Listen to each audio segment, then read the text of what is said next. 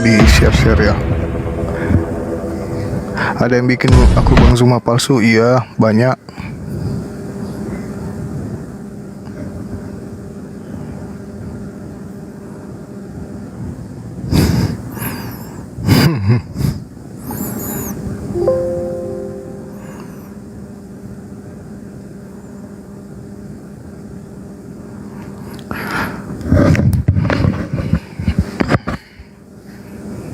Banyak penonton.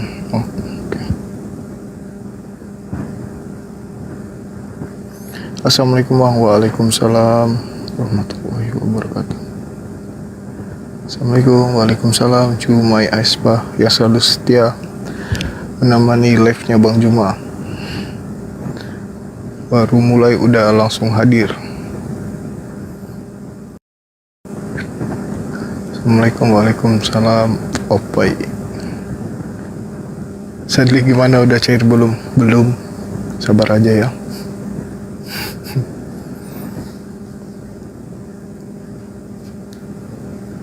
Turunkan THR Sadli. Gelap guys. Sudah malam live-nya Bang. Iya, nggak apa-apa ya. Kan sampai sahur kita live.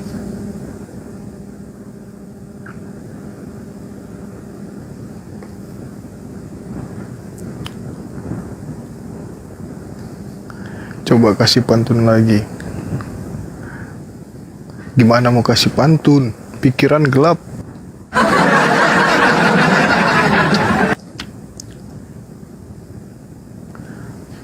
Ada K271.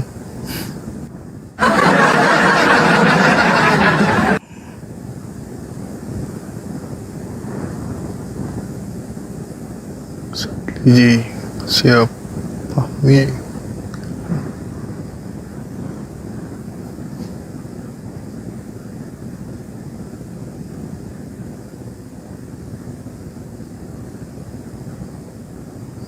Mana Bang Juma? Ada, dibantu di tap-tap dulu teman-teman.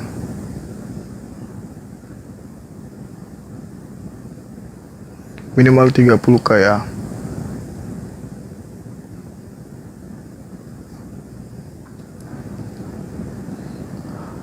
Oke, siap. Gas tap-tap, yoi.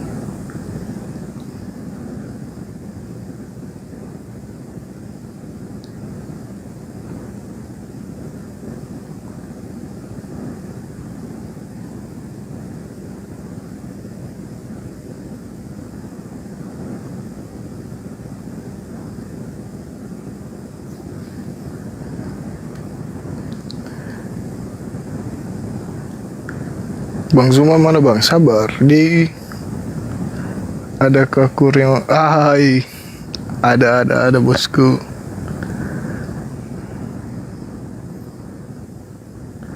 Ku Daniel makan batagor, oten-oten modal congor. Hai. Dari tadi ditunggu-tunggu. Yoi. Ini baru mulai live-nya, jangan lupa di tap-tap teman-teman.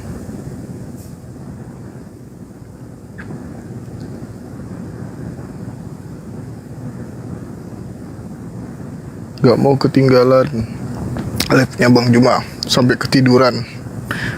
Biasa terjadi. Sapa saya dong Bang Sadli. Siap Bang Bambam. Bang Bambang HDN.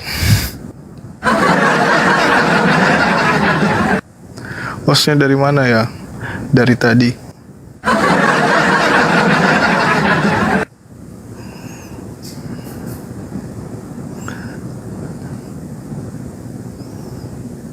Halo Mbah Sadli. Halo juga Mbah. Aku dong disapa host. Baik, Mbak Syifa Sandia Putri Haryanto. Tadi ada akun yang pakai nama Bang. Iya, biasa terjadi. Banyak akun palsunya Bang Juma. Jangan di follow, diblokir aja. Oke, udah 30k. Aku undang dulu Bang Juma ya. Sabar.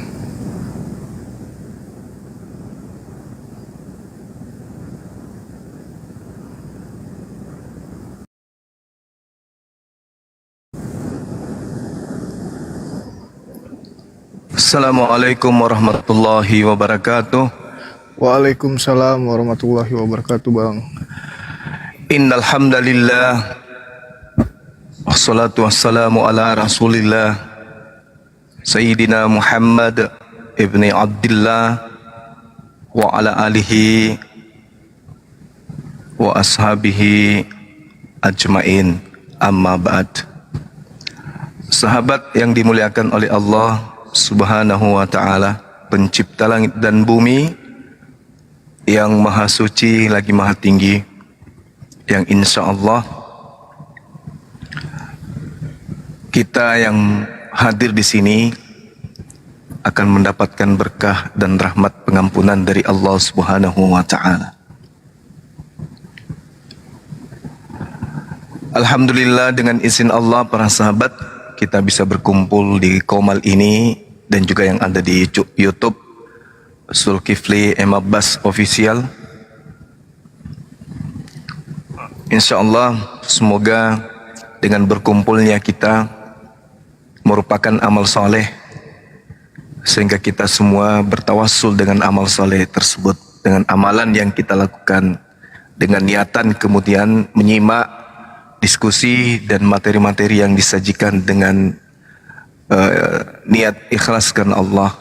Tentu kita berharap bahwa Allah Subhanahu wa ta'ala menjadikan hari dalam kehidupan kita yang akan datang dalam kehidupan ini lebih baik dibandingkan hari ini, insya Allah. Amin.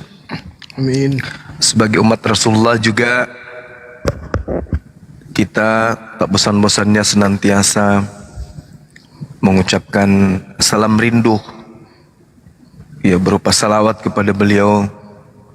Semoga betapa kerinduan ini bertumbuh dan bersemi kepada baginda Rasulullah Muhammad SAW, hingga kita umatnya senantiasa selalu bersalawat kepada beliau. Ya Nabi salam alaika, ya Rasul salam alaika, ya Habib salam alaika, salawatullah alaika.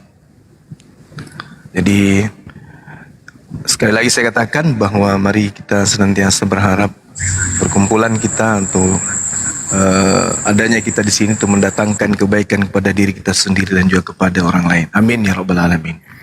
Kembali ke host, silakan. Oke, kita udah kedatangan tamu nih. Ada Nathan. Tadi aku jambak. Ya. Selamat malam. Selamat malam, Bang. Malam. Ya. Gimana kabarnya, Bang, malam ini? Yuk, baik saja. Alhamdulillah. Ya. Puji kala. Apa yang ingin disampaikan, Bang? Kita mulai diskusinya atau ada tema yang ingin Abang tentukan? Yang ingin saya sampaikan,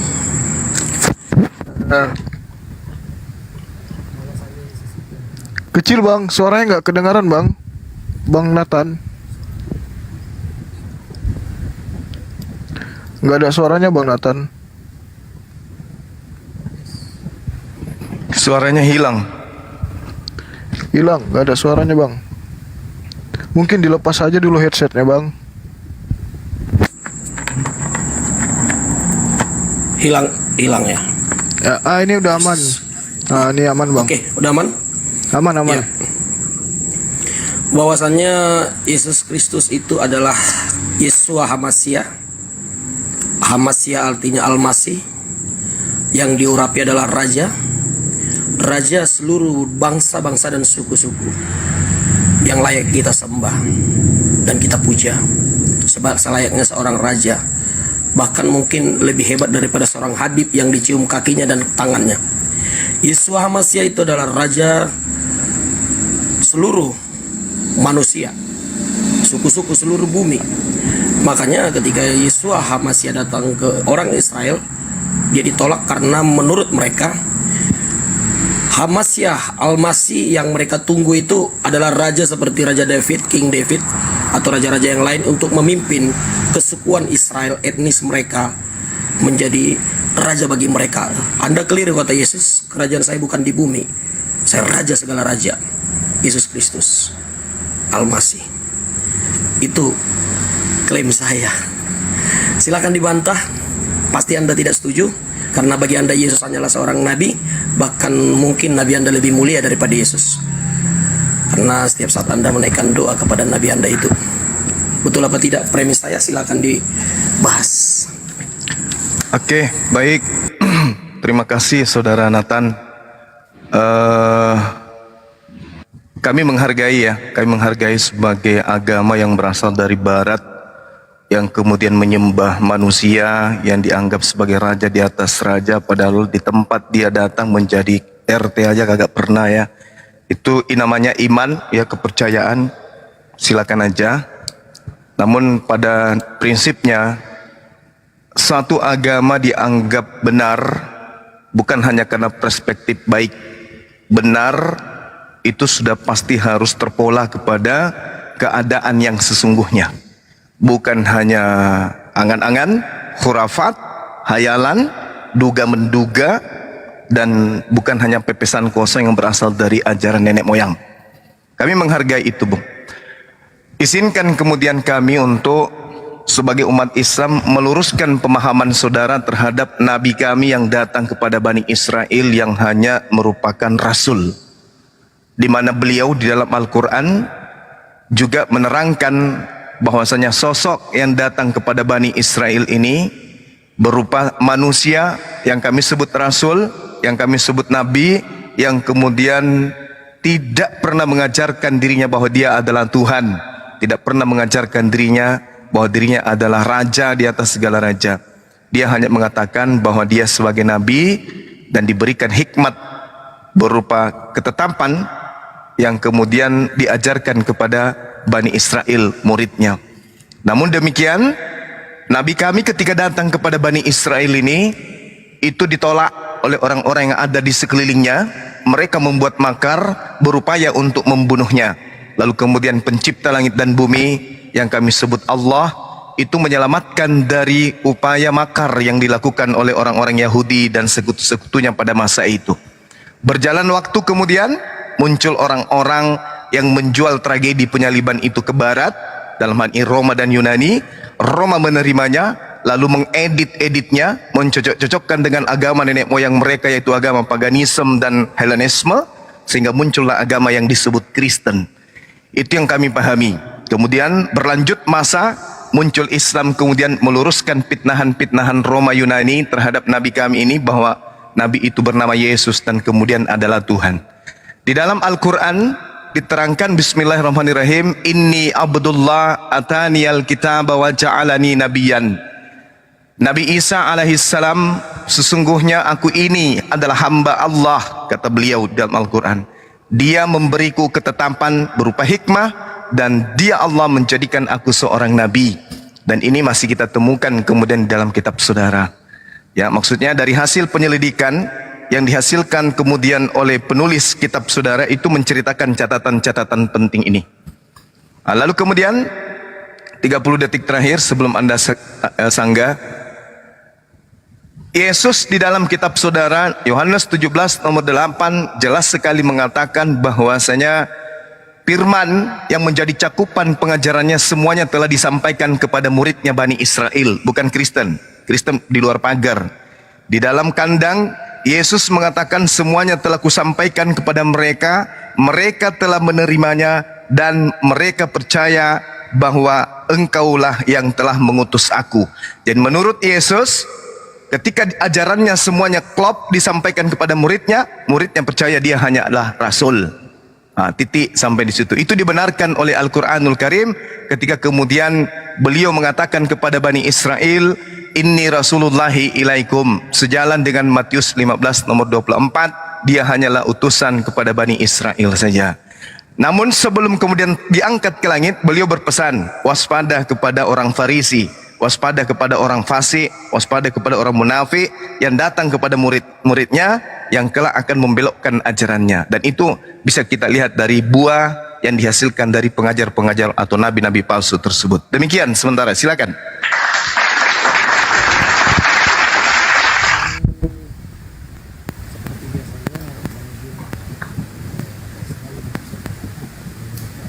Suara nggak kedengaran. Suaranya, maaf, suara saya kedengaran? Cek.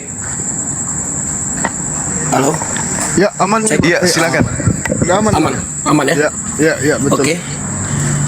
Kembali Bang Juma selalu dengan caranya mengangkat ayat Alkitab dan menafsirkannya dengan mengatakan bahwasannya Yesus Kristus itu Kristen itu adalah ditawarkan oleh Barat, dijual segampang itu. Keimanan sebenarnya tidak bisa segampang itu. Anda membuat asumsi atau polemik yang seperti itu. Tapi silakan, itu hak Anda. Sedikit karena saya memulai dengan kata Mesias tadi atau Al-Masih. Jika lo mau jujur, kenapa perlu ada Al-Masih atau Mesias bagi kita? Karena sebelum ada Al-Masih atau Mesias 2000 tahun yang lalu ada Taurat. Yahudi punya Taurat, Chinese punya Taurat, orang Jawa punya Kejawen, di mana Taurat itu adalah berbicara aturan. Aturan itu berbicara, makanya Paulus mengatakan ketika engkau melakukan Taurat, engkau hidup di bawah tudungan hukum Taurat. Sama seperti saya di satu rumah, di rumah A, maka hukum yang saya lakukan adalah peraturan di rumah A. Ketika saya pindah ke rumah B, maka hukum yang saya lakukan adalah hukum di rumah B. Dan Paulus mengatakan Taurat itu adalah dosa. Sama seperti orang Yahudi ketika tidak melakukan Taurat, maka dia ada hukumannya, ada karma, ada sial. Ketika dia tidak melakukan dengan tepat sholat 3 waktu atau 5 waktu, jika dia melanggar, dia dapat hukuman. Taurat itu adalah hukum yang ada kepada suku Israel, Bani Israel. Demikian halnya juga bani-bani suku-suku lain. Ketika Menara Babel ketika ada berdiri dibangun untuk supaya orang ingin berjumpa Tuhan di sana, bahasa tercerai berai, ada jadi orang Arab, ada jadi orang Israel, dan Tuhan memilih Israel. Dan semua suku-suku punya Taurat. Orang Nias punya Taurat, hukum sendiri. Orang Batak juga punya Taurat sendiri, hukum sendiri. Dan Israel juga punya Tauratnya sendiri. Dan semua merasa kami yang tepat. Makanya ketika Sang Mesias Al-Masih hadir melalui umat pilihan Israel, dia ditolak. Menurut Israel, Mesias itu tidak seperti ente. Ente salah. Anda Mesias Al-Masih yang kami tunggu adalah seorang raja seperti King David yang memimpin kesukuan kami, etnis kami. Kami mau kesukuan, kami mau Taurat kami ditegakkan. Tapi Yesus berkata, kerajaanku bukan di bumi, saya raja di atas segala raja. Saya Mesias Al-Masih untuk semua bangsa. Nah, inilah upgrade dari Taurat suku, masuklah kepada Mesias yang bisa harus diterapkan kepada semua di bawah kerajaan Yesus. Nah, pertanyaannya, apakah ada cuplikan tentang Mesias Al-Masih di Quran Anda? Anda gali sendiri, cari sendiri, saya tidak mau tafsir.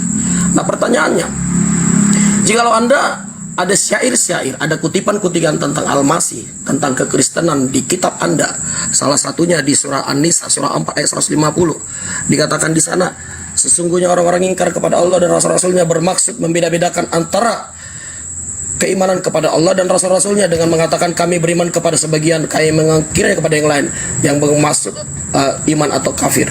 Artinya di sini Allah universal, mengakui ada Rasul-Rasul sebelumnya. Dan Allah ini bukan propernem kalau saya melihat dalam Quran. Kalau saya salah tafsir silakan Anda luruskan. Kemudian surah An-Nisa ini ayat 6162 juga dikatakan, tetapi orang-orang yang ilmunya mendalam di antara mereka dan orang-orang beriman, mereka beriman kepada Al-Quran yang diturunkan kepadamu Muhammad dan kepada kitab-kitab yang diturunkan sebelummu. Begitu pula mereka yang melaksanakan sholat dan menunaikan zakat kepada Allah, dan hari kemudian kepada mereka kami berikan pahala yang benar kepada Allah. Artinya orang-orang yang sebelum Islam, orang beriman kepada Allah. Berarti kata Allah ini bisa saya tangkap narasi dalam Quran universal, bukan milik Islam. Kenapa saya sebut seperti itu? Allah ini sifatnya umum. Allah ini sifatnya milik semua. Jadi kenarsisan Anda sebagai Islam gugur di sini. Kalau Anda mengatakan Allah itu adalah proper name bagi agama Muhammad, itu salah. Ternyata narasi-narasi dalam Quran Anda sifatnya universal. Dan ada kemungkinan narasi ini sudah ada sebelum Nabi Anda ada. Karena narasinya umum universal, mengakui semua nabi-nabi yang ada di Israel. Nah, jadi bisa disimpulkan ketika Anda memang di abad ke-6 kembali menaikkan hukum Taurat Yahudi, Anda coba bangkitkan kembali lewat Muhammad Nabi yang Anda akui, sehingga Taurat itu Anda coba pelihara. Pertanyaannya, Paulus mengatakan, tidak akan ada seorang pun selamat karena Taurat. Karena Taurat itu hukum. Jika Anda tidak lakukan dosa, makanya perlu kita seorang Mesias, Raja yang baru. Menjelang akhir zaman, ada perintah baru, ada kasih Kristus, ada ajaran Kristus di bawah sang panji-panji, sang Raja yang baru, Mesias Yesus Kristus. Silakan. Oke, baik.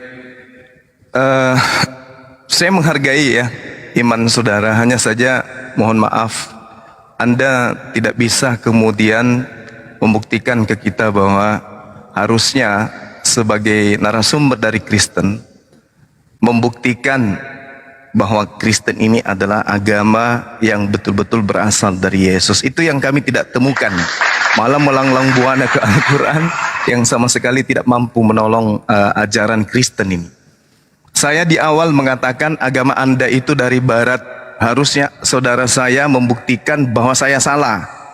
Agama kami dari Yesus gitu ya. Menyembah Yesus itu ajaran dari Yesus. Mengambil kitabnya orang Yahudi dalam bentuk terjemahan Yunani itu adalah ajaran Yesus.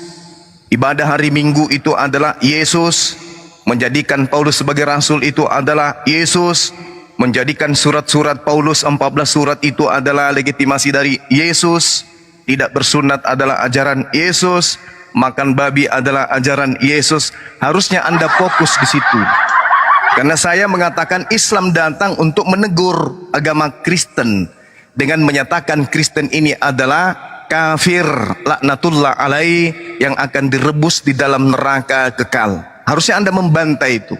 Jangan malah lari ke Al-Quran, membahas inilah, membahas itu dengan ilmu yang nihil. Al-Quranul Karim datang kemudian menjelaskan Nabi kami yang datang kepada Bani Israel, yaitu Nabi Isa alaihi salam, datang mengajarkan dirinya sebagai utusan Tuhan, sebagai Rasul Tuhan. Pengikutnya menerimanya. Pengikutnya menerimanya. Murid-muridnya menerimanya. Yang tidak menerima itulah yang kemudian mendirikan agama Kristen. Saya ulang, murid-muridnya menerimanya. Yang menolaknya dan yang menyamar sebagai murid Yesus itulah yang mendirikan agama Kristen. Mohon dicatat itu supaya nanti fokus terhadap pembelaan saudara dengan pernyataan saya.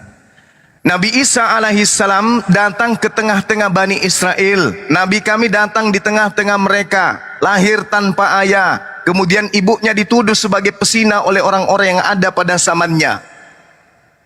Sehingga ibunya diungsikan, dikatakan sebagai pesina. Ya ukhta Harun, makana abukim ra'asau wa makanat ummuki bagian.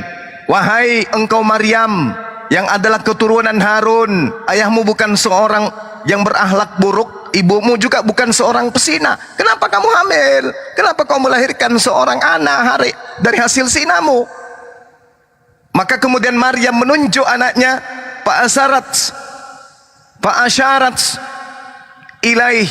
Nabi Maryam kemudian menunjuk kepada anaknya yang masih bayi. Lalu bayi itu kemudian nantinya akan berbicara. Qalu kaifa nukallimu man kana fil mahdi sabiyan. Orang-orang Yahudi berkata, Maryam, gila lu ya? Mana mungkin kami berbicara dengan bayi? Bayi ini mana bisa bicara? Intinya kamu itu sudah melakukan maksiat. Tiba-tiba bayi itu berbicara, Inni Abdullah, wahai kamu yang menuduh ibuku, aku bisa berbicara, aku ini hamba Allah. Atani al-kitaba, Tuhanku mengutusku untuk kalian dengan memberiku sebuah ketetapan berupa hikmat Injil, wa ja'alani nabiyan, dan aku dijadikan nabi untuk kalian. Itu pengakuan Nabi kami kepada Bani Israel. Kristen belum ada di situ. Tragedi ini Kristen belum. Kristen nanti muncul ratusan tahun, puluhan tahun minimal, 40 tahun di Antioquia baru muncul kemudian. Wa ja'alani mubarakan aina ma kuntu. Tuhanku mengutusku menjadikan aku seorang nabi dan rasul untuk Bani Israel yang dikasihi dan diberkati dimanapun aku. Di report. Aduh. Sabar ya bang Zuma di report. Aduh, astagfirullahaladzim. Kenapa sih? La ilaha illallah. Baru juga. Belum 10 menit. Untuk diluruskan loh, kenapa main report? Untuk diluruskan tuh pemahaman kalian oleh Bang Zuma. Ayolah. Baru juga akunnya kembali hari ini. Dong. Astagfirullahaladzim. Teman-teman, jangan lupa di tap-tap teman-teman sama love orange-nya nih. Tunggu ya. Bunda lanjut Bun, aku bantu dulu Bang Juma ganti akunnya. Oke. Oh, Jadi, sudah ada. oke lanjut. Oke, udah ada Bang Juma.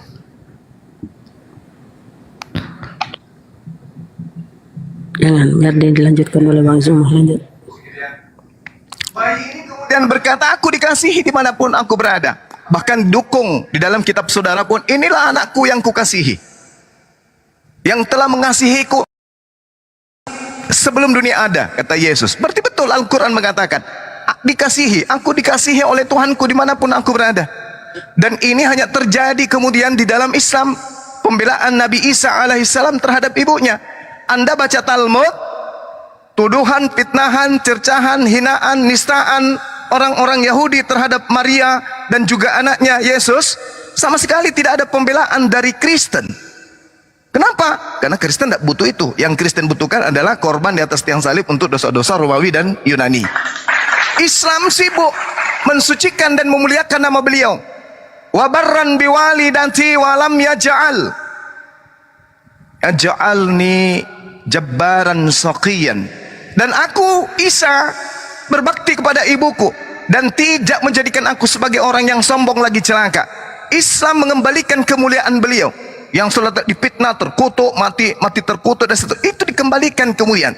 Di Bible, Yesus tak pernah sekalipun diceritakan memanggil ibunya dengan panggilan ibu, mama, umi, mami, nggak pernah.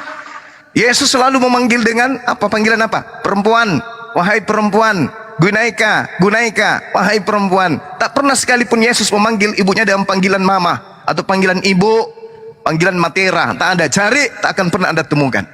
Kenapa Kristen tidak butuh itu? Yang Kristen butuhkan korban mati, kita dosa dihapuskan. Itu yang dibutuhkan Barat.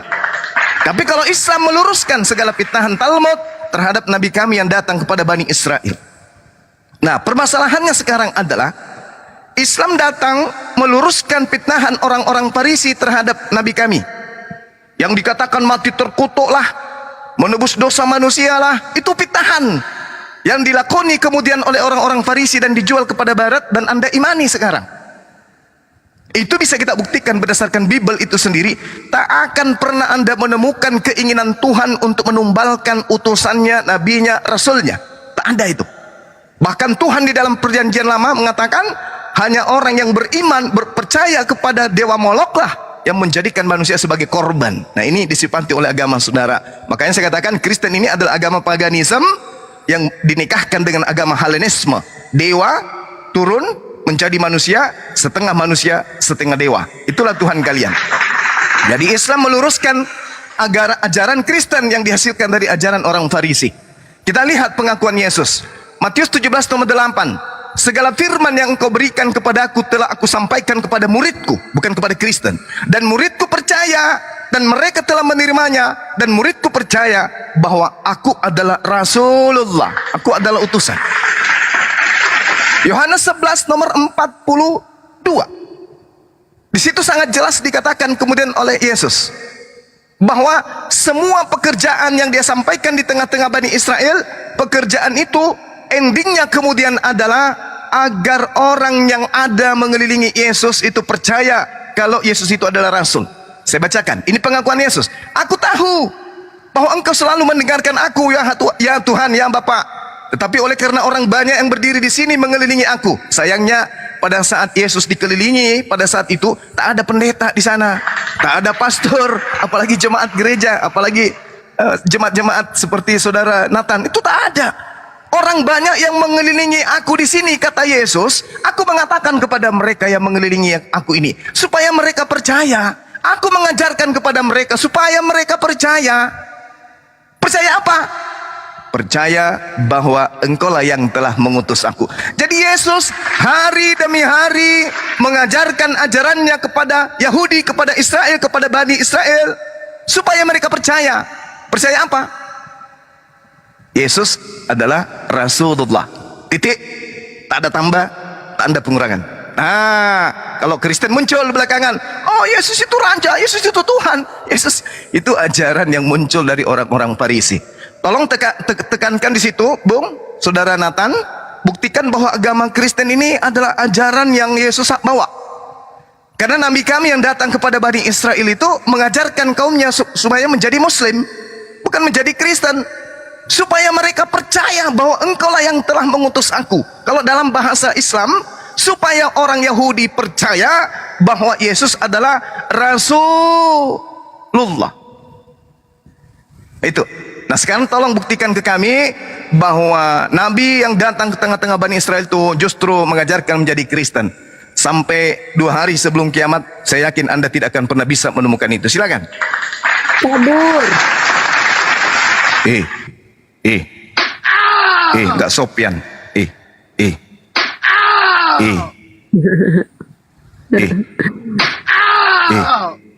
Maaga ko tuh. Kabur. Kita membutuhkan orang-orang Kristen yang bisa berdiskusi elegan kayak begini. Materi kita sajikan, Al-Quran kita uraikan, Bible kita sampaikan, kita pertaruhkan Islam gitu. Naik kembali, Bung, pakai akun yang lain. Kalau Anda di report naik lagi, wah yang naik ini justru pemakan kutu, gimana ini? Akan kutu apa? Bukan. Kamu dengar rupanya. Aduh. Sorry, kupikir masih tidur. Tidur apa kamu? Ntar lagi kalian mau sahur. Apa yang kalian kewas? Kabur, teman kita kabur, Bang. Oke, Bang Nathan sudah ada, mungkin tadi terpental kayak. Mana Yonatan Naik lagi, Bang. Mana Nathan naik Yonatan lagi. kalian? Yang pakai Saya, apa oke. David berbicara Yunani, bahasa Inggris atau bahasa dia memang bahasa Inggris, bahasa Yunani, bahasa Cina bisa dia. Yonatan kalian itu, andalkan Yonatan kalian itu berbahasa Cina. Host bisa telepon rumah sakit Boleh, dulu, ya. amankan dulu pasien. Oh ya, jual beli santai dulu ya, jual beli kita lanjut dulu sama Bang Nathan. Gimana Yonatan kalian? Banyak busri itu. Mau akun mana yang dia pakai? Bisa ku kenal suaranya. Diam dulu. Diam dulu Bang, jual Gak beli. usah kau berbicara Bunda Rama. Kamu itu berbicara ngaur, kotor. Aduh, Materinya.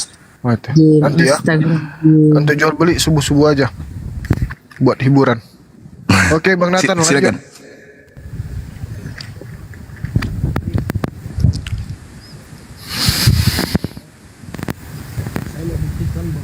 Teman-teman di bawah nggak usah main report ya, teman-teman. Santai aja kita. Akun saya itu baru bangkit tadi loh. Oh ya Allah, berapa hari kita tunggu, mati lagi. Kejam kali kalian. Teman-teman Muslim dan juga teman Kristen gak usah main report kita ya. Kita memberikan edukasi di sini. Silakan Bang Nathan ditanggapi. Oh kecil suaranya kecil, Bang, nggak kedengeran. Cek. Iya. Nah, Tes. bagus. Masuk Tes. sekarang bagus. Halo, cek. Lanjut. Hilang lagi. Headsetnya kayaknya. Kok bisa ya? Halo, hilang lagi suaranya Bang Iya. Nathan. Ya bagus sekarang ada. Lanjut. Oke, lanjut. Ya, oke. Kita mengikuti teladan Yesus ketika memecahkan roti dan dia berkata dia akan mati dan pada hari yang ketiga bangkit. Pada saat kebangkitannya tepat hari Minggu, makanya kita beribadah hari Minggu. Dan dia berkata, inilah roti yang turun dari surga dalam Yohanes 6 ayat 50-51. Inilah roti yang turun dari surga, barang siapa makan daripadanya ia tidak akan mati. Akulah roti hidup yang telah turun dari surga. Jikalau seorang makan dari roti ini, ia akan hidup selama-lamanya. Dan roti ini kuberikan itu ialah dagingku yang akan kuberikan untuk hidup dunia. Ini secara teori memang sulit dibuktikan, tapi secara iman ini bisa dibuktikan. Iman kami tidak main-main dan tidak abal-abal.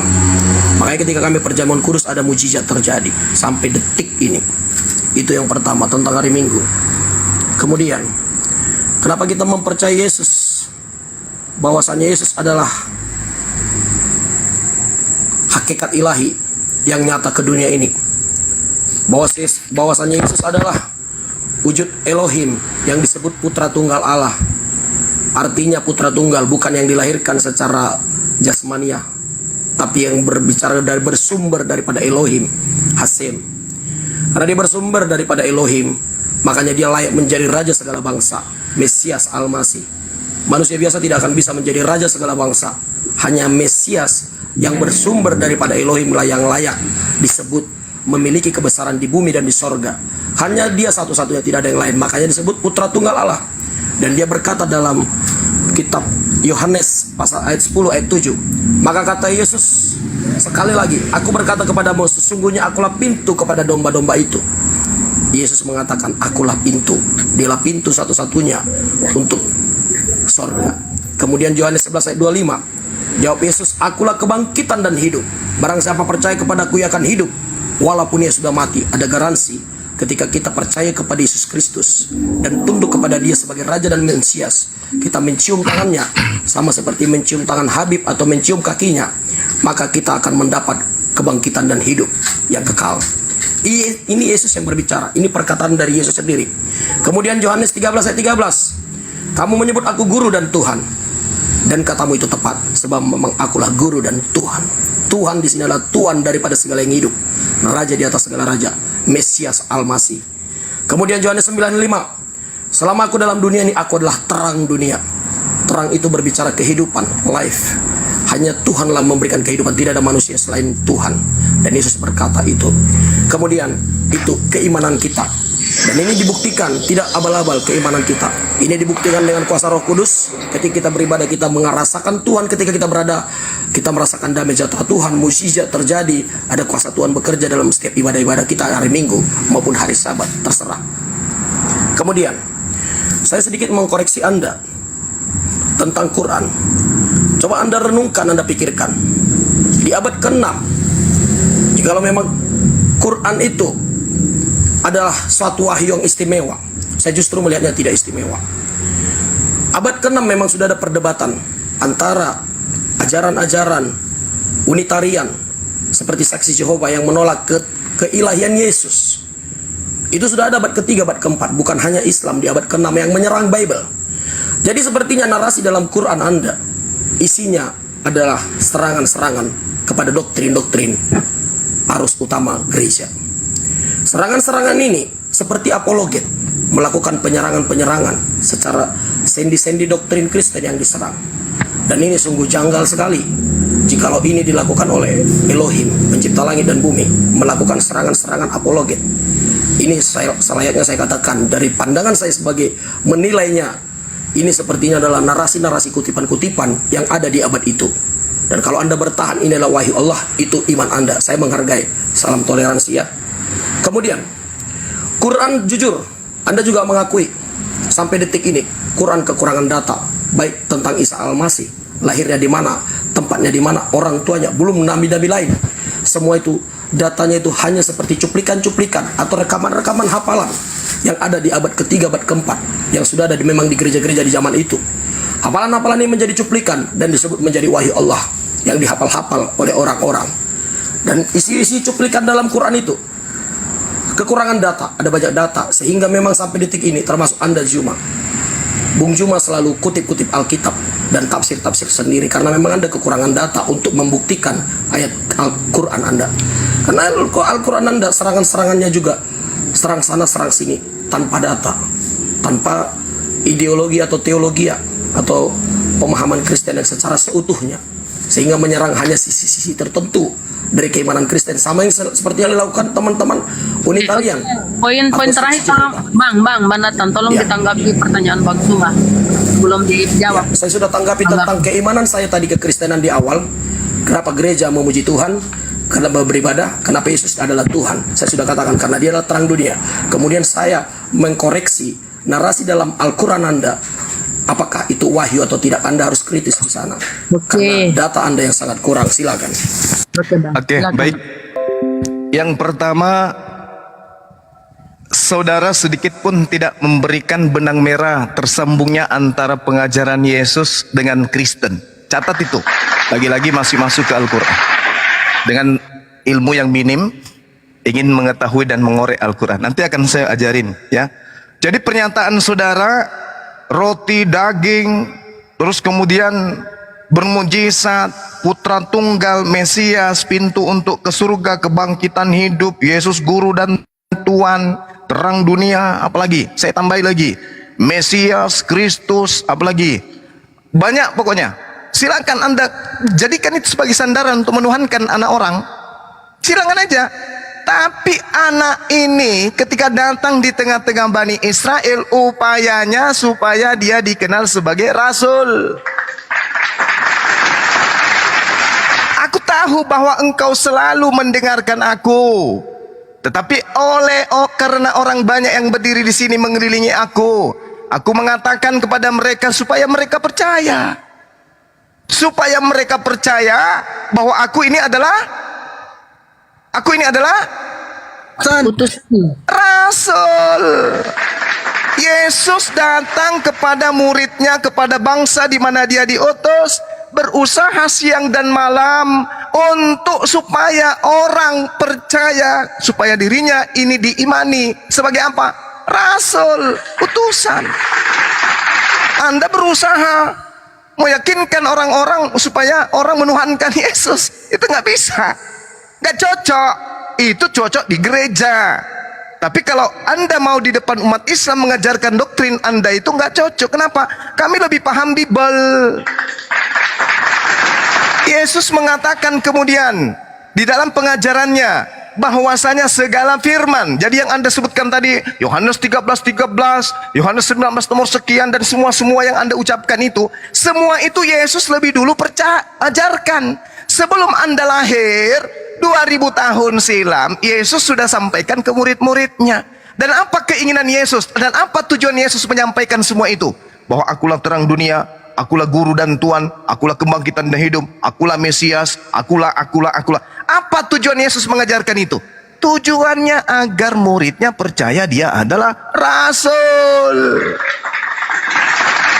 Di sini yang Anda harus sambungkan benang merahnya. Yesus setengah mati siang malam mengajarkan agar dipercayai sebagai rasul. Kristen muncul dari barat mengajarkan penginjilan kemana-mana agar orang percaya, tertipu untuk menyembah Yesus. Gak nyambung.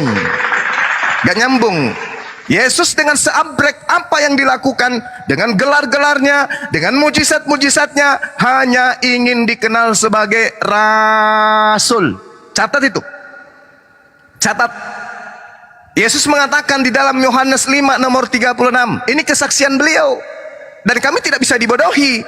Kesaksian Yesus jauh lebih valid dari ucapan-ucapan gereja sedunia. Saya ulang. Kesaksian Yesus tentang dirinya dan kesaksian Nabi kami tentang dirinya jauh lebih sahih, jauh lebih valid daripada kesaksian ajaran barat yang dibawa oleh penjajah ke Nusantara. Catat itu. Al-Quran mengatakan, ya Bani Israel, inni rasulullahi ilaikum. Wahai Bani Israel, sesungguhnya aku ini adalah rasul untuk kalian. Matius 15 nomor 24. Sesungguhnya aku diutus, sesungguhnya aku rasul hanya untuk domba-domba yang sesat dari Bani Israel. Nabi kami jelas. Saudara, dari agama barat beda. Itu yang pertama. Kesimpulan yang pertama adalah Yesus yang kami imani sebagai Nabi Isa datang kepada umatnya Bani Israel, mengajarkan dirinya dengan level tertinggi, harus dipercayai sebagai Rasulullah, utusan Allah. Yang kedua, Anda mengatakan Yesus tidak mengenal Yesus mengenal ajaran saudara, mengandalkan Kristen. Tak ada dalil. Yesus datang untuk menggenapi hukum Torah, menggenapi Mazmur, menggenapi kitab para nabi, bukan menggenapi Roma, Galatia, Filipus, Efesus, bukan itu. Itu surat-surat muncul yang khusus untuk orang barat. Yesus datang untuk menggenapi Taurat, menggenapi Mazmur, menggenapi kitab-kitab para nabi, Nevi'im, sesuai dengan pengakuannya. Lukas 24 nomor 44. Makanya Al-Quran mengatakan, wa isqala Isa bin Maryam ya bani Israel inni rasulullahi ilaikum musaddiqan lima baina yadayhi minat Torah. Itu jelas pengakuan Nabi Isa, Nabi kami yang datang kepada Bani Israel. Dan Yesus pun mengatakan itu. Matius 5, nomor 15, nomor 16, nomor 17, nomor 19, nomor 20. Anda tidak bisa sangkal itu. Anda nggak bisa sangkal. Karena ajaran Yesus memiliki pondasi berbeda dengan ajaran Kristen. Kristen ini ya ajarannya di luar. Inilah yang Islam datang luruskan. Kemudian di dalam pengakuan Yesus, Lukas 11 nomor 12, lebih mudah langit dan bumi lenyap daripada setitik dari hukum Taurat itu batal. Nah, sedangkan Bani Israel, keturunan daripada Yehuda dalam hal ini adalah Yesus, menerima mandat dari Tuhan mereka. Inilah perintah, yakni ketetapan, peraturan yang aku ajarkan kepadamu atas perintah Tuhan Elohim, untuk dilakukan di negeri kemana kamu pergi dan mendudukinya, supaya seumur hidupmu engkau, anak-anakmu, cucu-cucumu takut akan Elohim, dan anak cucumu berpegang kepada segala ketetapan dan perintah yang kusampaikan kepadamu, supaya lanjut usiamu.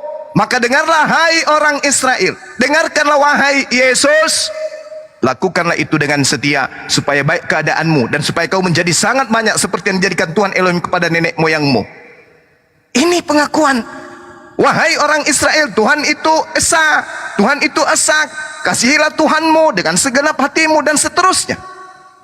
Bahkan dikatakan harus kau ajarkan kepada keturunanmu, kepada anak-anakmu. Kau tuliskan pada dahimu dan tanganmu dan lambang di dahimu. Harus kau menuliskan pada tiang-tiang rumahmu. Ajarkan kepada anakmu pada saat dia duduk, pada saat dia baring, pada saat dia berjalan, pada saat. Hukum Taurat tidak boleh diganti. Kristen nggak ada hubungannya dengan hukum Taurat. Lalu kemudian Ulangan 4, jangan kau menambahi, berarti ditendanglah perjanjian baru itu. Jangan kau kurangi apa yang diajarkan Tuhan kepada para nabi Bani Israel. Jangan kau tambah-tambahkan. Makanya buku perjanjian baru,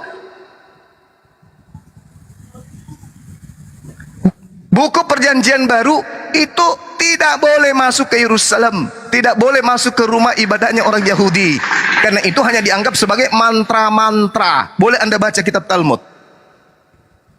Oke ya. Nah, kemudian terakhir yang poin ketiga, Al-Quran itu kekurangan data. Wow,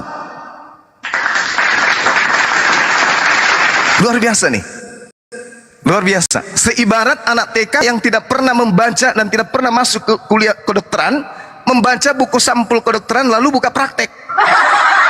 Justru Al-Quran itu kelebihan data, sampai buku yang dianggap suci oleh orang Kristen keteteran. Muncul dari Al-Quran kata Alkitab, kata Nabi, kata Rasul, kata Roh Kudus, kata ayat, kata mujizat, kata malaikat, kata awal, kata akhir, apalagi semua diambil dari Quran. Karena kelebihan Al-Quran itu mampu menelangi kekurangan-kekurangan kitabnya orang Kristen, sehingga sampul buku Kristen pun harus nyuri dari bahasa Quran. Tuhannya Islam pun harus diambil masuk ke kitabnya Kristen. Al-Quran ini mau hukum-hukum apa yang Anda tahu cari di dalam? Warisan, pernikahan, tata negara, kemasyarakatan, apalagi pernikahan, pendidikan, politik, ekonomi, semua lengkap. Sementara di kitab saudara syarat nikah aja kagak ada. Ayo, jadi gak bisa Anda hanya bermodalkan congor membahas tentang Al-Quran. 3 poin ini sudah saya katakan kepada saudara, tak ada yang menyentuh esensi kebenaran. Saya hanya minta kepada saudara saya nih, saudara Nathan, tolong tunjukkan korelasi antara ajaran Yesus dengan ajaran Kristen. Itu aja. Konsen di situ, konsen. Nanti saya bantu untuk menyadarkan Anda bahwa Kristen itu ajaran barat dan tidak ada hubungannya sama sekali dengan Yesus. Tak ada hubungannya sedikit pun, kecuali menggenapi nubuatan tentang nabi-nabi palsu yang dijanjikan sebagai penghuni neraka oleh Yesus. Itu ada, itu tepat, itu Kristen, dan tak ada yang lain. Hanya Kristenlah yang dinubuatkan Yesus sebagai penghuni neraka, dan saya bisa buktikan malam ini. Demikian.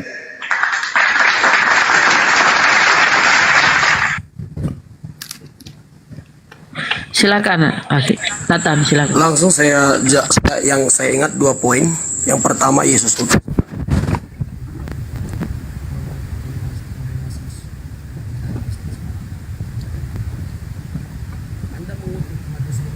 Kecil lagi suaranya. Kenapa tuh? Kecil lagi, Bang.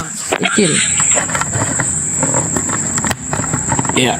Kecil lagi? Nah, lanjut. Lanjut, bagus. Bagus. Halo? Silakan. Iya, kedengaran Bang, silakan. Oke.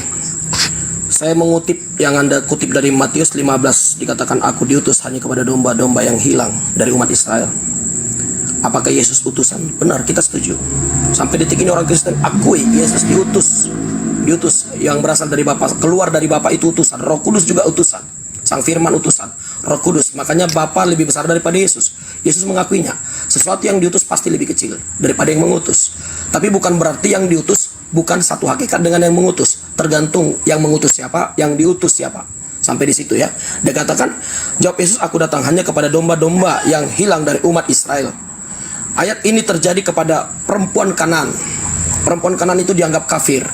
Orang Yahudi yang Anda sekarang ini juga adopsi di luar Islam itu kafir. Orang Yahudi yang pertama melakukan itu. Di luar Israel itu kafir, termasuk orang Kanan. Dan memang itu sudah terbiasa kepada Yesus Kristus. Sudah dari sejak kecil ajaran itu ada pada diri Yesus. Di luar Israel itu adalah kafir. Dan dia mengatakan ini kepada perempuan Kanan ini karena bukan orang Israel asli, udah campuran. Dan dia berkata, aku diutus kepada domba-domba yang hilang dari umat Israel. Ini tidak ada masalah. Sampai di sini tidak ada yang salah. Tapi kalau Anda mengutip ini, Anda membuat jadi ayat-ayat polemik, mengatakan bahwasanya Yesus tidak layak untuk bangsa lain, hanya kepada Bani Israel, Anda keliru. Mohon maaf, ini yang saya katakan. Anda mencoba menafsir Alkitab tanpa Anda memahami isi Alkitab tersebut. Di ayat sebelumnya itu adalah perempuan Kanan yang bukan Israel memohon, anak Daud kasihanilah aku karena anaknya menderita dan kerasukan setan. Kemudian Yesus berkata, aku bukan diutus untuk ente. Kemudian bahkan dikatakan di sini anjing, dia dikatakan anjing. Kata perempuan itu benar, tapi Yesus menjawab, ayat yang ke-26-nya dalam Matius 15. Tapi Yesus menjawab, tidak patut mengambil roti yang disediakan bagi anak-anak dan melemparkannya kepada anjing. Bayangin, wanita ini disebut anjing lagi. Pertama tadi dikatakan dia kafir, yang kedua dia dikatakan anjing.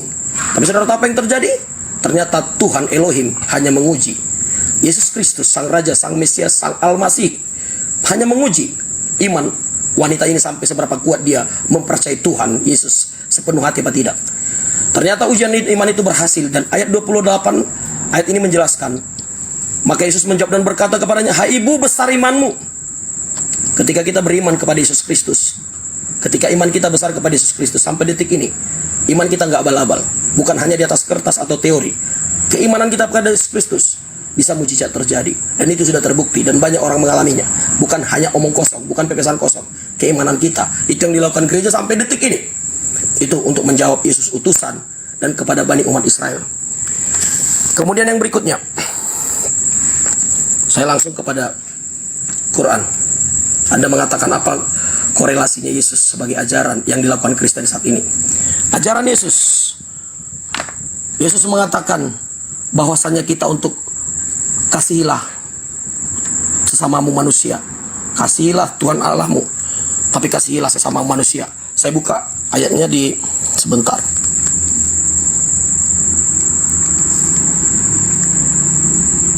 Ya, mohon maaf sebentar saja. Kolerasinya Bang ya, ingat pertanyaannya Bang Zuma. Kolerasinya Ya, okay. ajaran Kristen dengan apa disampaikan Ya, Yesus. ajaran dengan korelasinya ya. Dalam Matius 54 dikatakan, ayat 43, kamu telah mendengar firman kasihlah sama manusia, bencilah musuhmu. Ini berbicara Taurat, ayat 43. Karena memang Taurat itu hanya untuk etnis kesukuan. Makanya Taurat itu memang hanya diperhususkan, seperti saya katakan tadi. Orang Jawa punya kejawen khusus untuk mereka. Taurat mereka ada. Tapi ayat 44 dalam Matius 54 berkata, kasihilah musuhmu dan berdoalah bagi mereka yang menganiaya kamu. Yesus mengajarkan kasih, dan itu yang dilakukan gereja sekarang. Dan ini bisa saya buktikan. Negara-negara yang ideologinya Alkitab, negara-negara itu pasti maju dan penuh kedamaian. Anda boleh cek negara-negara yang di sana ada hak asasi manusia, ada ideologinya, ada orang-orang. Tapi mungkin Anda tidak akan menemukan bahwasannya negara atas nama Kristen, tidak akan ada, bahkan di Roma sekalipun. Tapi di sana orang-orangnya telah ada firman Tuhan, ada ideologi, ada kasih dalam dirinya. Dan itu terpancar ketika dia memimpin negara, maka dia akan memperdulikan rakyatnya seperti Australia, bahkan digaji jadi bayi. Karena mereka dari bayi mereka diperhatikan, sangat diperdulikan negara ini karena penuh kasih. Dan itu terpancar ketika dia memimpin negara, maka dia akan memperdulikan rakyatnya seperti Australia, bahkan digaji jadi bayi. Karena mereka dari bayi mereka diperhatikan, sangat diperdulikan negara ini karena penuh kasih. Dan itu terpancar ketika dia memimpin negara, maka dia akan memperdulikan rakyatnya seperti Australia, bahkan digaji jadi bayi. Karena mereka dari bayi mereka diperhatikan, sangat diperdulikan negara ini karena penuh kasih. Dan ajaran kasih inilah yang diterapkan gereja, bahkan bangsa-bangsa yang negara itu mayoritas Kristen. Ideologi mereka memimpin negara itu pasti sukses dan penuh kasih. Itu sudah terbukti. Dan saya kalau mau komparasi dengan Anda, yang jikalau ideologinya adalah Quran, maka saya pastikan negara itu hancur. Boleh Anda tantang premis saya. Dan ini sudah terbukti. Nah, jikalau Anda mengatakan korelasinya seperti apa? Nah, kembali kepada akhlak lagi. Akhlak Nabi Anda. Bagaimana akhlaknya? Anda tahu sendiri. Bahwasanya dia menikahi bekas istri Zaid, menantunya sendiri. Nabi Anda yang Anda muliakan itu tersebut. Yang Anda cium-cium tangannya. Keturunan Nabi aja Anda cium-cium kakinya. Anda sembah-sembah. Masa Isa Al-Masih, Al-Masihu, Sang Mesias memiliki kebesaran di bumi dan di sorga, Anda tidak mau cium, Anda tidak mau sembah. Neraka jahanam bagian Anda. Udah kemana-mana ini. Nah, silakan. Oke. Silakan. Oke, baik. Jadi salah satu cara untuk menutupi ajaran barat dianggap benar itu memperluas dan memperbanyak kemudian orang mendengarkan tentang ocehan-ocehan kosong terkait dengan baginda Rasulullah Muhammad sallallahu alaihi wasallam. Tapi kalau kita urai berdasarkan ajaran Kristen, tak ada ajaran di atas muka bumi ini yang lakunya seperti hewan kecuali agama Kristen secara universal. Bukan hanya oknum pembawanya tapi seluruh penganutnya. Nanti kita bahas itu. Yang pertama adalah Yesus Anda akui sebagai utusan. Justru karena pengakuan mulut saudaralah cerminan bahwa Anda itu bukan pengikut Yesus. Murid-murid Yesus mengakui Yesus utusan, utusan tok. Tak ada neko-neko. Tak ada masuk ke sinagoge nyembah anak Maria, tak ada. Antikristus itu, Bung, mengaku dengan mulutnya Yesus itu rasul, utusan, tapi prakteknya dituhankan. Itu antikristus. Oke, makanya Anda susah menghubungkan antara ajaran Kristen dengan Yesus, susah. Ajaran Islam dengan Yesus justru nyambung. Ajaran Kristen dengan Yesus tak nyambung. Ini kasihan ya, kasihan. 1 Yohanes 2 nomor 22. Siapakah pembohong itu? Bukankah dia yang menyangkal bahwa Yesus itu adalah utusan, Mesias, Kristus? Itulah antikristus, yaitu yang menyangkal Bapa maupun Anak. Nah, sekarang Anda mengatakan Kristen mengakui Yesus itu utusan, tapi faktanya Anda sepanjang bernarasi Yesus Tuhan. Berarti pembohong. Siapakah pembohong itu? Pembohong itu lain di mulut, lain di praktek. Yesus Rasul Bang Suma. Ke hari Minggu kita intip ke hari Minggu. Hari Minggu kita intip ke gereja, siapa yang disembelih sana? Yesus. Ini memalukan ini. Ini ajaran yang jelas-jelas diplesetkan ajaran Yesus. Tapi memang tidak apa-apa karena itu sudah dinubuatkan. 1 Yohanes 2, 18, 19. Anak-anakku, waktu ini adalah waktu yang terakhir. Seperti yang telah kamu dengar, seorang antikristus akan datang. Memang mereka berasal dari tengah-tengah kita. Farisi yang kubilang tadi yang mendirikan agama Anda, itulah yang dimaksud. 1 Yohanes 2 nomor 22 nomor 23. Siapakah pendusta itu? Bukankah dia menyangkal bahwa Yesus itu adalah Kristus? Dialah itu antikristus itu, yaitu dia yang menyangkal baik Bapa maupun Anak. Sebab barang siapa menyangkal Anak, ia juga tidak memiliki Bapa. Barang siapa mengaku Anak, ia juga tidak memiliki Bapa. Nah, sekarang permasalahannya adalah orang-orang Kristen ini mengajarkan dirinya sebagai ajaran kasih. Kasih apa?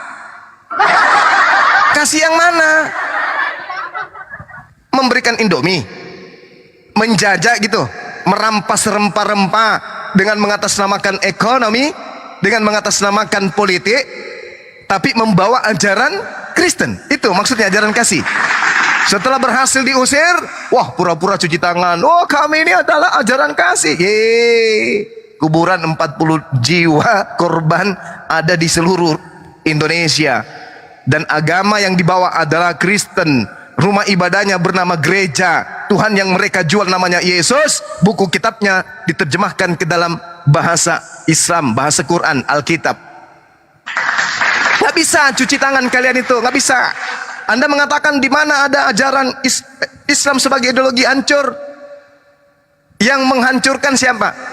Yang membuat propaganda di dalamnya siapa? Yang menjual senjata ke sana siapa? Kalau mereka tidak melakukan politik praktis, apakah pabrik-pabrik senjata mereka itu akan laku?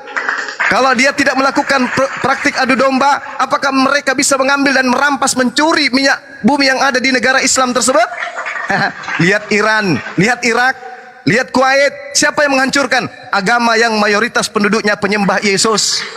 Jangan Anda mengatakan di sana ada produksi senjata. Seluruh senjata yang digunakan negara untuk berperang itu diproduksi di negara yang Tuhannya Yesus. Catat itu. Catat baik-baik. Ya, hanya di Indonesia yang senjatanya menggunakan bambu runcing mengusir penjajah yang beragama Kristen. Nah, lalu kemudian Anda mengatakan ajaran kasih. Yang mana ajaran kasih itu? Yang mana? Yang mana? Yang mana? Yang mana? Yang mana? Yang mana? Satu hal yang mesti Anda pahami. Satu hal yang mesti Anda pahami. Tak ada satu pun dari Bible yang bermanfaat untuk negara ini. Satu pun. Sila yang ada di dalam dasar negara semua disadu dari Al-Quran. Dasar negara ini semuanya diambil dari Al-Quran. Tak ada diambil dari Bible. Tak ada satu pun. Mengisi kemerdekaan ini yang ada di Indonesia ini, negara yang kita cinta ini, tak ada satupun unsur yang dihasilkan dari Bible. Tunjukkan saya satu dalih dalam Bible yang bermanfaat untuk negara ini. Satu aja. Satu aja. Saya miskin narasi untuk itu. Tak pernah saya menemukan ada satu ayat dalam Bible yang bermanfaat untuk negara yang kita cinta ini. Tak ada satupun. Pahami itu ya? Tunjukkan sebentar. Kemudian Anda berbicara mengenai ajaran kasih. Bung, kasih itu bukan mengelus-elus rambut bagi-bagi Indomie. Datang bencana orang dimurtadkan, bukan. Bukan. Yang dimaksud kasih itu menurut ajaran para nabi, baca Ulangan 11 nomor 1. Kasih kepada Tuhan adalah taat kepada Taurat. Itu kasih kepada Tuhan. Yang kedua, kasih kepada sesama manusia. Tak ajarin. Kasih kepada manusia menurut Yesus, Matius 5 nomor 19. Tidak mengajarkan kepada anak istri kita untuk meninggalkan hukum Tuhan. Jadi kasih kepada Tuhan, kasih kepada sesama manusia, kasih kepada musuh adalah mengajarkan firman Tuhan kepada mereka, bukan mengajarkan surat-surat kepompong dari barat. Oke? Menurut Yesus, kasih kepada Tuhan, kasih kepada manusia, kasih kepada musuh adalah mengajarkan mereka hukum Taurat. Matius 5 nomor 19, Yosua 22 nomor 5. Jadi jangan Anda menjual kasih. Kasih itu adalah kasih bencana, ada bencana turun, injilin orang, murtadkan orang, ngumpulkan orang gila, diobatin, begitu sembuh sedikit dibaptis. Itu bukan kasih itu. Yang terakhir, Anda mengatakan akhlak. Akhlak baginda Rasulullah Muhammad sallallahu alaihi wasallam menikahi menantu. Nah, inilah kalau otak cuplis. Mana ada Rasulullah menikahi menantu? Zainab itu adalah istri dari Said. Said bukan anaknya. Said bukan anaknya. Dan ini apa tujuannya kemudian? Karena dia seorang pemimpin, dia membawa risalah, dia membawa hukum. Maka hukum ini tidak cukup dengan teori. Dia harus mempraktekkan, menghapuskan semua materi hukum-hukum berhala yang ada di tengah-tengah orang Arab pada masa itu. Apa itu? Mengangkat anak angkat. Begitu anak angkatnya dianggap sebagai anak angkat, tidur bersama, makan bersama, mandi bersama, padahal bukan mahram. Itu yang harus diputuskan. Tidak boleh ada anak angkat dalam rumah kalau dia bukan mahramnya, nggak boleh. Dibatasi dengan batasan haram. Tak boleh kemudian anak angkat masuk ke rumah kita kalau mereka sudah balik, kita tidak menggunakan penutup aurat, tak boleh. Maka diputuskanlah pada masa itu tak ada anak angkat. Tak boleh kamu mengangkat anak orang sebagai anak kandungmu, tidak boleh. Itu harus diputuskan. Maka Rasulullah mempraktekkan itu dengan menikahi mantan istri dari Said yang adalah anak angkatnya. Akhirnya apa yang terjadi? Sejazirah Arab tak pernah lagi melakukan anak angkat kayak begitu. Kenapa? Karena di dalam Islam aurat itu adalah satu hukum yang harus dipertanggungjawabkan di hadapan Allah. Berbeda dengan agama saudara. Nah, kalau berbicara mengenai akhlak, Bung, dari segi turunnya pertama kali kemudian agama saudara diawali dengan pembunuhan. Rasulnya mengawali dengan penganiayaan. Lalu kemudian merambah kepada Yunani dan Romawi. Lalu kemudian Anda lihat saya minta kepada saudara pertanggungjawabkan ucapan saudara bahwa berbicara mengenai akhlak dan akidah, tolong tunjukkan risalah kehidupan Paulus layaknya Rasulullah dari usia 1 hari sampai 63 tahun. Hari kedua, hari ketiga, hari keempat, hari kelima, hari keenam, hari ketujuh, tahun pertama, tahun kedua, tahun ketiga, tahun keempat, sampai usianya 63 lengkap di dalam risalah kenabian beliau. Beliau lengkap di dalam riwayat kehidupan beliau. Di kitab beliau itu muncul kemudian di dalam pengajaran umat Islam. Semua hari demi hari tertulis tentang beliau, tak ada yang kosong sedikit pun. Tolong sajikan kisah Paulus dari usia bayi sampai dia kanak-kanak, sampai dia remaja, sampai dia dewasa, dia ngapain aja?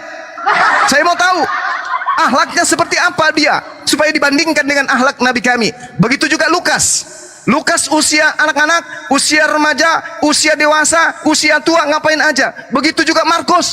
Tolong tunjukkan supaya seimbang. Karena kenapa?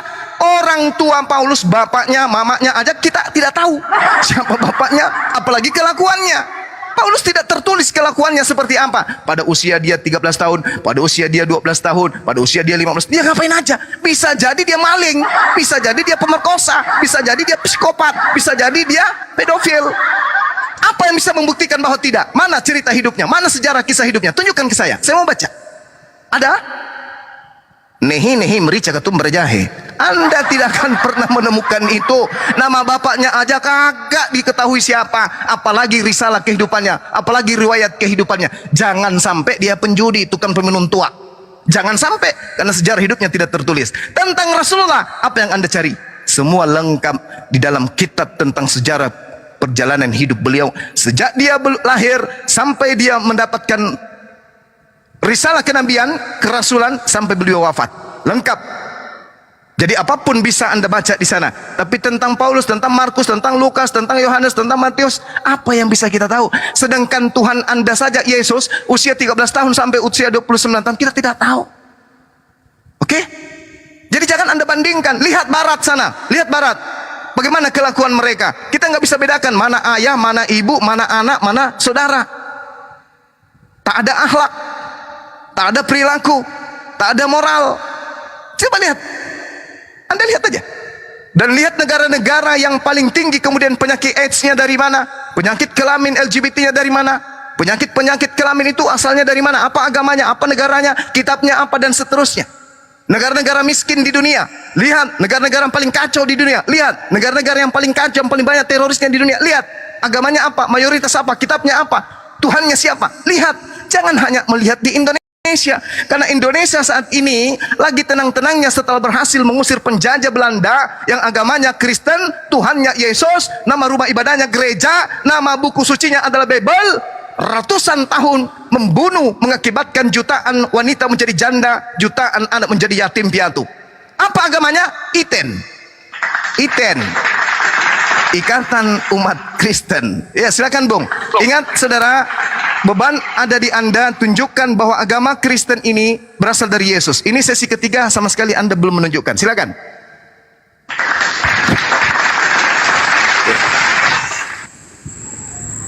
Oke. Apa suara saya kedengaran?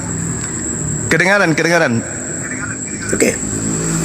Jadi sebenarnya dari awal saya sudah tunjukkan korelasinya bagaimana kekristenan dengan kasih. Anda tidak terima, terserah Anda. Oke. Jadi saya langsung kepada keilahian Yesus ya. Keilahian Yesus yang Anda pertanyakan, bahwasannya Yesus Kristus itu di dalam kami orang Kristiani. Kenapa Anda mengatakan tadi utusan? Saya mengutip bahwasanya kita juga setuju Yesus itu adalah utusan. Dalam Yohanes 8 ayat 42 berkata, kata Yesus kepada mereka, jikalau Allah ada bagi Bapamu, kamu akan mengasihi aku, sebab aku keluar dan datang dari Allah. Ini ayatnya. Yesus adalah utusan, keluar dari Bapa. Makanya mengatakan Bapa lebih besar daripada aku. Makanya tergantung siapa yang diutus dan siapa yang mengutus. Bapa mengutus Sang Firman, mengutus bagian daripada dirinya. Itu keimanan kami. Dan bukti keilahian Yesus dalam kehidupannya ketika dia menjadi manusia. Yang pertama, kita bisa melihat dalam Yohanes 10 ayat 11. Dikatakan, aku adalah gembala yang baik. Gembala artinya memberi hidup untuk domba-dombanya. Berarti secara tidak sengaja dia mengutip Mazmur 23 ayat 1 yang mengatakan Tuhan adalah gembalaku. Tuhanlah gembala. Matius 23:11. Kemudian Yesus menerima penyembahan. Yesus mengampuni orang berdosa. Dan Yesus berkata, aku adalah hakim. Dikatakan pada ayat yang ke Yohanes 5 ayat 27. Dan ia telah memberikan kuasa kepadanya dan menghakimi, karena ia adalah anak manusia. Yesus memiliki kuasa menjadi hakim. Jadi iman kita akurat untuk mempercayai keilahian Yesus. Dari perkataannya, dari klaimnya ketika dia di bumi, dia mengakui dia utusan. Yes, kita akui juga sebagai orang Kristen. Itu tidak banyak-banyak saya menjelaskannya, karena mungkin kalau Anda mau banyak itu di perkuliahan. Kemudian ajaran kasih masuk kepada akhlak ya. Akhlak. Anda mengatakan apa ada akhlak para rasul, Paulus, Lukas, yang lain-lain. Akhlak mereka ketika belum menjadi rasul itu tidak perlu bagi kami, tidak perlu risalah di situ. Nabi Anda seperti itu silahkan, hak Anda. Tapi ketika kenabian kerasulan dimiliki, di situ perlu akhlak. Ketika seorang menjadi rasul, dan itulah dibutuhkan akhlak. Kalau orang belum rasul tidak penting akhlak. Tentunya sebelum nabi orang adalah orang biasa yang memiliki dosa dan kekurangan. Tapi ketika dia menjadi nabi, dia harus istimewa dan harus punya tanda-tanda menjadi seorang nabi. Pertama itu akhlak. Kedua, tanda-tanda mujizat keajaibannya. Nah, kalau berbicara akhlak, Anda tadi membela tentang bahwasanya nabi Anda tentang perjodohannya dengan menantunya, anak angkatnya Zaid. Di ayat lain juga ada spesialnya dalam surat 33 ayat 50. Kurang banyak apa sebenarnya stok istri bagi dia di sini? Yang pertama, wahai Nabi, sesungguhnya kami telah menghalalkan bagimu istri-istri. Yang pertama yang kau peroleh dari peperangan. Yang kedua, anak-anak perempuan dari saudara laki-laki bapakmu. Anak perempuan saudara bapakmu pun bisa untukmu. Yang ketiga, anak-anak perempuan saudara perempuan bapakmu juga bisa untukmu. Dan anak-anak perempuan saudara laki-laki ibumu juga. Semua. Dan perempuan mukmin. Semua. Saya pertanyakan akhlak seorang nabi seperti ini. Silakan Anda imani. Kita salam toleransi, silahkan, tidak masalah. Demikian juga kami mengimani Yesus yang adalah Sang Firman, menjadi hakim yang adil, memiliki kebesaran di bumi dan di akhirat. Bahwasanya dia keluar dari Bapa, Sang Firman menjadi manusia. Demikianlah kami mengimani. Kalau Anda mengatakan kami iman buta, terserah Anda mengimani Nabi Anda juga seperti itu, silahkan. Namanya iman, hak bebas. Nah, kemudian tentang undang-undang. Dan Anda harus setuju bahwasanya undang-undang negara kita ini adalah adopsi dari Belanda. Ada banyak pasal-pasal yang diadopsi dari Barat. Kemudian dikatakan lagi tentang saya dapat apa kira-kira yang korelasinya hukum undang-undang yang ajaran Yesus. Salah satu poligami untuk pegawai negeri. Itu tak berlaku sekarang atau tidak lagi. Itu gaji PNS atau pensiun. Itu ya. Saya jawab ya satu persatu. Kemudian Anda mengatakan membawa negara-negara yang mayoritas Kristen dengan negara. Saya sudah di awal saya katakan tadi. Sampai detik ini Anda boleh searching YouTube. TKW-TKW kita sangat nyaman di negara-negara mayoritas Kristen. Mereka selain upahnya dihargai, karena ideologi mereka. Saya mau katakan tentang Tuhan. Sebenarnya Tuhan itu adalah dalam diri kita. Tuhan yang sesungguhnya jangan Anda letakkan di masjid. Tuhan Anda sendiri jangan letakkan di gereja. Tuhan itu jangan letakkan di Quranmu atau di kitabmu. Tuhan itu akhlakmu, hidupmu. Kalau engkau menceritakan Tuhan, tunjukkan engkau memiliki Tuhan dalam dirimu, di akhlak. Kenapa saya begitu penting ini akhlak? Untuk membuktikan seseorang memiliki Tuhan, tentunya yang terpancar. Makanya mengatakan terangmu harus keluar, kata Yesus. Buktinya kau memang memiliki Allah. Allah itu jangan Anda kotak-kotak. Ini kekeliruan agama. Agama membuat kotak-kotak. Agama menciptakan ukuran-ukuran, standar-standar menurut ideologi struktur agama organisasi tersebut. Agama yang ketuhanan yang sesungguhnya adalah dalam dirimu sendiri. Ketuhanan ini jangan Anda buat kotaknya di masjid, di musola, di masjid. Tapi engkaulah Tuhan itu. Dalam dirimu lah Tuhan itu terpancar. Kalau memang kau memiliki Tuhan yang benar, akhlakmu harus keluar wujud Tuhan. Dan pemahaman Anda tentang Tuhan, kita semua hampir semua keliru. Kristen juga hampir semua keliru dalam hal ini. Nah, sesungguhnya dirimu itu memancarkan Tuhan. Makanya saya mau katakan, ketika Anda lihat searching YouTube, TKW-TKW yang di negara-negara maju, ideologi mereka, manusianya itu memiliki kasih. Nah, kalau Anda mengutip ada penjajahan, oh ya memang ada namanya juga egoisnya pemerintahan, tapi tidak berdasarkan Bible. Tapi minimal ideologi per individu itu tidak bisa Anda hakimi, karena dia dengan Tuhan yang berurusan. Jadi agama yang sesungguhnya adalah dirimu dengan Tuhanmu, bukan masjidmu, bukan gerejamu. Kalau Anda pahami sampai di situ. Ini udah dalam yang saya sampaikan ini, udah filsafat, ya. Jadi sampai di sini kalau memang kau mengatakan kau punya Tuhan, tunjukkan akhlak Tuhan dalam dirimu. Kalau kau hanya Bentar, Bang, Anda kemana Bang? Ya. Bang, sebentar izin. Oke. Tolong sentuh sedikit pertanyaan Bang Zuma. Tolong sentuh pertanyaan. Apa kolerasi Saya sudah Kristen sentuh. dengan pengajaran Yesus? Itu dulu. Anda kemana-mana? Itu tadi Silakan kasih, dulu pertanggungjawabkan. Kasih. Negara-negara yang ekonominya maju dan berkembang, di sana ada ideologi orang-orang yang anak-anak Kristen yang memiliki ahli pikir untuk mengembangkan negara tersebut. Korelasi ini semua menikmati. Dan saya mau katakan tadi, jika ada satu negara menggunakan ideologi Quran, saya garansi negara itu hancur. Ini kurang keras apa saya katakan ini? Kurang keras apa saya katakan? Dan Anda boleh tantang premis saya. Dan Anda lihat Brunei Darussalam jam 11 mereka sudah tidur, mereka ketakutan. Karena memang pemimpinnya menggunakan pola keterkungkungan. Ya. Nah, jadi kita premis, premis saya boleh ditantang, silakan. Silakan Bang. Oke, baik. Kemajuan yang Anda ucapkan tentang negara-negara barat itu bukan dari Bible.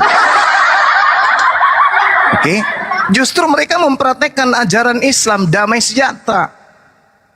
Ajaran saudara itu kalau Anda berdasarkan Bible, tak ada damai-damainya, itu tak ada. Ulangan 20 nomor 10 perintah untuk memperbudak seluruh bangsa di luar daripada bangsa orang Kristen, itu jelas, itu nyata itu. Dan itu dipraktekkan kemudian oleh Belanda. Anda jangan melihat dari satu aspek saja, TKW dan seterusnya. Nggak usah. Kita cari aja di dalam kitab saudara. Coba landasan untuk wanita menikah itu usia berapa perempuannya? Tak ada. Tak ada. Bahkan kalau Anda mau mempraktekkan Bible nih, 1 Korintus 6 nomor 12, segala sesuatu halal bagiku. Masih ada yang haram. Di Kristen ada yang haram. Anda berbicara mengenai akhlak, lihat kitab saudara. Kenapa orang Kristen masih santun di Nusantara ini? Kenapa orang Kristen kelihatannya agak bagus, agak damai, agak bersahabat? Karena mereka dikelilingi orang Islam. TKW yang Anda lihat, minim pengetahuan.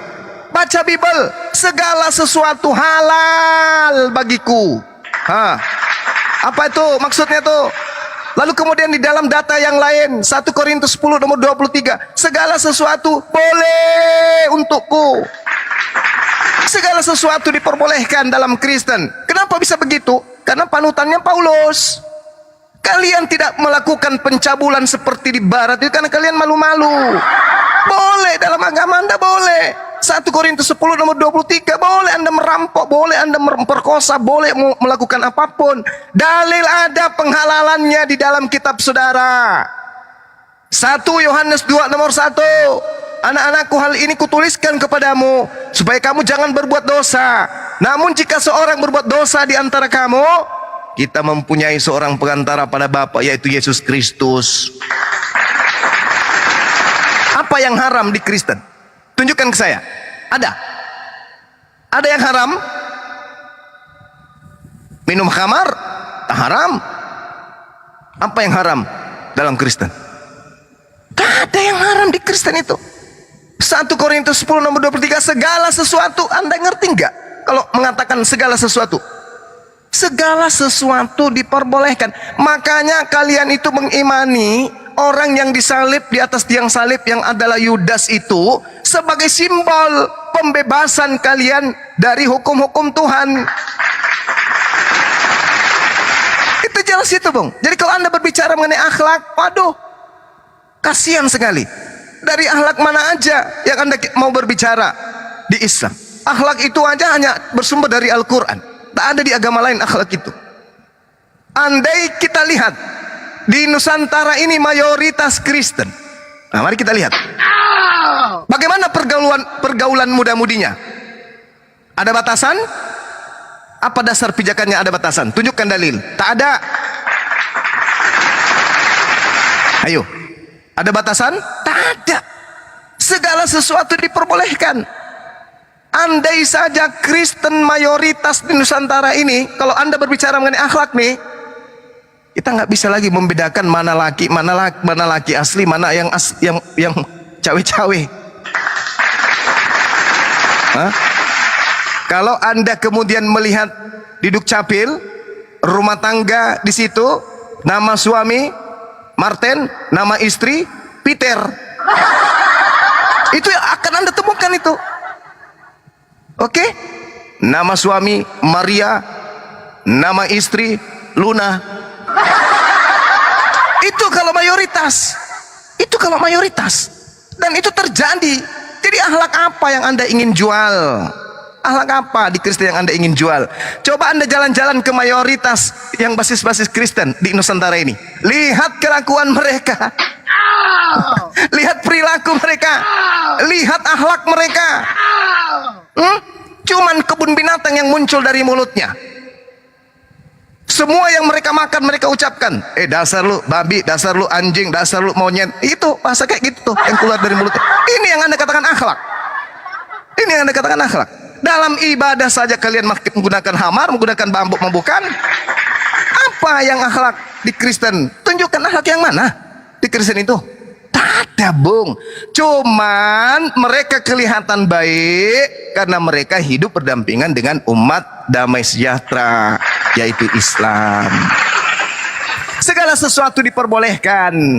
Itu jelas itu di dalam kitab saudara. Makanya di barat tak ada yang haram. Semua boleh. Itu yang pertama. Kemudian yang kedua, Yesus sebagai hakim. Memang betul. Kenapa Yesus sebagai hakim? Karena ada terdakwa. Yang terdakwa itu Kristen. Kalian menyembah dia, sementara dia datang kepada Bani Israel hanya sebagai rasul.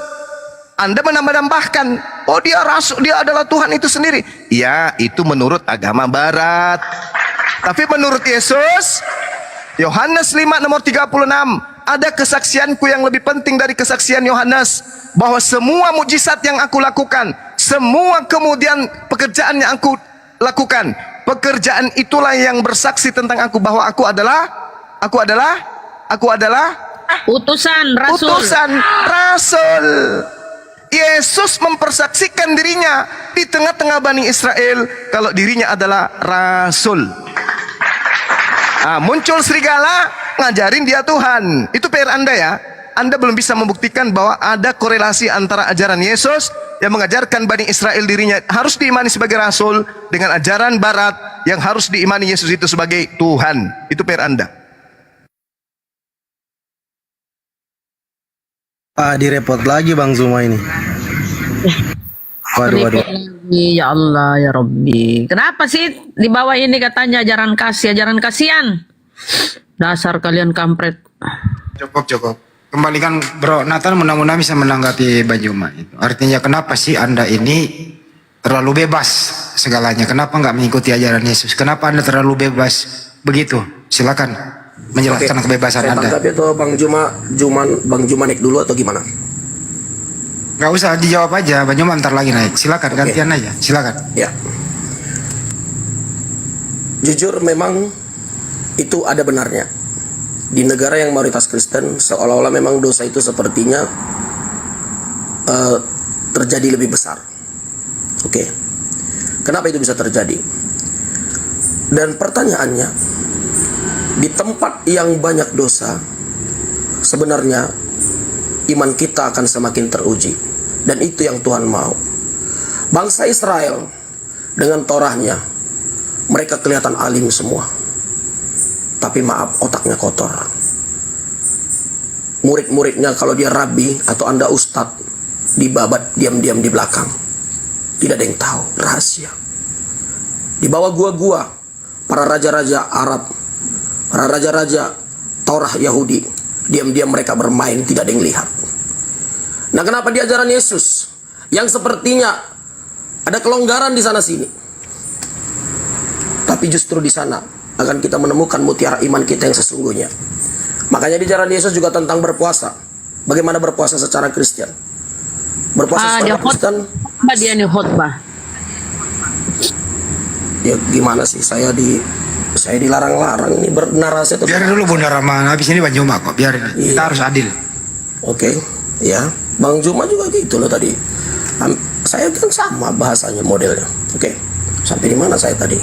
Oke. Itu kalau dipotong-potong saya jadi bingung jadinya. Oke. Memang kelihatannya di negara-negara mayoritas Kristen Sepertinya ada kebebasan, ada kemerdekaan yang mungkin orang-orang tidak bisa dihakimi gereja. Gereja memang tidak ditugaskan untuk menjadi hakim. Gereja hanya mendoakan, imam di dalam gereja hanya mendoakan dan memberkati umat dan mengajar. Dan bedanya di Taurat, apa yang terjadi di Taurat? Di Taurat mengajar dan menghukum. Taurat itu memang hukum ada di sana, makanya hukum Taurat. Anda langgar, Anda dihukum. Itu konsekuensinya kalau Anda mau pegang Taurat. Dan Anda sebagai Islam, saya lihat ajaran Anda mengutip, memegang teguh sebagian, bukan semua, Taurat Yahudi termasuk sunat. Jika tidak sunat, neraka. Andai kata Anda belum sunat hari ini atau lahir, neraka, kurang lebih seperti itu, atau dihukum. Nah, di dalam Yesus cenderung kepada kasih. Artinya di dalam Yesus Kristus, makanya dikatakan Yesus Kristus dia marah kepada orang-orang Yahudi. Bangsa ini memuliakan aku dengan bibirnya, tapi hatinya jauh daripada aku. Secara lahiriah, mereka menjalankan ibadah mereka, Torah mereka. Mereka sholat, mereka ini, mereka puasa. Kelihatan alim. Tapi Yesus mengatakan berpuasamu jangan seperti mereka. Ketika engkau berpuasa, engkau tidak boleh kelihatan engkau berpuasa. Ketika engkau berdoa, tutup kamarmu, jangan di muka umum engkau berdoa. Itu ajaran Yesus. Nah, tapi bagaimana kita mengatasi ketika ada orang yang seperti ini menggunakan free will atau hak bebasnya?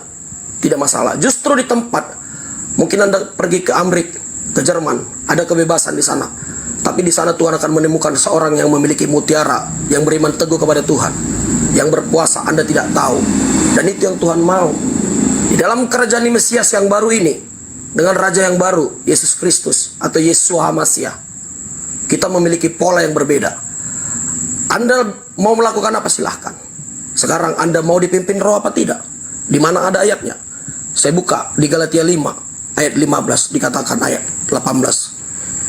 Akan tetapi jika kamu memberi dirimu dipimpin roh, maka kamu tidak hidup di bawah hukum Taurat. Perbuatan daging telah nata percabulan, kecemaran hawa nafsu, penyembahan berhala, sihir, perseteruan, iri hati, dan seterusnya. Kedengkian, pesta pora. Barang siapa melakukan demikian, ia tidak mendapat bagian dalam kerajaan Allah, atau neraka bagianmu, neraka jahanam.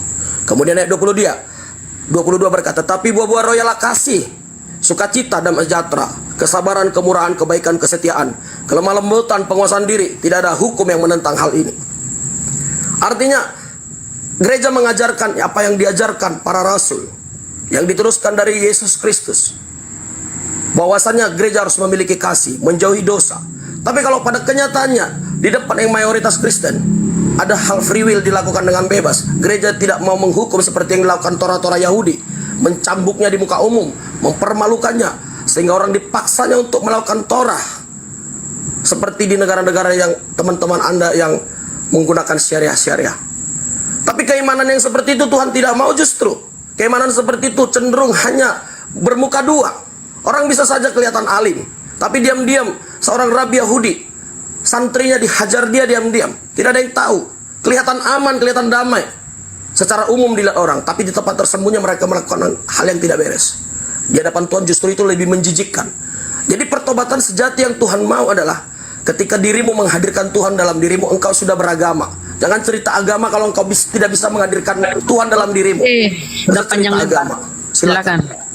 Iya, jadi ini hanya jualan obat ya, jualan obat. Jadi saya katakan kepada saudara, kalau ajaran-ajaran cuman manis di mulut seperti itu, cocok di gereja, gak cocok depan umum. Karena yang Anda sajikan ini tidak sesuai dengan data yang ada di dalam Bible dan kenyataan. Kita lihat bagaimana gereja-gereja barat itu kemudian ditemukan kuburan-kuburan anak-anak bayi banyak. Pelakunya siapa itu? Orang-orang yang mengaku dirinya sebagai anak Tuhan. Kalau hanya bermanis-manis kayak begitu, agama Hindu juga ada, agama Buddha juga jauh lebih hebat dari mereka. Nah, sedangkan yang kita bahas ini, Kristen ini dari mana? Ini yang ngajarin bermanis-manis itu siapa? Yesus mengatakan, iblislah yang menjadi bapakmu dan kamu mau melakukan keinginan-keinginan bapakmu. Orang Kristen dilarang berzina, siapa yang larang? Orang Kristen dilarang bercabul, siapa yang larang? Orang Kristen dilarang membunuh, yang larang siapa? Orang Kristen dilarang mencuri, dilarang kemudian menipu, dilarang korupsi. Yang larang siapa? Mana dalilnya? Tunjukkan ke saya. Tunjuk satu dalil. Misalnya orang Kristen dilarang membunuh. Tunjuk mana dalilnya? Orang Kristen dilarang berzina. Tunjuk mana dalilnya? Satu aja dulu, satu aja. Yang saya minta kepada saudara Nantan, tunjukkan kepada saya larangan berzina di dalam.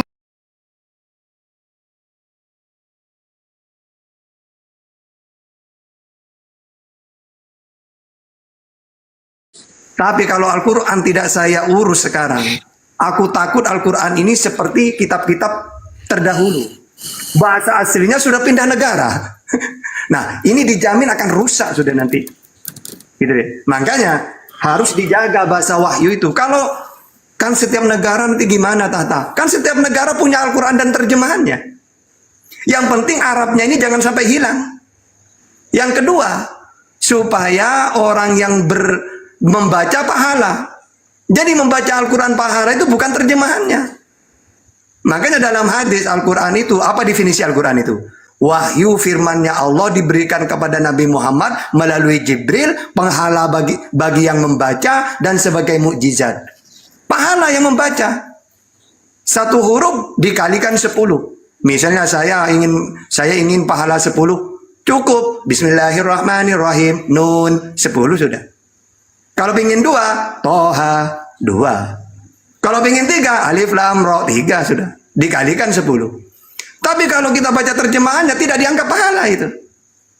Gitu loh ya. Itu alasannya. Kenapa berbahasa Arab masih dilestarikan? Supaya tidak ada pembengkokan makna nantinya. Ya, gitu. Silakan. Masya Allah.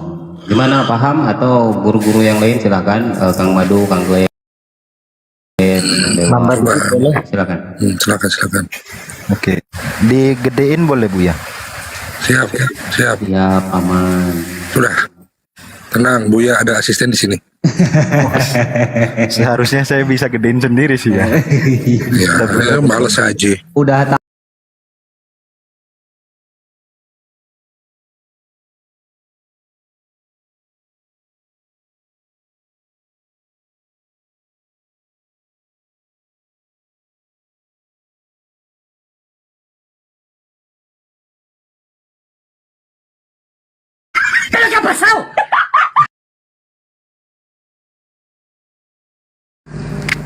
Gak tahu kerjaannya Oten, kena report.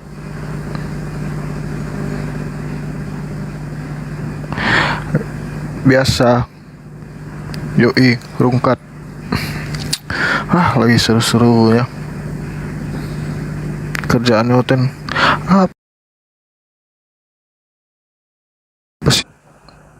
Ya harus sabarlah. Dunia maya begitu. Siapkan dah. Jangan lupa tap-tapnya guys.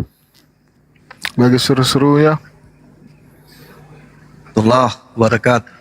Waalaikumsalam warahmatullahi Iya, wabarakatuh. saudara Nathan dinaikkan lagi. Siap bang.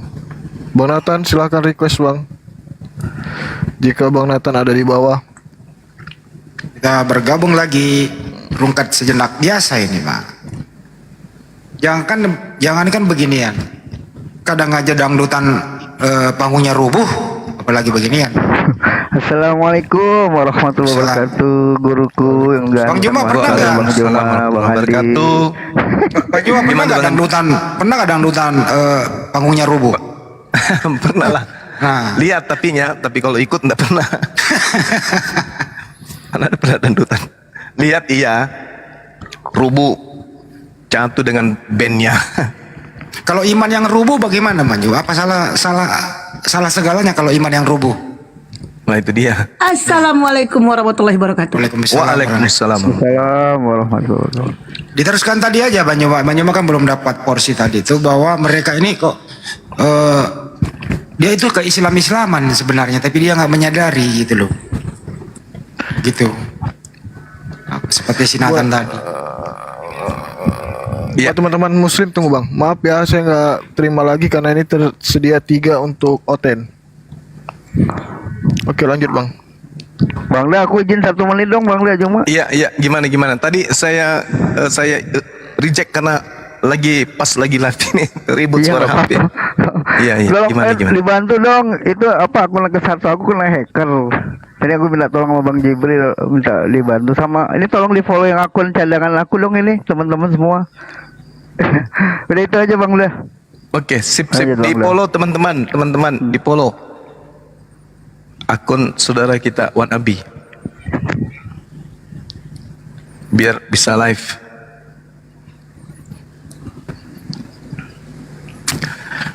Oke, kita lanjut ya. Mudah-mudahan saudara Nathan masih ada di bawah ya. Jadi kalau hanya sekedar bermanis-manis, ajarannya kayak begini, agama lain pun itu bisa. Ini permasalahannya adalah pondasinya. Pondasi agama Anda itu dari mana? Karena Yesus mengatakan, iblislah yang menjadi bapakmu dan kamu mau melakukan keinginan-keinginan bapakmu. Ajaran para nabi sudah dihapus. 10 hukum Taurat itu sudah dihapus. Oleh siapa? Oleh korban yang ada di atas tiang salib. Makanya tadi saya minta mana dalilnya larangan berzina di dalam kitab saudara. Tunjukkan satu data. Mana dalilnya? Karena hukum yang datang kepada Bani Israel itu sudah tiada semua. Efesus 2 nomor 15. Dengan matinya Yesus di atas tiang salib, maka dia telah membatalkan segala perintah yang ada di dalamnya.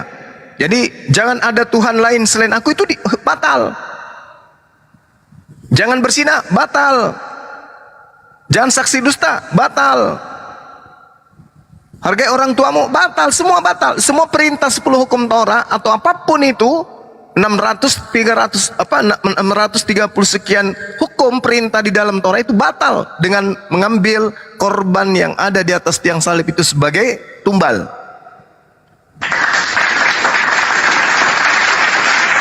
Gak ada lagi.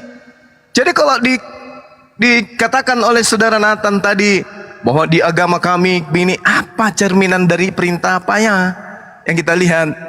Apa yang bisa kita jadikan sebagai contoh dalam agama saudara?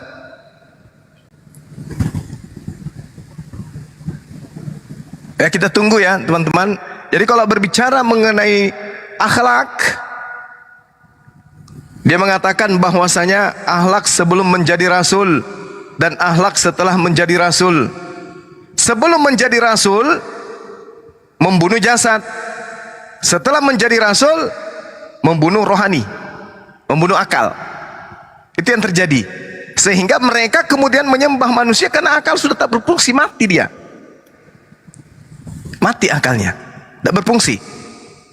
Sehingga mau tidak mau mereka harus bersikuku mempertuhankan kemudian Nabi Rasul yang datang ke tengah-tengah Bani Israel ini dengan berbagai macam asumsi alibi yang dihasilkan dari pengajaran internal mereka. Makanya tadi saya minta tolong buktikan benang merah kesinambungan antara ajaran Yesus dan ajaran Kristen. Ternyata nggak ada, nggak bisa satupun. Ya, kenapa kami menuhankan? Kenapa kami menuhankan? Lah, itu bukan yang kita tanya. Yang kita tanya kesinambungan antara ajaran Yesus dengan ajaran Kristen. Itu yang kita minta. Tapi ternyata saudara Nathan tidak mampu kemudian untuk menunjukkan. Ya, hanya bisa nyerang-nyerang Islam. Ya, tapi serangannya pun itu karena sakit hati gitu ya.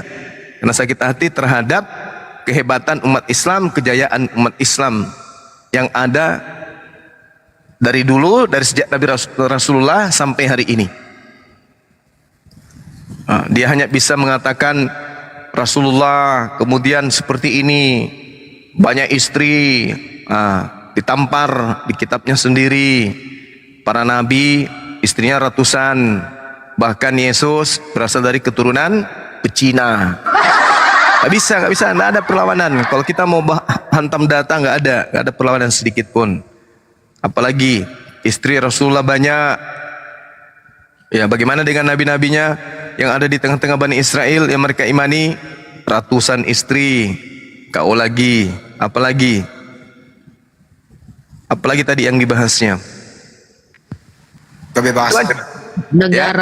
Negara Islam pasti kacau. Negara Islam kacau. Mana? Malaysia, Brunei Darussalam, Indonesia, Yang mayoritas Islam mana ada kacau? Dubai. Dubai mana ada kacau? Yang bikin kacau itu ya propaganda yang ingin kemudian senjatanya laku. Bukti nyata, Irak dituduh habis-habisan memproduksi senjata nuklir pemusnah massal. Begitu rata semuanya, Irak habis, jadi nol. Mana senjata nuklirnya? Ada? Ada? Gak ada. Nggak ada. Itu cuman fitnah-fitnahan yang kayak gitu-gitu aja. Padahal ini loh Bang, di depan mata mereka nih ada provinsi di negara kita yang kacau, mayoritasnya di sana Kristen. Kok dia nggak mau bahas ya? Itulah Bang Handi, cuman mau menjual produk basi yang tidak sesuai dengan fakta. Sepertinya dia pendeta ya cara berkhotbahnya tadi, aduh. Kalau Iya. didengar terhajat orang. Pendeta. Ini loh Pak, coba diterangin mengenai hukum Taurat. Sebenarnya hukum Taurat itu untuk siapa sih? Itu hukum untuk Bani Israel, bukan untuk di luar Israel, bukan untuk Islam, apalagi Barat, bukan. Tapi kalau untuk Bani Israel, kenapa ada seseorang yang membatalkannya? Yaitu karena menggenapi nubuatan di dalam Kejadian 49 nomor 27. Dan nubuatan yang kemudian diterangkan oleh Yesus tentang buah-buah dari nabi palsu. Dan yang diterangkan kemudian Al-Quran terkait dengan kedegilan orang-orang ahli kitab. Itu yang diterangkan. Jelas itu Bang Handi, terkait dengan makar yang dilakukan oleh orang ahli kitab dan orang-orang zalim yang ada di antara mereka. Terus dia itu hukum Taurat katanya itu tidak dibatalkan, tapi digenapi menjadi hukum kasih. Itu loh motonya Pak Jemaah. Gak bisa, kasih yang mereka jual dengan kasih yang diajarkan oleh para nabi tidak sesuai dengan itu. Kasih yang dimaksud kemudian oleh para nabi adalah mentaati perintah yang datang kepada mereka. Itu yang disebut kasih. Kita bisa baca dalam Ulangan 11 nomor 1 dan juga di dalam Yosua 22 nomor 5. Banyak data terkait dengan kasih. Kasih itu adalah kesetiaan. Makanya Yesus mengatakan apa? Makananku adalah melakukan apa yang diperintahkan oleh Bapa untuk aku lakukan. Itu makananku. Berarti kasih adalah ketaatan. Inilah darahku, inilah dagingku. Ya, makanan Yesus itu adalah ketaatan. Konsumsinya Yesus setiap hari siang malam itu adalah ketaatan terhadap perintah. Jadi darah dan daging Yesus yang dimaksud di situ adalah perintah-perintah yang harus dilaksanakan. Bukan kemudian darah dan daging itu betul-betul harus mati di atas tiang salib. Gak ada yang kayak gitu. Oke, kita sambut dulunya ada Raja Hindustan ini. Indo kayaknya nih. Selamat malam bro. Selamat malam Abang. Assalamualaikum warahmatullahi. Waalaikumsalam warahmatullahi wabarakatuh. Muslim nih bang? Alhamdulillah Muslim. Ya kok namanya Raja Hindustan nih bang? Alhamdulillah. Terinspirasi dari film bang. Waduh. Gantilah namanya bang. Iya, mau diganti lagi nanti. Salam kenal ya buat Bang Zuma. Iya bang, iya bang. Ini udah lama banget, masya Allah baru bisa naik, dikasih naiknya, alhamdulillah banget buat Bang Zuma, makasih banget. Iya, sama-sama bang. Buat teman-teman API semua, salam hormat dari saya. Iya bang, iya bang. Masya Allah bahagia banget bisa bicara sama Bang Zuma, sama teman-teman. Masya Allah. Iya bang, sehat selalu bang ya. Amin, insya Allah Bang Zuma juga sehat selalu sama keluarga. Buat teman-teman amin. sehat selalu, tetap semangat untuk mensiarkan Islam. Siap, Masya Allah, amin. Oke bang ya, cukup dulu ya. Kita kembali ke topik ya. Iya, terima kasih bang semuanya. Saya langsung di. Oke, makasih bang. Sehat terus bang. Assalamualaikum warahmatullahi wabarakatuh. Waalaikumsalam warahmatullahi wabarakatuh. Waalaikumsalam warahmatullahi wabarakatuh. Jadi kembali ke topik Bang Juma. Ini sering ditanya sama mereka juga nih. Kalian itu muslim itu ingkar terhadap hukum Taurat. Gitu loh. Nah, itu sering ditanya loh gitu loh. Menanggapinya seperti apa Bang Juma? Silakan. Hukum Taurat itu bukan untuk kita.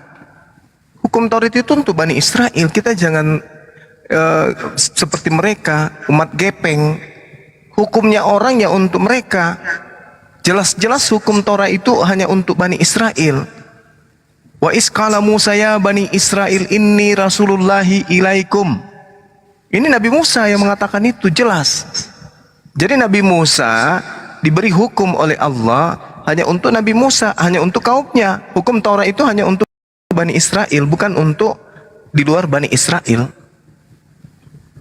Makanya dikatakan oleh Allah kemudian di dalam Al-Quran, walaqad ahazallahu mitsaqa bani Israil wa ba'atsna minhum 12 naqiban wa qala Allahu inni ma'akum. Itu Allah mengatakan itu kepada Bani Israel, bahwa Tuhan memilih Bani Israel dengan ke-12 suku yang ada di antaranya kemudian sebagai pilihan Tuhan dengan hukum-hukum yang diberikan kepada mereka.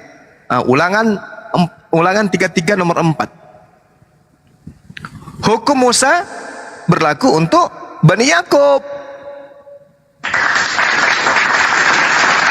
Mazmur 147, hukum yang datang kepada Yakub dan ketetapan-ketetapan yang datang kepada Israel itu tidak diberikan kepada bangsa lain. Nah, kita bukan serigala, nyamar domba, menyamar-nyamar masuk ke rumahnya orang, ngaku-ngaku kita juga ini Israel rohani. Jangan. Kita sudah ada Al-Quran. Hukum Al-Quran itu adalah ketetapan Allah untuk semesta alam. Kalau Taurat itu hanya untuk Bani Israel saja. Jadi kalau ada di luar Bani Israel masuk-masuk membawa-bawa hukum Taurat, mereka lah serigala yang dinubuatkan oleh Yesus itu. Ya, karena Yesus mengatakan akan datang serigala nyamar domba. Siapa mereka? Yang mengambil kitabnya orang Yahudi, jelas-jelas bukan Yahudi, tapi mengaku bagian daripada Yahudi. Namanya menyamar. Yang namanya nyamar itu bukan tentara, tapi menyamakan dirinya dengan tentara. Bukan polisi, tapi menyamakan tampilan mereka dengan polisi. Bukan Yahudi, menyamakan dirinya dengan Yahudi. Namanya menyamar.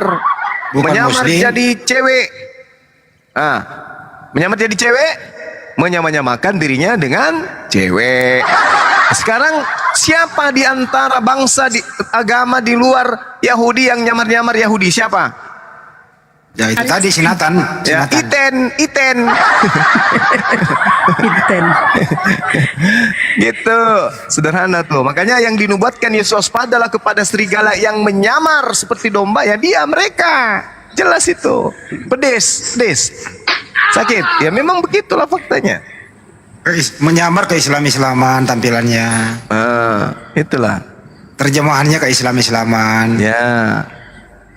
Tapi gini Bang Juma, kalau bisa direfleksikan mundur ke belakang, dulu yang sering dulu diberikan gelar pret itu pernah diskusi sama Bang Juma, saya masih ingat bahwa Al-Quran itu disadur dari hukum Taurat. Buktinya ada persamaannya. Jadi Al-Quran itu hanya menyadur, bersumber dari hukum Taurat. Itu dulu saya marah waktu itu gitu loh. Nah ini juga harus diluruskan kembali Bang Juma. Artinya mereka ini sering menuduh kalau Al-Quran itu dari Allah Subhanahu Wa Taala, kenapa ada persamaannya dengan hukum Taurat? Artinya Al-Quran itu menyadur dari kitab-kitab sebelumnya. Silakan dijelaskan Bang Juma. Iya, itu tidak mungkin. Itu adalah ungkapan orang dungu. Kenapa saya katakan ungkapan orang dungu? Al-Quran dituliskan tidak seperti narasi wartawan. Salah satu hikmah Al-Quran diturunkan berangsur-angsur dan diacak kemudian kaidah-kaidahnya di dalam itu untuk menjawab fitnahan manusia sumbu pendek. Kalau sebuah narasi yang disadur dari narasi lain, sumber lain, maka narasi itu akan disusun. Sama seperti cerita-cerita yang ada di kitab mereka. Disusun dia. Kenapa tersusun kayak begitu? Karena melakukan penyaduran, melakukan penelitian, melakukan penyelidikan. Al-Quran tidak. Itu satu.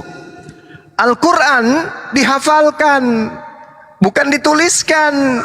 Budaya awal kemudian penyampaian Al-Quran itu secara lisan, bukan dituliskan.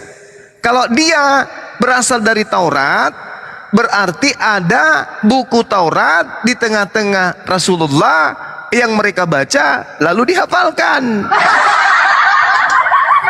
Kalau dia kemudian dihafalkan, Al-Quran kan dihafalkan tuh, bukan dituliskan.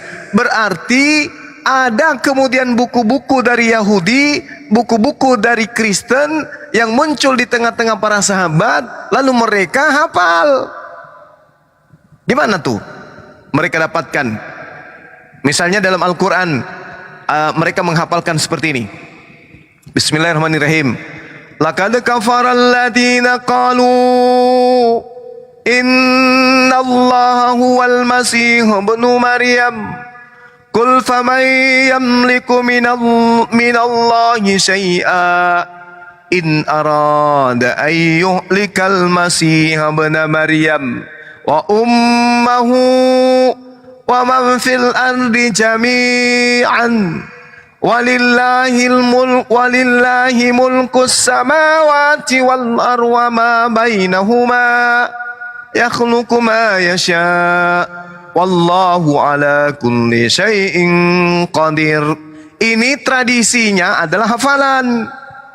Kalau para sahabat menghafalkan laqad kafaral ladzina qalu dan diambil dari kitab-kitab sebelumnya, berarti ada kitab yang mereka baca, Bang Hande.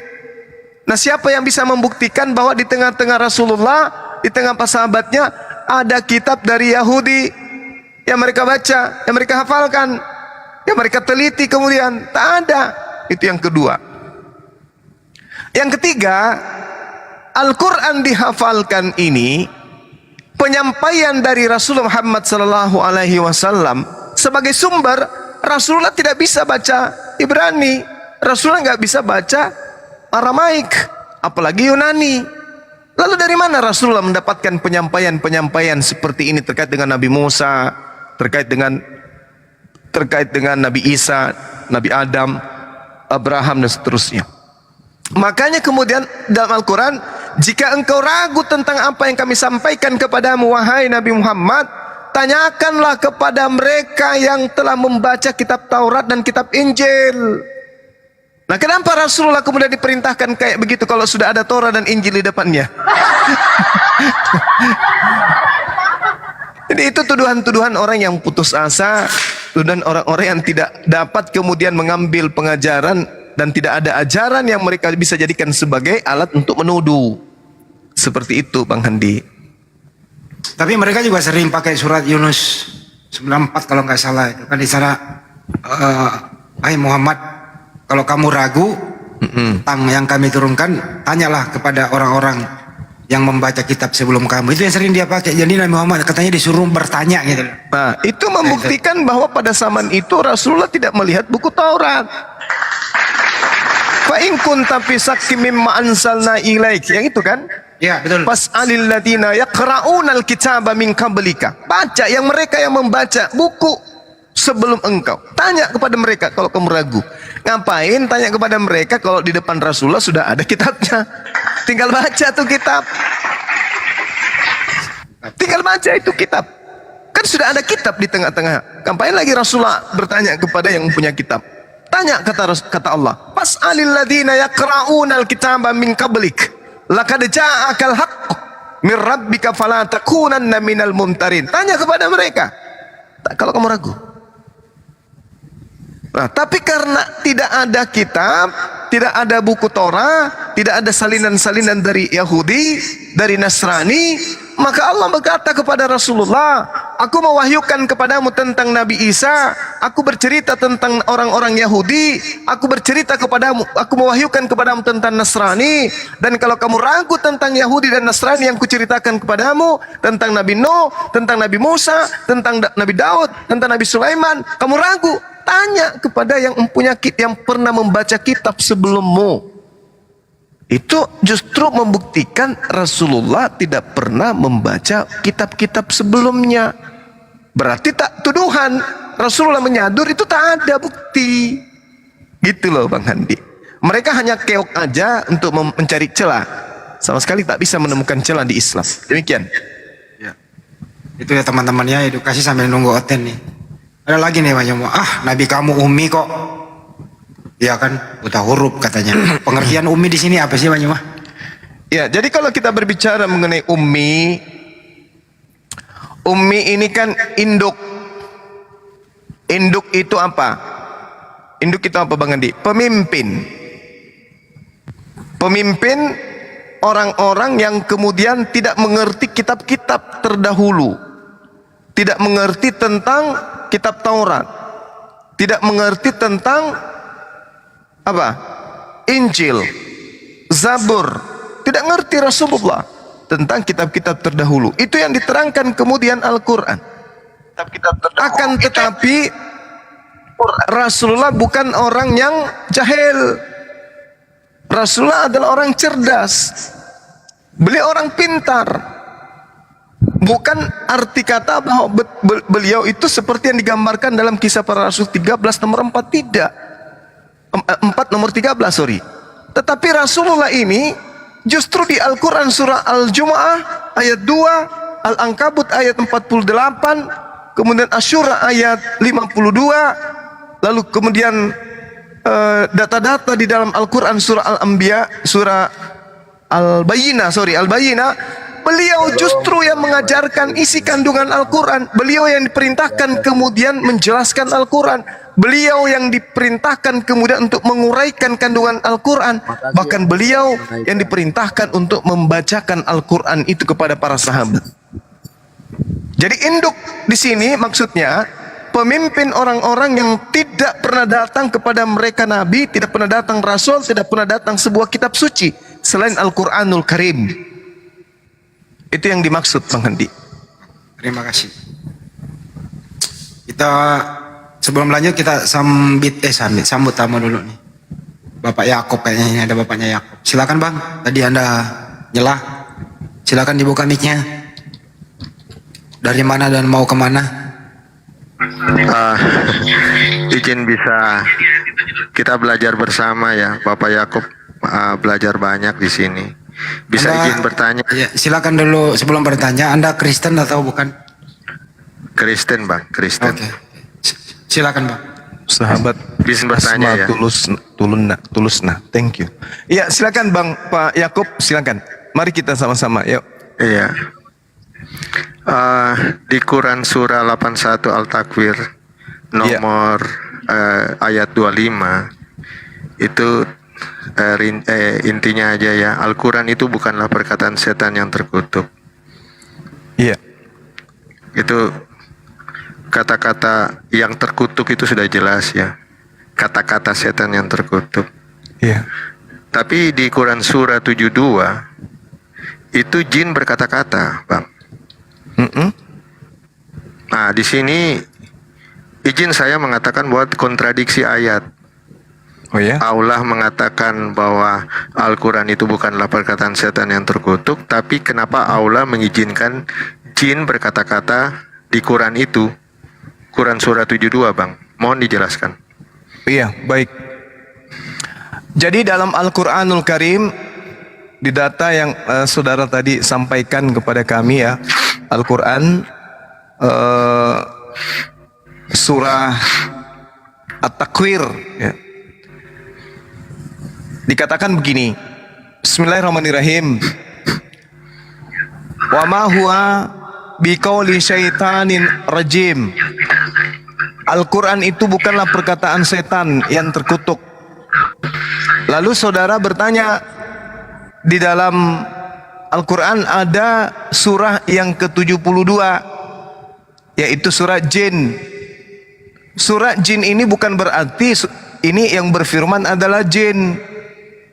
Justru surat Jin itu Pak diawali dengan perintah Allah kepada Rasulullah, qul, katakanlah wahai Nabi Muhammad. Tuh, Nabi Muhammad yang diperintahkan untuk berkata, uhiya ilayya annahu istama'a nafarum minal jin faqalu inna sami'ana qur'anan ajaba. Telah diwahyukan kepadamu bahwa sekumpulan jin telah mendengarkan bacaan Al-Quran. Lalu mereka berkata, kami telah mendengarkan bacaan yang menakjubkan, yaitu Al-Quran. Kenapa surah ini dikatakan surat jin? Karena di situ diceritakan bahwa jin pun mengagumi bacaan-bacaan Al-Quran. Bukan berarti Al-Quran surat jin ini adalah firman jin. Dan satu hal yang perlu Bapak ketahui, jin itu Pak, kedudukannya di hadapan Allah, di hadapan Tuhan sama seperti kita manusia. Wa ma khalaqtul jinna wal insa illa liya'budu. Jin dan juga manusia sama-sama makhluk yang diciptakan untuk beribadah kepada Allah, beribadah kepada Tuhan pencipta langit dan bumi. Jin yang tidak beribadah kepada Tuhan pencipta langit dan bumi masuk dalam kategori iblis, ingkar. Manusia yang tidak taat kepada pencipta langit dan bumi masuk dalam kategori ingkar, kafir. Jadi jin memiliki perintah untuk taat kepada Allah, manusia juga memiliki perintah untuk taat kepada Allah. Yang ingkar di antara keduanya disebut dua-duanya kafir, baik jin maupun kemudian manusia. Bedanya, jin yang ingkar disebut iblis, disebut setan, sedangkan manusia yang ingkar disebut kafir. Seperti itu Bang.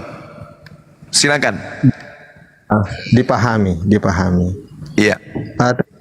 Bang Suma mengatakan bahwa jin berkata, ada kata jin berucap atau jin berkata, itu tertulis betul. Gimana di Pak? Quran, di surah ini, surah 72 ini Al-Jin, itu ada kata-kata jin, betul Bang Suma? Di sana kemudian Allah menceritakan kepada baginda Rasulullah Muhammad sallallahu alaihi wasallam, faqalu inna sami'ana qur'anan ajaba. Lalu mereka berkata, kami telah mendengarkan bacaan yang menakjubkan, yaitu Al-Quran. Menurut wahyu dari Allah, jin mendengarkan bacaan Al-Quran, lalu jin kemudian berkata, inna sami'ana, kami telah mendengarkan Qur'anan, bacaan ajaba, yang mulia, yang menakjubkan. Gitu Pak. Sangat jelas. Iya. Bang Suma. Jadi di situ jin berkata. Iya. Ya, setuju? Iya, betul. Oke. Di Al-Takwir, Al-Quran bukanlah perkataan setan yang terkutuk. Perkataan. Terus? Jin berkata-kata. Entah dia jin muslim, jin menyembah Allah, menyembah apa, tapi tetap jin adalah jin. Dan dia berkata-kata. Sedangkan Al-Takwir mengatakan bukan perkataan setan yang terkutuk. Al-Quran itu bukan perkataan setan yang dijelaskan terkutuk. Pertanyaan saya, kenapa ada kata-kata dari jin dalam Quran surah 72? Baik. Ayat 1 sampai 14 itu jin berkata-kata loh. Baik. Jadi gini Pak, sederhananya gini. Orang-orang Kristen memahami Bible dari kitab Kejadian sampai kitab Wahyu sebagai firman. Nggak bawa ke ini. Dulu ke Anda kan situ. bertanya. Fokus. Anda kan Fokus ke bertanya. Quran. Diam dulu. Anda bertanya. Sebab Jawabannya. kalau mau ke situ saya tidak. Sabar Pak, saya akan masuk ke situ Pak. Saya hanya mencoba untuk membuka cakrawala berpikir Bapak aja. Apakah Bapak percaya bahwa Bible itu firman Tuhan? Nggak. Saya fokus ke Quran surahmu. Iya, habis ini kita ke Al-Quran lagi. Bible itu kita sudah jelas. Saya tanya, apakah Kalau Bapak masuk ke Alkitab, ngapain saya menaik ke atas sini? Ya Karena udah saya turun. ingin belajar Quran, Bang. Ya udah turun kalau gitu Pak. Kalau Bapak nggak bisa diskusi Saya baik, turun mau aja. Nah, dibawa. Anda cebok air 1 sendok, habis itu jilat tangan Anda. Orang-orang Kristen kemudian mengatakan bahwasanya mulai dari kitab Kejadian sampai kitab Wahyu itu adalah firman Tuhan. Nah, kita lihat di dalam Matius 4. Lalu berkatalah iblis kepada Yesus. Nah. Ada tertulis tentang engkau bahwa jikalau engkau adalah anak Theos, jatuhkan dirimu ke bawah, sebab ada tertulis mengenai engkau. Iblis itu berkata kepada Yesus, otak panuan ya kayak gini. Jadi apa yang kemudian diterangkan di dalam Al-Quran bukan jin yang berfirman, bukan jin yang berfirman. Allah Subhanahu wa ta'ala sedang menjelaskan tentang takjubnya jin terhadap bacaan Al-Quran. Jadi Bapak yang dibawa Pak Yakub dengarkan. Bukan kemudian jin yang berfirman. Dan Anda harus membedakan apa yang diterangkan oleh Allah. Kul uhiya ilayya annahu istama'ana nafarum minal jinni. Ini jin Pak, jin. Sementara yang Anda bawa di dalam surah At-Takwir ayat 25, di situ yang berkata setan. Anda harus membedakan antara setan dengan jin. La haula wala quwata illa billah. Wa ma huwa biqauli syaitanin rajim. Al-Quran itu bukan perkataan setan. Memang bukan. Al-Quran bukan perkataan setan. Lalu yang sampai kepada baginda Rasulullah Muhammad SAW adalah firman Allah.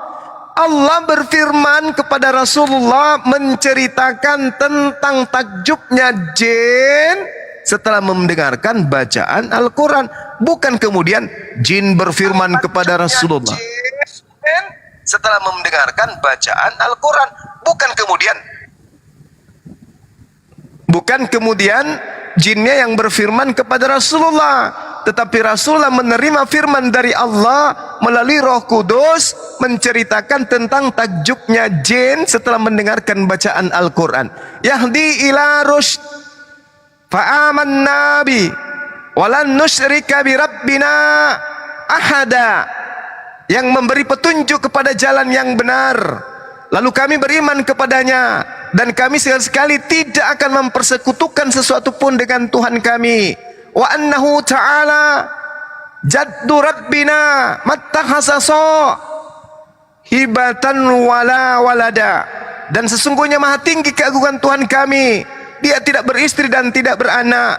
Ini jin aja beriman kepada Allah, beriman kepada apa yang diwahyukan oleh Allah kepada baginda Rasulullah Muhammad SAW dan seluruh para nabi.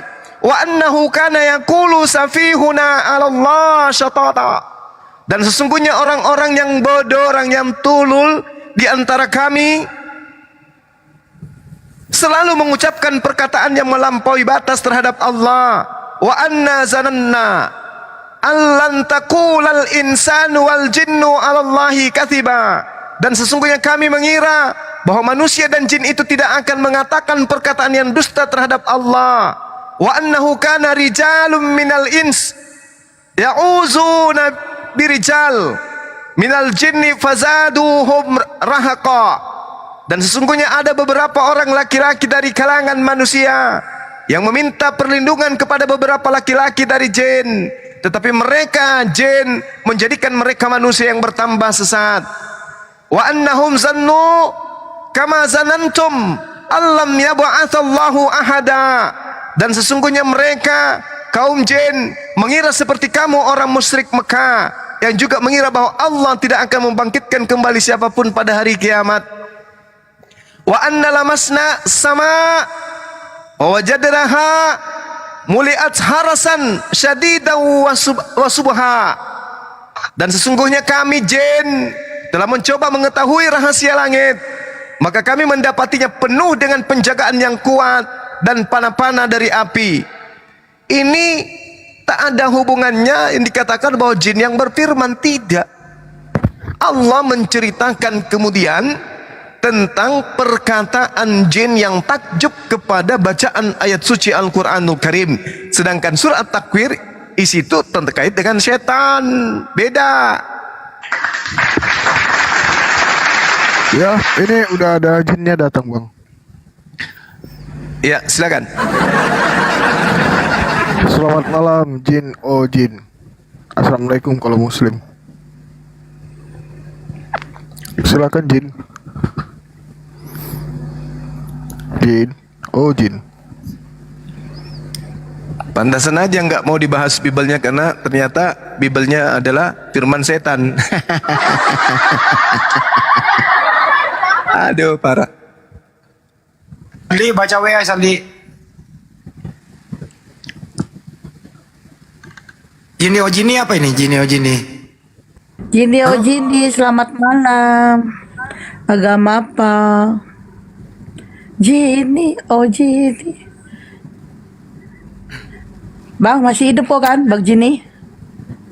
Jadi Bang tadi Jini. itu Bang Yoma, dia mau serang di sana. Karena di situ ada perkataan, ada omongan jin di situ. Berarti Al-Quran itu berasal dari jin, itu maksudnya dia itu tadi tuh. Kuculuknya di situ, Bang. Ya, itulah kalau sumbu pendek nggak ada ilmu kayak gitu. Kena dia kan tadi? Kena kan?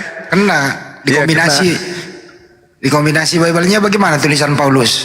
Kemudian iblis membawa Yesus ke kota suci. Dan iblis menempatkan Yesus di bumbungan bait suci. Lalu iblis berkata kepadanya, nah, Bang ini roh? Terasa iblis ternyata berkata.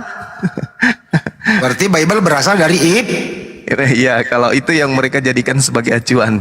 Tuduhan terhadap Al-Quran. Mereka tidak bisa membedakan antara jin dan setan. Susah sih memang. Membedakan antara garpu dan sendok aja mereka susah.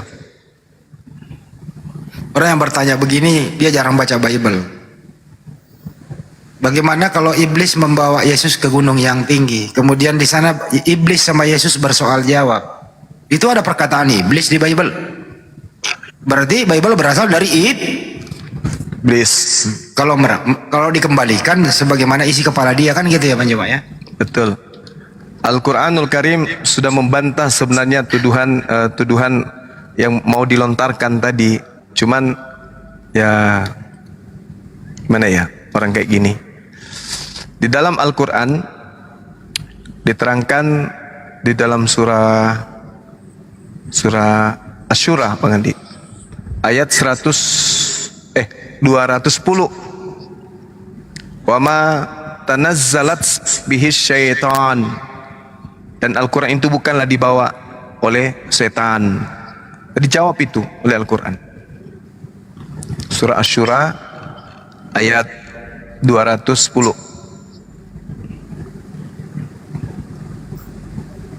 Gitu ya teman-teman, dijawab oleh Al-Quran. Kemudian Al-Quran juga menarasikan bahwasanya Al-Quran ini adalah wahyu dari Allah. Wa ma yanbaghi lahum wa ma yastati'un, dan tidaklah pantas bagi mereka Al-Quran itu, dan mereka pun tidak akan sanggup mendengarnya saja, mereka tidak sanggup. Kata Allah, innahum anis syam'i lama'zulun itu artinya mereka dijauhkan. Jadi kalau dikatakan tadi di dalam surat jin itu setan, itu salah. Kenapa? Karena setan itu tak bisa mendengarkan Al-Quran. Innahum anis sam'i lama'zulun. Sesungguhnya setan untuk mendengarkan Al-Quran saja mereka dijauhkan. Tidak bisa mereka mendengarkan Al-Quran itu, setan itu. Jadi yang ada di dalam surat jin yang diceritakan oleh Allah itu bukan setan, itu jin. Faqalu inna sami'na, kami telah mendengarkan bacaan yang menakjubkan, yaitu Al-Quran. Ini jin. Kalau setan tidak bisa mendengarkan Al-Quran. Mana dalilnya? Di dalam surah Asy-Syura ayat 212. Setan tidak bisa mendengarkan Al-Quran. Sedangkan Di dalam surat Jin ayat 1, jin mendengarkan Al-Quran. Berarti antara setan dan jin berbeda. Tuduhan At-Takwir ayat 25 itu sudah terbantahkan. Sampai di sini Pak Yakub paham? Jangan bahas bibir saya, Pak. Jangan bahas bibir saya, Pak. Tak ngeri, Pak, jangan. Kata dia gitu tadi. Jadi intinya adalah iblis yang ingkar, jin yang ingkar bisa disebut iblis dan setan. Manusia yang ingkar disebut dengan kafir. Apakah kafir sama dengan iblis? Sama, Bang Andi. Sama. Mau dalil? Mau dong. Mau dalil, yakin? Yakin. Serius? Serius. Inna iblis istakbara wa kana minal kafirin. Kecuali iblis, dia adalah makhluk yang menyombongkan diri, dan iblis termasuk golongan yang kafir. Al-Quran surah Shad ayat 74. Oh, jadi ada juga jin kafir ya? Ini bukan jin lagi. Iblis itu segolongan dengan kafir. Ya. Itu Bang Andi. Oke, Bang izin ya Bang. Oke, Iya. Aris, selamat malam. Agama apa? Ya, selamat malam. Aris, Ya, selamat malam. Bang Aris. Ya, Suaranya pelan kali. ya, selamat malam Ya, agama apa Bang? dengan agama Kristen. Silakan bertanya atau mau menanggapi statement Bang Juma atau mau bertanya silakan. Saya datang ke Rom ini tujuan untuk berdiskusi sama Bang Juma. Siap, bosku. Lanjut. Terima kasih dengan penyebutan saya sebagai bos. Terima kasih luar biasa. Iya, bos. Oke, jadi begini Bang Juma ya. Yes. Kita bisa diskusi dengan hati dingin, janganlah berpanas hati ya. Yes. Abang Juma sebagai agama muslim, cukuplah agamamu itu perbincangkan Bang Juma ya. Begitu juga dengan sebaliknya mengenai agama yang lain. Ada Nasrani yaitu Kristen, ada Hindu, Buddha, Konghucu segala macam. Selagi agama umat Islam tidak diganggu oleh dengan agama lain, tidak usah kalian itu membincang-bincangkan daripada agama Kristen, karena bagi agama Kristen itu tidak pernah diajarkan tentang perdebatan atau mencari kebenaran pun ya. Jadi saya perhatikan selama ini di agama Islam itu diajarkan berdebat, bukan menunjukkan daripada mujizat yang bisa menyembuhkan dari segala hal dan bisa menolong dari berbagai cobaan. Terutama fakta tentang keimanan kita itu hanya kasih membuktikan mujizat. Jadi tidak perlu kita Bang Juma menjelekkan daripada agama lain. Abang ini ngomongnya suaranya kayak mabuk gitu Bang, habis minum tua kok Bang. Jangan dulu begitu percakapan daripada jangan mabuk-mabuk, jangan gitu. Hargailah sedikit. Kalau soalnya ngomongnya gak jelas Bang. Saya rasa perbicaraan saya ini tidak begitu. Enggak, ngomongnya gak jelas. Biarin aja dulu, nggak apa-apa. Bang, endingnya aja apa yang mau ditanyakan Bang? Endingnya aja Bang, poinnya Bang. Poinnya saya tanyakan, saya minta kepada seluruh daripada apologet Islam tidak perlu membahas daripada agama Kristen karena itu bukan agama kalian. Terima kasih. Silakan Bang Juma, nggak boleh bahas katanya Bang Juma. Oke. Nggak boleh karena itu bukan agama kalian. Ya udah, ada diam dulu, mau dijawab kan? Jadi bagus, niat Anda itu bagus ya. Tapi sangat disayangkan kalau pertanyaan ini pun perintah ini pun diajukan kepada saudara, berhentilah kemudian membahas agama Yahudi, apalagi mengambil kitab Yahudi karena itu bukan agama kalian. Bisa nggak? Itu yang pertama. Bisa nggak orang Kristen tidak bahas agama Yahudi? Bisa nggak orang Kristen jangan ambil kitabnya agama Yahudi? Yang kedua, bisa nggak agama Kristen menghilangkan semua istilah Islam di dalam kitabnya? Alkitab, Allah, Nabi, Rasul, berkah, syafaat, Roh Kudus, mujizat, awal, akhir, mujizat, niat, ayat, firman bukan, firman itu bukan bahasa kita. Ayat, yes, apalagi iman, syafaat, mujizat, salib, apalagi Nabi Musa, Daud, Ibrahim. Bisa nggak dihilangkan Banyak semua kali, dari Pak. kitabnya orang Kristen? Nabi Isa, Ya, iblis, bisa nggak dihilangkan semua itu? Kafir, setan, hapus semua istilah-istilah Islam, bisa nggak? Injil, hapus semua kata-kata itu dari Bible. Kalau itu semuanya sudah kita hapus, dihapuskan di Kristen, baru kita tidak bahas. Gimana? Dengan dasar atas apa Bang Juma menyatakan yang sudah tertulis dari zaman dahulu? Dari zaman dahulu. Kitab saudara itu baru dituliskan setelah Indonesia, setelah dijajah oleh Belanda.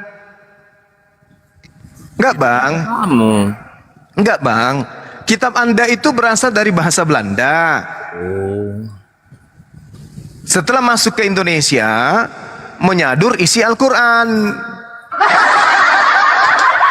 Hapuskan itu dulu bang, hapuskan semuanya. Kami sebagai umat Kristen Bang Juma enggak kan bisa. Enggak, maksudnya Anda kan mau perbaikan nih. Kita enggak bahas agama saudara. Tapi satu syarat kami minta, kami tidak akan bahas, tapi seluruh istilah Al-Quran yang ada di dalam kitab saudara bisa nggak dihilangkan?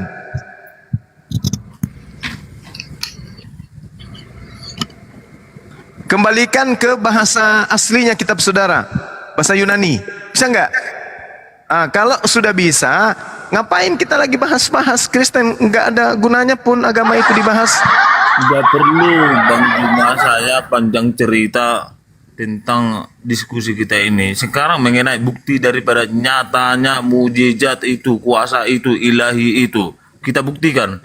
Ada nggak dari agama Islam yang bisa menyembuhkan orang buta, orang lumpuh, orang penyakit? Ada nggak? Saya tanyakan dulu kan. Dengan kata sebut dalam nama Yesus atau dalam Nabi Muhammad, ada nggak dalam nama Nabi Muhammad itu? Saya tanya dulu, ada nggak? Kami tidak akan bisa seperti itu karena karena yang mengusir setan pakai nama Yesus, bermujizat pakai nama Yesus, bernubuat pakai nama Yesus, itu adalah buah-buah pengajaran nabi palsu. Baca Matius 7 nomor 15 sampai nomor 23. Tanda-tanda nabi palsu, kaumnya, umatnya, pengikutnya, penerusnya adalah mengusir setan, bermujizat, bernubuat pakai nama Yesus. Jadi kalau Anda punya kesaktian mengusir setan, bernubuat, lalu kemudian bermujizat, ada kesaktian-kesaktian Anda seperti itu wajar. Karena ajaran kalian itu adalah ajaran nabi palsu. Enggak ada agama Kristen setan, enggak ada. Lah itu di dalam kitab saudara tadi Anda katakan mujizat. Ya. Bang Aris, jangan diskusi sama tidak bisa mengartikan dan memahami daripada semua isi Alkitab itu. Tidak, Yesus mengatakan tanda-tanda nabi palsu pengikutnya. Sekolah dulu Bang Juma ke agama Kristen biar paham kamu tentang isi daripada Alkitab. Oh, nggak bisa. Orang Kristen nggak paham Bible, Bang. Orang Kristen cuma modal doktrin dan dogma. Kalau orang Kristen sudah paham Bible, pasti mereka mualaf. Itu kan katamu. Mari kita buktikan. Menurut Yesus, di dalam Bible, dia mengajarkan dirinya sebagai rasul, utusan Tuhan, atau sebagai Tuhan itu sendiri. Coba.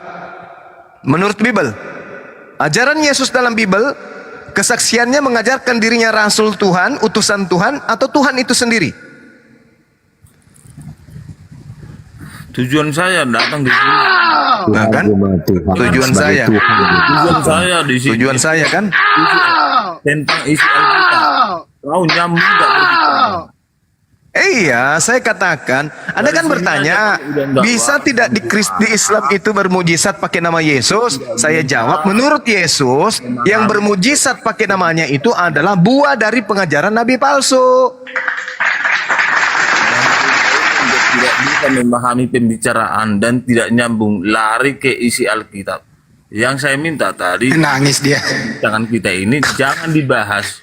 Enggak saya bawa Alkitab. Bisa kami tidak membahas agama Romawi tersebut, agama Barat ini, yaitu Kristen. Kalau kitabnya agama Barat ini menghapuskan semua istilah-istilah Al-Quran di dalamnya, bisa. Ngapain ajaran agama yang dari Barat ini kami bahas? Habisin waktu.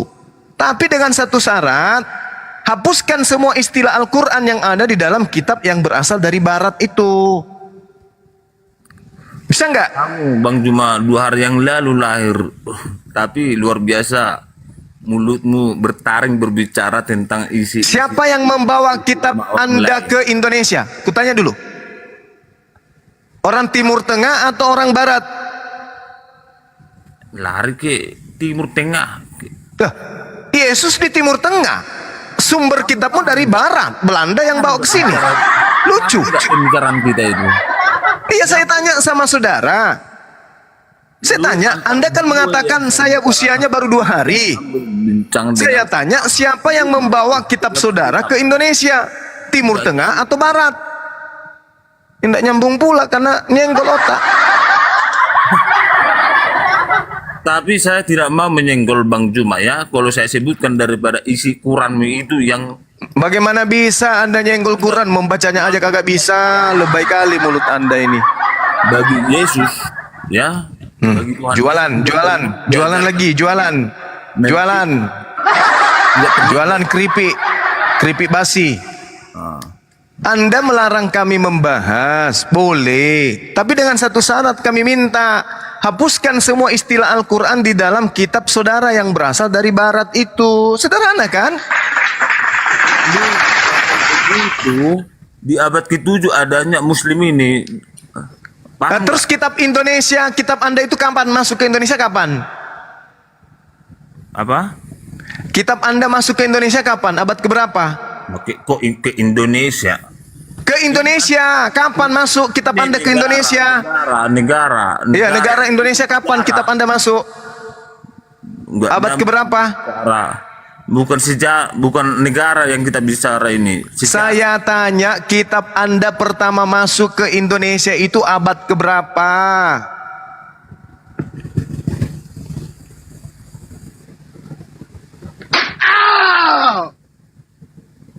Kitab Anda dari Barat menggunakan bahasa Belanda, masuk ke Nusantara, mencaplok istilah-istilah Al-Quran. Habis itu Anda larang kami membahasnya. Parah kali. Iya.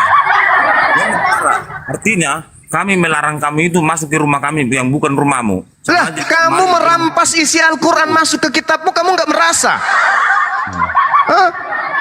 Hei, sampul kitabmu itu menggunakan kata Al-Quran, kamu nggak merasa? Dari halaman, dari sampulnya Anda kelihatan Alkitab. Wah, mati meja. Dari mana kata Alkitab ini kalian ambil? Kitabmu itu berasal dari Belanda. Plukat. Yang halus sedikit dong, plukat. Berkeras kepala kamu Bang Juma. Aduh saudaraku, sadarlah. Kitabmu itu dari Belanda. Masuk ke Nusantara. Setelah masuk ke Nusantara, mencomot-comot istilah Al-Quran. Dalam agama kami ini menyebutkan dalam nama Yesus. Ini nenekmu kiper, mana tuh tahu dalam nama Yesus, dalam nama bom-bom nggak ada. Dalam nama Tuhan, ajaran Barat, pergilah, hus, puh. Nah, selesai. Nggak berhasil kan Belanda? Tak berhasil Belanda. Dalam nama Yesus, kami dalam nama Allah. Pulanglah Belanda. Kembali. Tak berhasil, mental. Nggak boleh gitu. Nah tadi, saudara, Anda yang mulai. Apa sih kawanku ini? Bolehnya Anda, aku nggak bisa. Alah, kasih kesempatan saya sedikit bicara Bang. Ya udah, bicaralah. Baik Bang Suma, kami akan usulkan ke Lembaga Kitab Indonesia untuk menghapus semua istilah Al-Quran di kitab kami. Halilintar. Begitu bagus. Daripada ngeyel.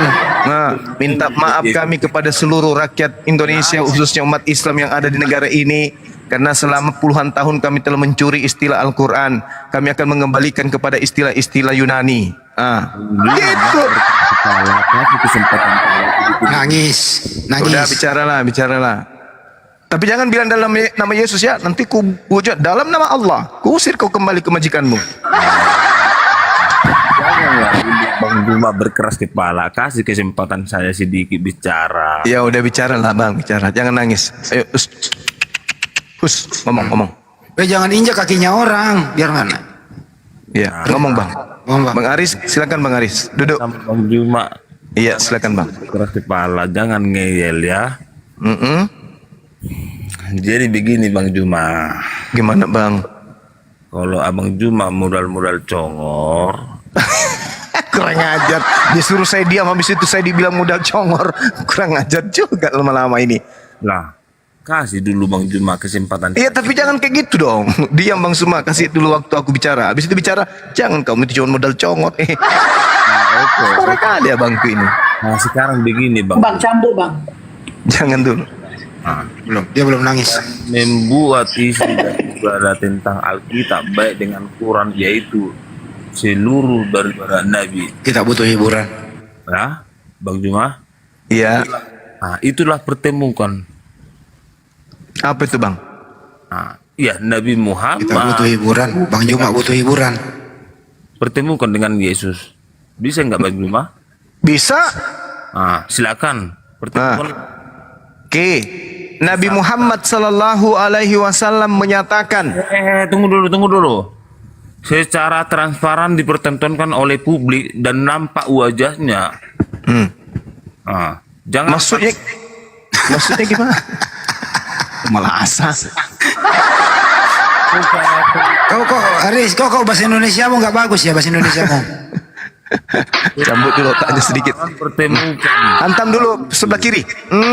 Sebelah kanan lagi. Nah, duduk. Sampai ya. Duduk. Nah, gimana Bang? Jangan berkeras kepala Bang Juma, nggak boleh.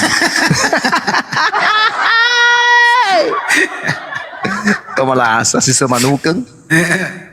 Bang Juma dari tadi berkeras kepala, ngomong. Iya ampun. Caranya nggak dikasih kesempatan saya sedikit bicara. Iya bicara, ya, sudah dikasih dari tadi pun ngomonglah. Oke, sudah bisa aku bicara Bang Juma? Dari tadi kau bicara kan? Emang tadi kau kentut? Nangis tadi. Iya langsung Bang. Sudah bisa aku bicara Bang Juma? Udah. Oke. Jadi buat Abang Juma untuk melarang tentang isi daripada Alkitab mengenai isi Muslim, ya, silakan dipertemukan oleh semua Nabi Muhammad, Tuhan Yesus. Tapi saya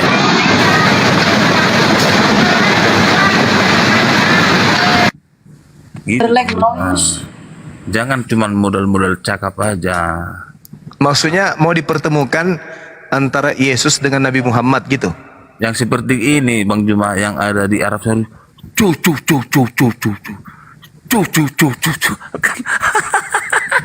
Apa itu? Apa maksudnya cucu? Apa itu? Astagfirullahaladzim. Jadi kalau bagi umat Kristen itu kan Bang Juma, di dalam nama Yesus semua ada. Dalam nama Yesus lagi. Dalam tubuhnya ini. Nah, sembuhkanlah itu. Aku percaya dengan nama. Dalam nama Yesus, sembuhkanlah Uti dari penyakitnya. Malah meninggal dia. Udah orang udah nggak ada Bang Adi. Jangan kau alihkan pembicaraan Bang Juma. Nah, jangan alihkan. Bisa ditegur oleh mata Bang Juma. Maaf, bisa dilihat. Tapi daripada mujizat Muslim ini kan seperti yang di Arab Saudi yang dipegang tasbih itu,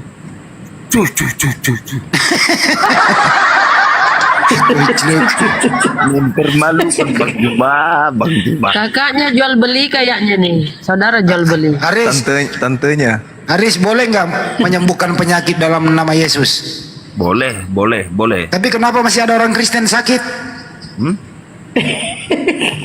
Kenapa orang Kristen masih ada yang sakit? Karena belum percaya dan belum yakin kepada Tuhan Yesus. Belum nama Yesus itu. Belum percaya. Kena dia. Kalau kau sudah percaya, Bang. Kalau kau sudah percaya, Bang Aris, kau sudah percaya. Akan disembuhkan segala bibit penyakit yang ada di dalam Nah, kalau kamu sudah percaya Yesus, Bang Aris, kau sudah percaya? Biasa saya percaya, yakin semua ajaran Tuhan Yesus tentang Silahkan kau pindahkan gunung, Bang. Kalau ada imanmu pindahkan gunung. Gunung pindahkan. kenapa jadi gunung dipindahkan? Kamu Situ kau ditantang. Di Bibelmu, kalau kau percaya Yesus dan ada imanmu, gunung pun bisa kau pindahkan. Gunung. Waras enggak kamu Kau itu? percaya tuh. Enggak, pendalaman dalilnya enggak sampai ke situ. Enggak sampai ke situ dia. Dia ini hanya untuk dukun-dukunan, kena dia dukun-dukunan. Itu kena dia.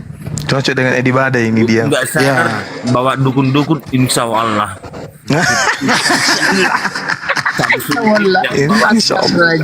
Kita butuh hiburan, jangan dikencengin, biarin aja. Kalau Kristen nggak pernah berdukun. Nah, nggak usah bilang dukun. Di dalam Islam dan bawa dukun. Ya, Kenapa Haris kok mau sembuh? Kenapa? Kenapa kok orang Kristen maunya sembuh? Kan percaya Yesus auto masuk surga. Kenapa sembuh dengan alasan percaya Yesus atau naik surga? Kenapa mau? Kenapa maunya sembuh kok? Kenapa nggak pengen cepet-cepet ke surga aja? Loh, kenapa nggak naik ke surga cepat-cepat aja? Dia masih mau makan babi dulu orang. Iya, dia mereka nunda-nunda ini. Melayani Tuhan di surga menunda-nunda mereka ini. Ya Aris ya. Kenapa nggak cepat-cepatnya naik ke surga? Itu pertanyaan. Iya. Begini Bang, tidak semudah itu diterima oleh Tuhan kalau bukan dari niat hatinya yakin dan percaya kepada Tuhan Yesus, diterima di sisinya yaitu surga. Tidak semudah itu Bang. Oh, jadi orang Kristen ada juga yang masuk neraka berarti ya? Iya, namanya manusia, kalau nggak mau dia berbuat yang baik, maunya ingin merampok untuk makan kenyang, begitu juga sebenarnya yang dari lain, namanya manusia. Oh, kalau gitu jangan bilang Yesus juru selamat. Loh, juru selamat itu yang disebutkan tadi penyembuh dengan mujizat Bang. Orang jahat itu pun tidak pernah beriman. Maka juga ditolong oleh Tuhan Yesus. Tolong tunjukkan mujizat Yesus menyelamatkan orang dari perampokan. Saya tunjukkan orang yang merampok diselamatkan orang Yesus. Orang yang merampok diselamatkan Yesus. Mantap, bagus. Kalau di kita orang merampok ditangkap. Lalu diklarifikasi, diadili oleh hakim.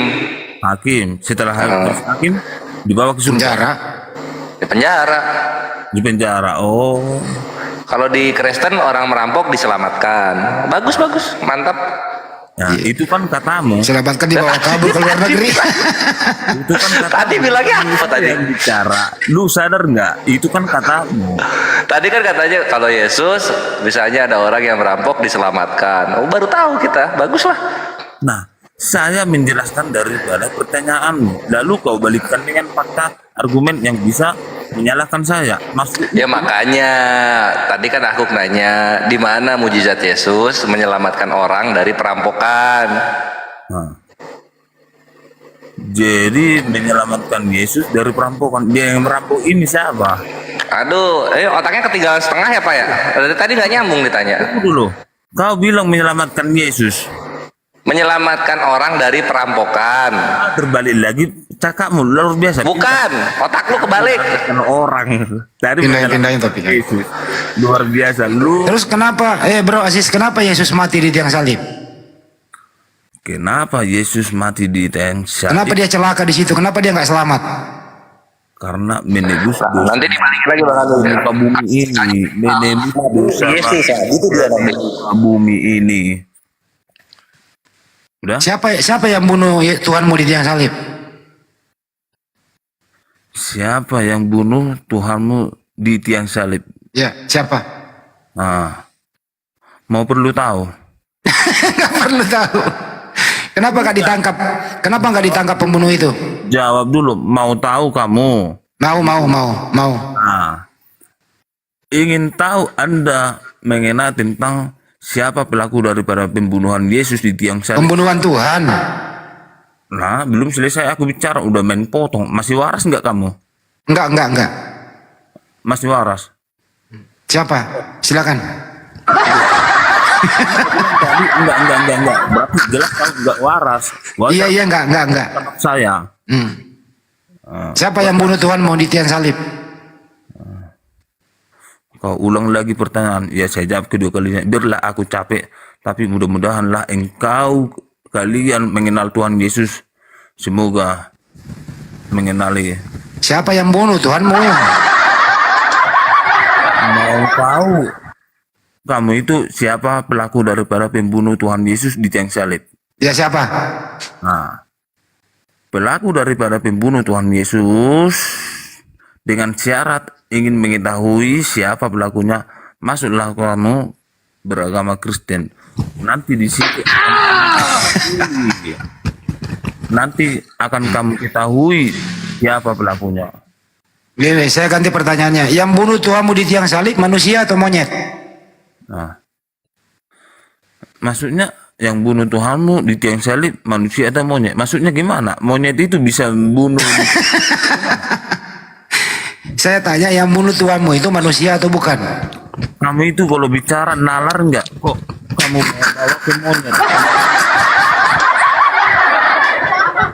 Enggak, janganlah kamu berkeras kepala kalau diskusi itu. Berbicara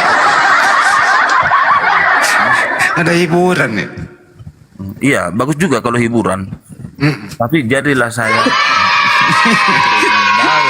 kebenaran di tengah umat Kristen. Kenapa Tuhan mau bisa mati ya? Kenapa? Nah, kenapa Tuhan? Karena disalibkan. Ya, udah saya bilang tadi. Anda mau tahu Tuhan Yesus siapa pelaku daripada pembunuhnya? Ya, siapa? Pertanyaan kedua, kenapa Tuhan mau mati? Ya. Dengan satu jawaban, ya. Nah, dengan satu jawaban, silakan kamu mengimani Kristen, maka disitulah kamu akan mengetahui tentang semua isi sejarah yang kamu inginkan jawaban yang benar. Oke, udah dijawab. Siapa yang cabut nyawa Tuhanmu?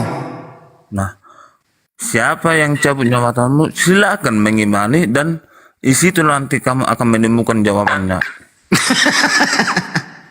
Saya tidak perlu berbicara ini enggak perlu saya. Karena bagi kami ini fakta, bukti. Kamu sudah mengimani nggak? Luar biasa, puji Tuhan, haleluya. Di dalam nama Yesus. Kalau kamu sudah mengimani, kenapa kamu nggak bisa jawab? Saya tidak mau memberikan jawaban kalau nggak waras orangnya yang mau mendengarkan. Kalau begitu kita waras semua yuk ya. Sekarang udah waras nih, silakan. Lu nggak waras karena dari tadi saya mau menjawab atau mempertanyakan main potong-potong lu. Jadi di situ saya menilai sudah nggak waras lagi. Terima kasih. Ada Kalau begitu saya rubah pertanyaannya. Berapa kali kau makan babi dalam seminggu? Nah, berapa kali kau makan daging babi dalam satu minggu? Iya. Tiap hari. Silakan datang ke rumah saya, akan saya pertunjukkan kepada dirimu di depan matamu, akan saya pertunjukkan saya makan daging babi, maka di situ kamu akan menghitung berapa dalam satu minggu itu. Oke. Saya berbicara sama Aris, boleh? Iya, silakan jual beli. Kalau Anda berbicara mau makan babi di rumah Anda, Ketemu dia saudara aja di pertarungan sengit ini malam ini. Ya, seru, luar biasa. Aku bangga. Terima kasih Bang Juma sudah mengizinkan saya di rumah ini. Anda kan berbicara babi. Sudah berapa babi di kandang Anda itu? Sudah berapa babi di kandang Anda? Pertanyaannya Babi kayak itu. mana? Masih Babi lancar.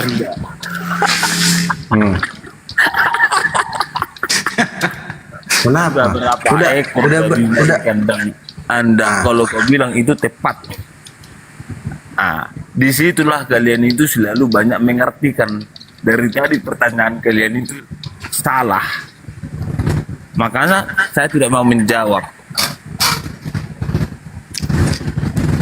Aduh, pertanyaanmu salah jual beli. Salahnya di mana? Oke, berkubah dulu pertanyaanku ya kan? Karena dia berbicara begitu. Pikirkan dulu baru sampaikan. Oke, aku pikirkan. Supaya tidak salah ya Bang. Jadi bahan perbincangan nanti jadi bahan ketawa ini. Gak usah bahan bicara tertawa. Udah berapa anak babi Anda di kandang babi? Sudah berapa anak babi Anda di kandang babi? Lancar ini ngomongin babi nih.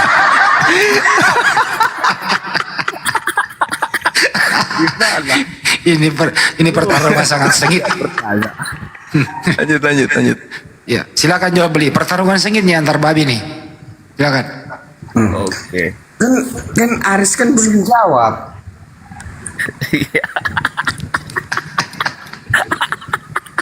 Oke. Jangan ketawa Bang. Pikir dulu pertanyaannya ya. Jangan ketawa Bang. Karena ketawa aku. Jadi ikut Abang ketawa. Tidak lucu. Pikir dulu Bang pertanyaannya. Jawabannya apa? Sudah berapa anak babi Anda di kandang babi Anda? Ya? Itu pertanyaannya kan? Iya, udah berapa? Sebelum bertanya anaknya, berapa babi Anda kalian pelihara kelamin perempuan itu dulu lah. Oke. Biar pintar abang itu, biar pintar abang. Saya bukan mengajari. Oke, yang melakukan itu jantan babi Anda atau jantan babi orang lain yang Anda sewa, Anda bayar? Oke, ini pertanyaan yang sangat menarik, yang sangat luar biasa. Saya hargai abang yang bertanya ini ya. Yang melakukan itu sudah berapa begitu ya bang? Samalah pertanyaan itu saya balik ke diri abangnya. Abang melakukan sama istri abang sudah punya anak berapa? Kenapa Anda lari ke situ? Masa Anda mengatakan hewan dan manusia? Abang nggak terima. Anda kan mengatakan babi. Paham. Kenapa Anda mengatakan babi sementara Anda melontarkan sama saya istri saya?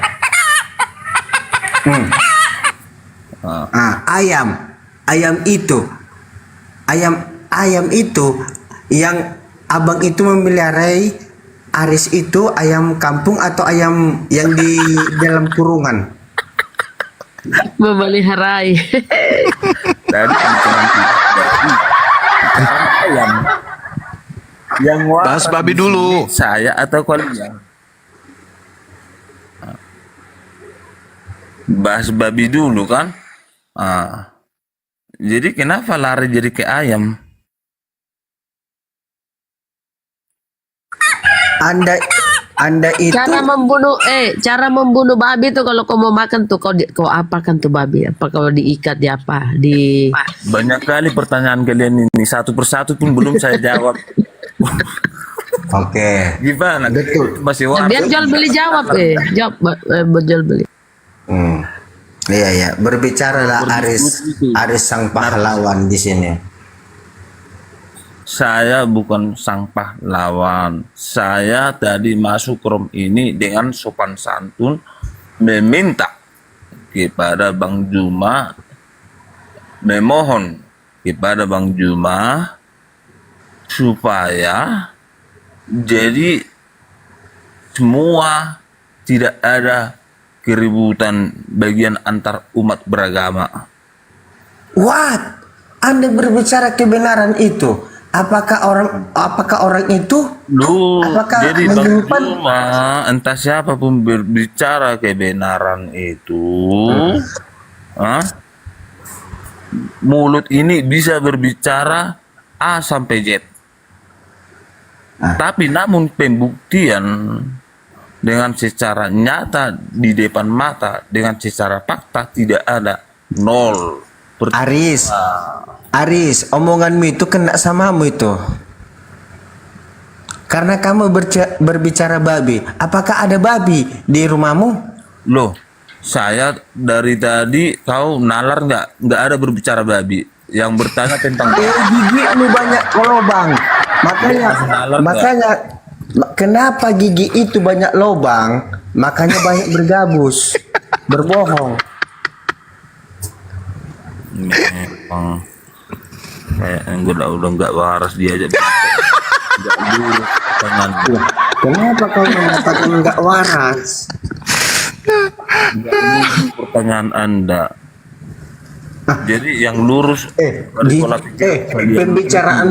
pembicaraan Aris itu berbicara babi. Aku menyimpulkan babi. Tapi aku simpulkan babi untuk Anda, tapi Anda menyimpulkan sama saya. Ketika istri Anda, lalu aku berkata, ketika ayam pelihara itu, yang ayam di kandang itu, bagaimana? Aris ditanya nggak bisa menjawab, jual beli.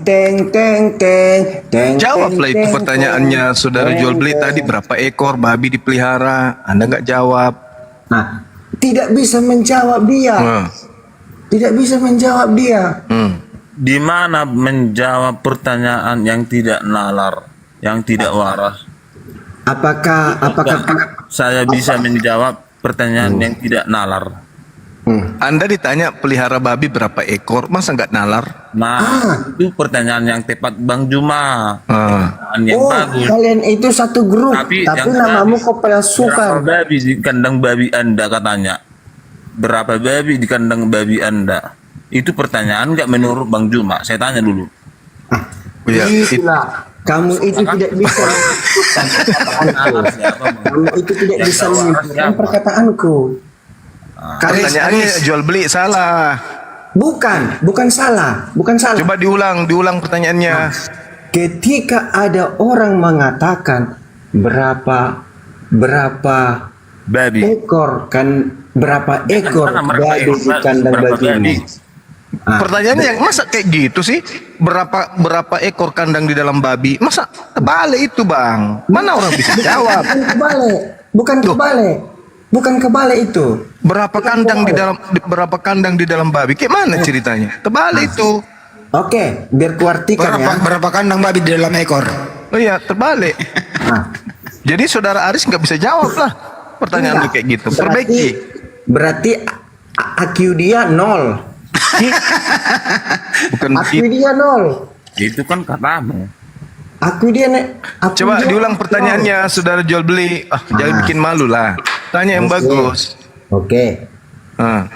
Kalau ada orang mengatakan begitu sama saya, mau nggak kau menjadi jantan di antara betina babiku? Bahayanya. Masa saudara Aris ditanya begitu? Iya. Itulah sirkulasi perkataan. Sirkulasi.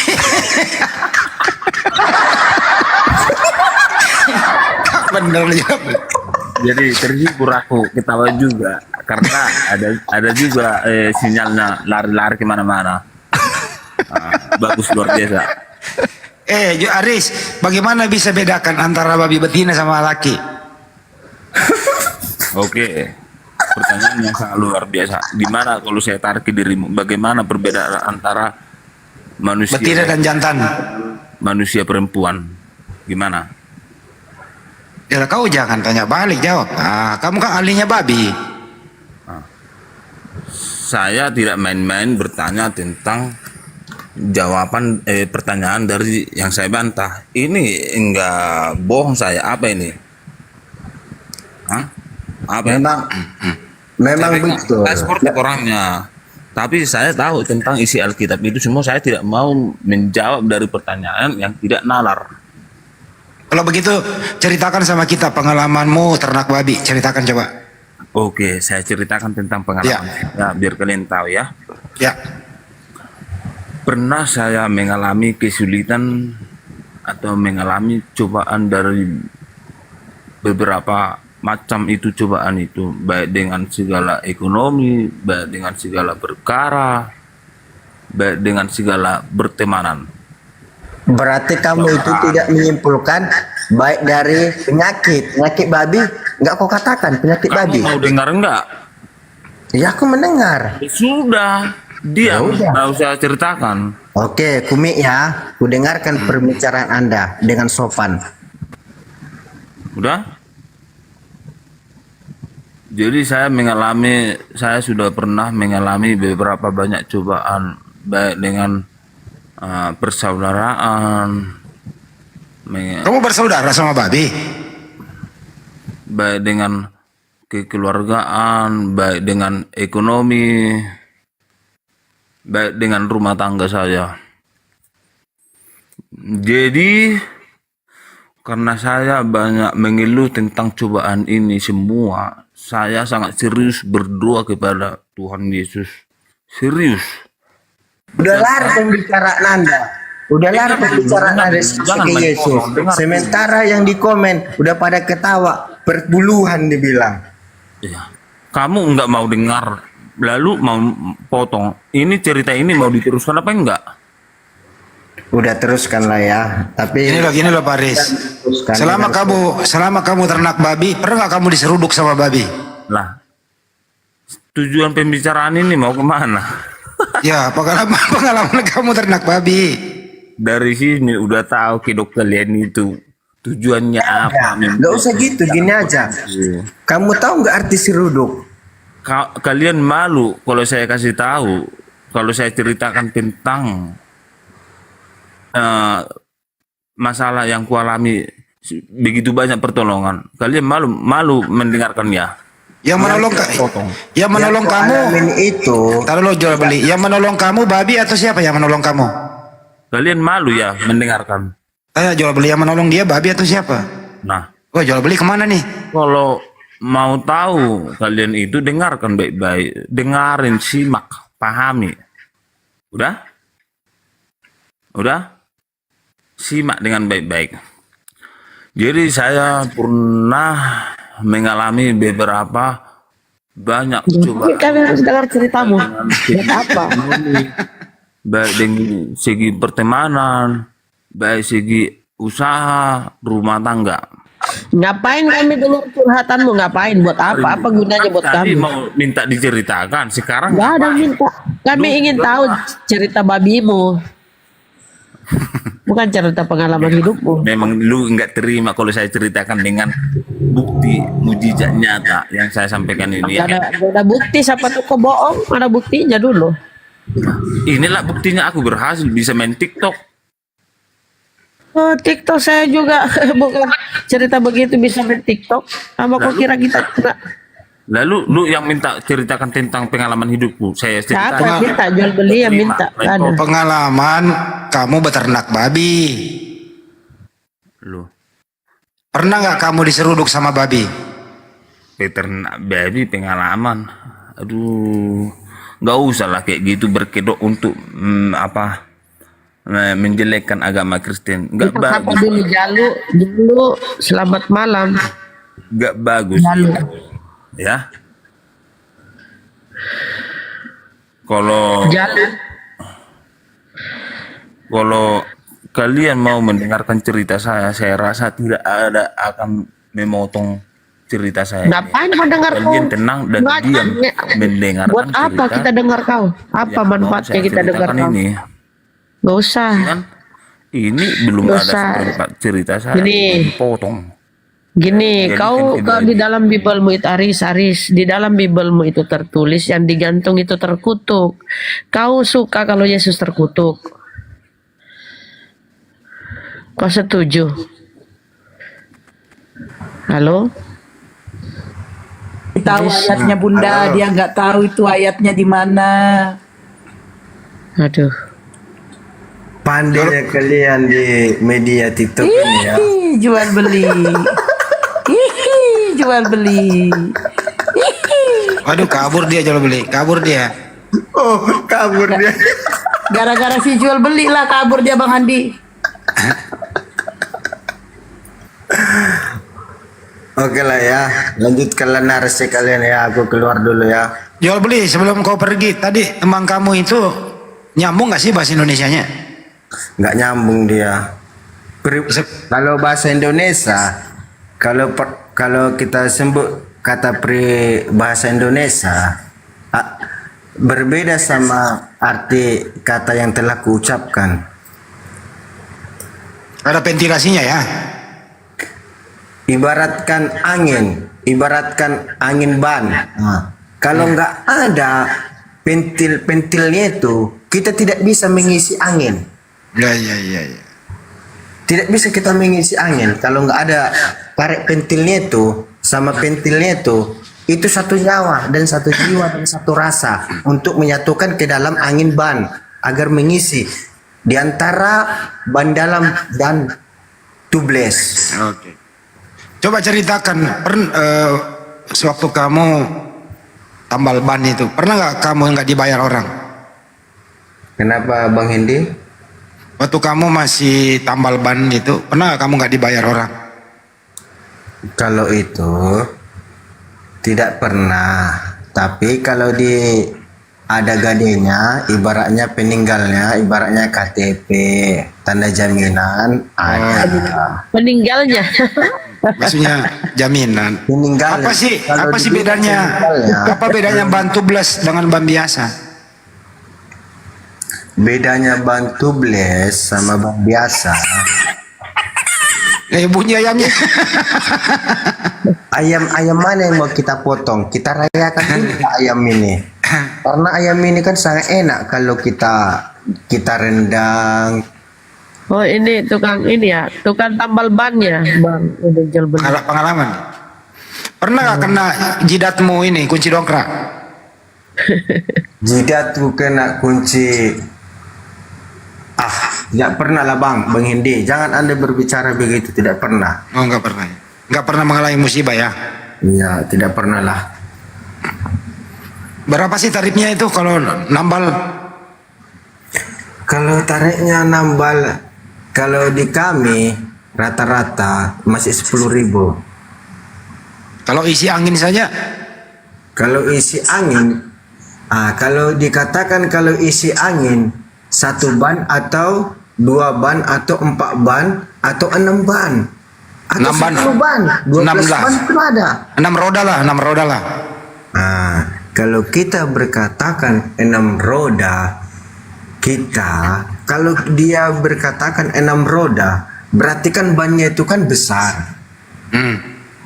Otomatis kan kalau kita mengisikan sesuai kuadrat kita isi angin. Bukan jual beli, bukan kau yang tiup toh. Bannya bukan kau yang tiup atau kau yang tiup. Adalah kompresor lah. Oh kompresor, aku pikir dia yang tiup. Kok Ibunda Rama lebih luas pembicaraan Anda. Netizen di bawah bilang jual beli yang tiup. Lanjut. Lancar. Kalau begini lancar loh. Ngomongannya. Kalau apa bedanya? Lebih mahal mana, nitrogen atau angin biasa? Kalau sebenarnya kalau lebih simpel itulah angin dari udara, bukan dari angin dari udara. Nah, Tolonan deh. Sahabat Kandage, kita dengarkan jual beli nih ya. kenapa kita mengatakan dari angin udara ketika kita hidupkan mesin kita, dia itu menghirup udara? Ada nggak kalian menengok bagaimana bayangan? Sekarang temamu nanang ini. Jadi ini peternak babi PS tambal ban. Iya, silakan Bang Aris naik lagi tuh. Iya, ya, terima kasih. Memang Bang Aris ini, ayolah Bang Aris. Oke lah. Jangan kamu itu salah mengartikan dalam hidup ini. 100 pun saya tidak akan mundur untuk kebenaran bagi saya. Kalau Anda mengatakan kebenaran, Anda itu sudah Dinda kebenaran. Lianka kalau ada di bawah minta permohonan untuk naik ke atas, silakan aja. Lianka namanya. Typing saya dari tadi naik udah lebih 20 kali bisa dihitung, tapi enggak dinaikkan. Apakah malu berdebat dengan saya untuk kebenaran? Saya tidak tahu. Kalianlah yang tahu itu ya. Lucu kali Anda. Lucu kali Anda berbicara kebenaran, sementara Anda masuk mengatakan kebenaran. Anda mengatakan, aduh, bagus kan kata Anda. Oke, lanjut ke cerita apa lagi nih? Pertanyaannya apa lagi? Tanya lagi jual beli masalah babi. Nah, masalah babi gimana? Kalau masalah babi itu, ya, kita masuk tema di mana? Kalau masalah babi itu, kalau kita berbicara masalah babi, kita masuk di tema mana?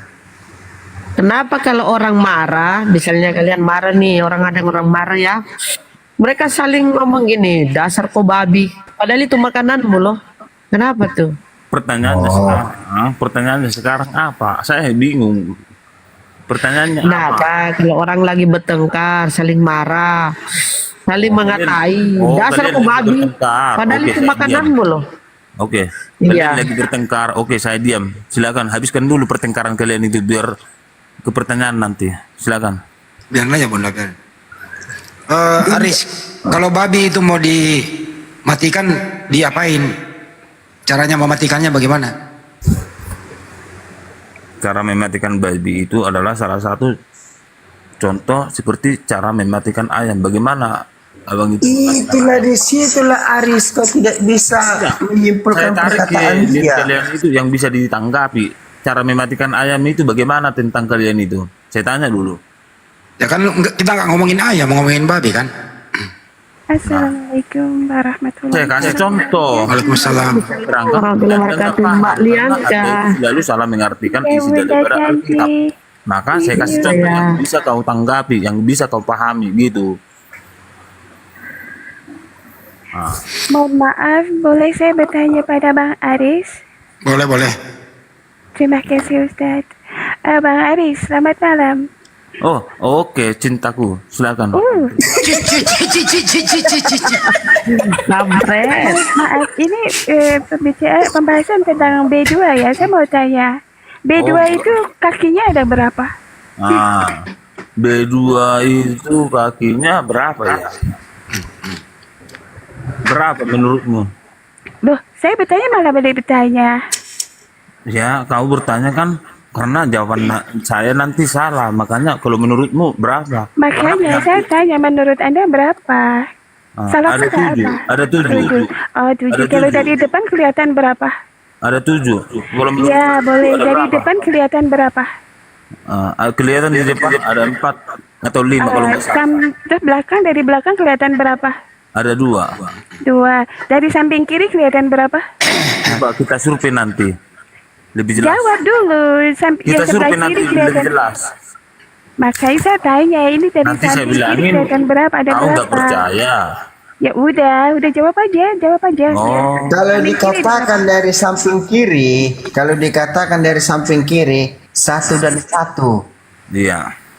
Enggak gini abang, saya tanya sama Bang Aris tadi bilangnya ada 7.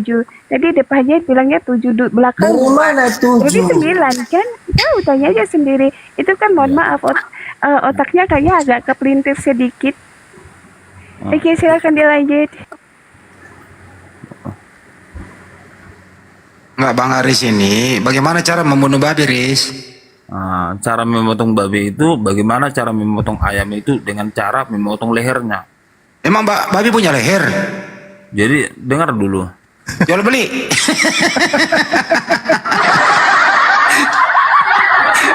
Babi nggak ada leher lah. Janganlah kayak gitu Hendy, nggak boleh. Babi punya leher. Tapi ayam itu nggak punya leher. Babi itu punya leher sama-sama ayam. Nggak boleh gitu, Andi. Ya, kalau mau menang di pembicaraan konteks seperti ini bukan begini caranya, Dek. Ya, nah, belajarlah dengan nalar, belajarlah dengan waras, sampaikanlah dengan Riz, terakhir Riz. benerang. Itu kenapa babi, Riz, berdua sama jual beli nih? Dia jalan di belakang mamanya, induknya babi. Kenapa anak babi kepalanya nunduk? Kenapa tuh? Itu pertanyaan apa itu? Hah? Pertanyaan apa itu? Iya kan dia jalan sama mamanya, tapi anaknya di belakang kepalanya nunduk. Kenapa? Di mana itu? Oke, usangkan dulu perkataanmu, Hendy. Apakah pernah kamu mengalami? Saya bukan babi lah, kan babi yang diomongin, bukan orang. Iya, dari pembicaraanmu yang kukatakan, apa pernah kamu mengalami? Pernah saya melihat di video kalau dia jalan beriringan itu. Ada nggak videonya? Ada banyak. Oke, tunjukkan. Kau tahu nggak kenapa anaknya nunduk kepalanya? Karena malu mamanya babi. Kamu tahu nggak? Kamu itu di antara hidup kamu tidak ada kalau tidak ada orang tuamu. Jual beli kamu kok bahasa Indonesianya nggak nyambung lagi sih?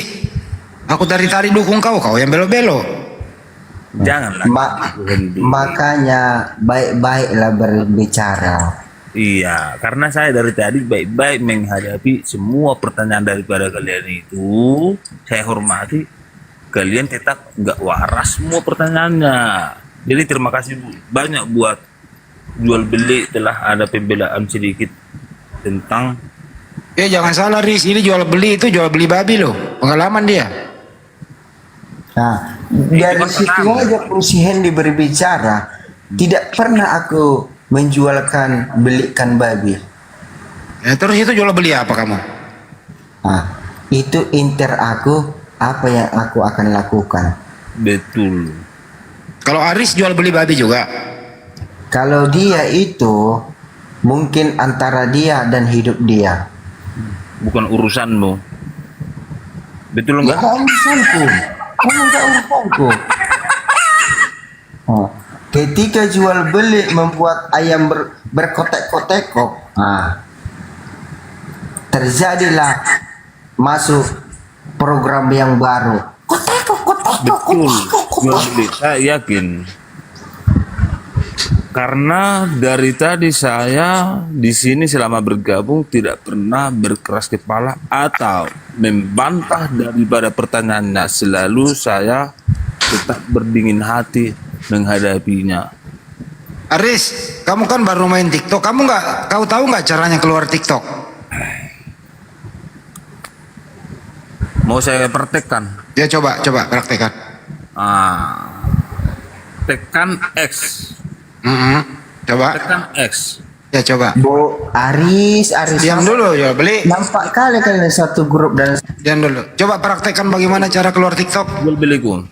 Betul. Coba. Pertanyaannya ini tidak nalar. Yang kedua, berarti kamu belum bisa kena TikTok, belum bisa main. Tentang kisah saya aja pun kalian ini tidak mau mendengar. Maunya menjatuhkan. Berarti kamu masih gaptek, belum bisa keluar TikTok. Coba praktekin. Apakah begitu kalian itu diajarkan tentang agama kalian? Sekarang kita ini kan ini nggak ngomongin agama, ini ngomongin TikTok. Sekarang kan kita. Berarti kamu masih gaptek, Riz. Riz, kamu masih gaptek, belum bisa keluar TikTok. Saya tidak pernah membantah pertanyaan kalian. Itu record. Ada putaran kembali. Kamu masih gaptek. Belum bisa keluar TikTok, nggak ngerti caranya. Lu nggak waras. Coba praktekin dulu. Dulu jual beli bisa lo praktekin. Coba kamu praktekin, nggak bisa nih, nggak ngerti nih.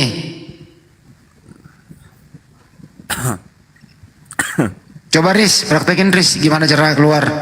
Bang, praktekkan apa itu? Praktek keluar TikTok. Jangan sempat si Juma mengatakan sama Anda berbicara begini-begini nanti sama Anda sampai 10 kali.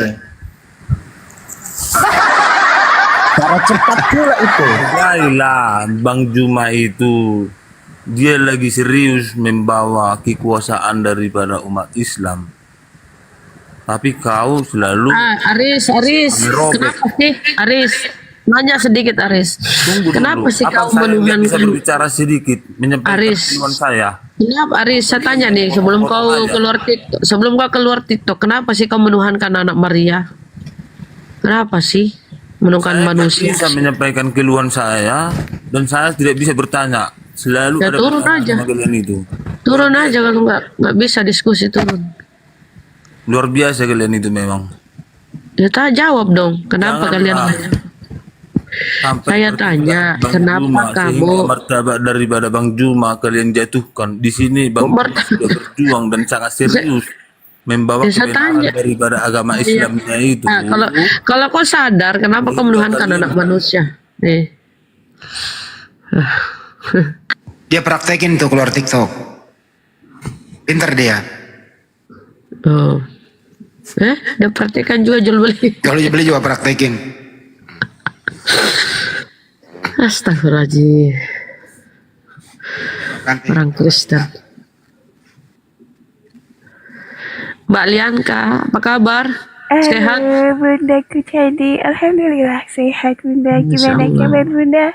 Alhamdulillah sehat. Semoga sehat selalu ya Bunda ya. Gimana suasana di Bali kalau lagi puasa itu gimana? Saya di kota Tegal Bunda. Belum pulang. Oh, belum ya. Halo? Iya Bunda. Itu ada tamu Bunda, Boleh bertanya, silakan. Mbak? Ya, halo, Agus Serang ya? Boleh bertanya Boleh. ya? Sila Kristen Boleh apa bertanya. Muslim? Kristen Muslim, Bang? Apa namanya? Kristen. Tapi saya tanya baik-baik, harus jawab ya. Enggak, Kristen ya? Jawab Oke, ya. silakan. Iya, jawab ya. Ini kenapa ya? Curhat. Mau Nabi curhat, Bang? Isa itu nggak bisa gambar mukanya. Nggak bisa digambar gitu. Iya, gambar mukanya. Biar real kan? Ya kan? Benar apa nggak? Karena di zaman itu belum ada tukang gambar. Bukan, maksudnya kenapa nggak bisa gambar orang Islam, nggak bisa gambar Nabi Isa itu nggak bisa. Kenapa? Antara gambar itu yang mana yang pasti itu? Karena ada ratusan gambar tuh di setiap daerah, setiap negara beda-beda. Yang mana pastinya itu? Bukan Yesus. Nabi Isa, Nabi yang orang Islam sembah itu siapa namanya? Loh. Ya, Oh, Nabi itu ya. Muhammad. Iya, Nabi Muhammad. Oh, Kenapa nih nggak bisa bertanya gambar aja kau dodol. mukanya? Kenapa dodol semua ya, bisa Nek? gambar mukanya? Kalau ketawa sih? Nah, karena kau dodol, kau bilang Nabi Isa, kita bingung jawab apa kau ini? Iya. Nabi Muhammad. Karena di zaman itu belum ada tukang gambar. Kenapa nggak bisa gambar Jawab aja, Bang. mukanya? Kan Karena Allah di itu zaman kan- itu belum. Gini Bang, Sabar kalau dulu digambar dong. Bang. Kan saya nanya Bang. dulu. Sabar dulu. Ya, saya jawab Bang. Bang, kalau digambar. Sabar dulu. Ikan kau bertanya. Mau dijawab Iya, apa sabar enggak? dulu. Sabar dulu saya nanya.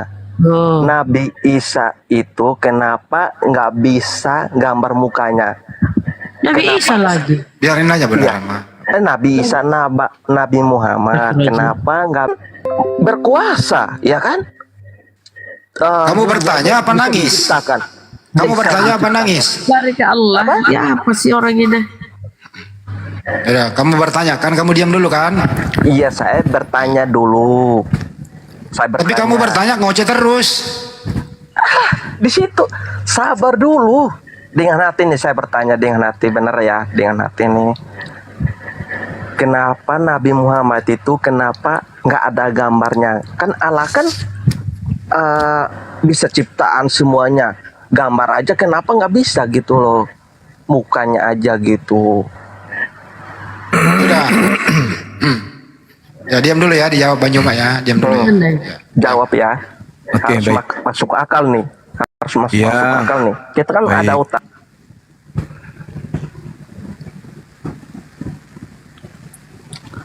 Ya, yang pertama, ketika kami umat Islam ditanya, kenapa kemudian baginda Rasulullah Muhammad Sallallahu Alaihi Wasallam itu tidak memiliki foto, tidak memiliki gambar dan seterusnya?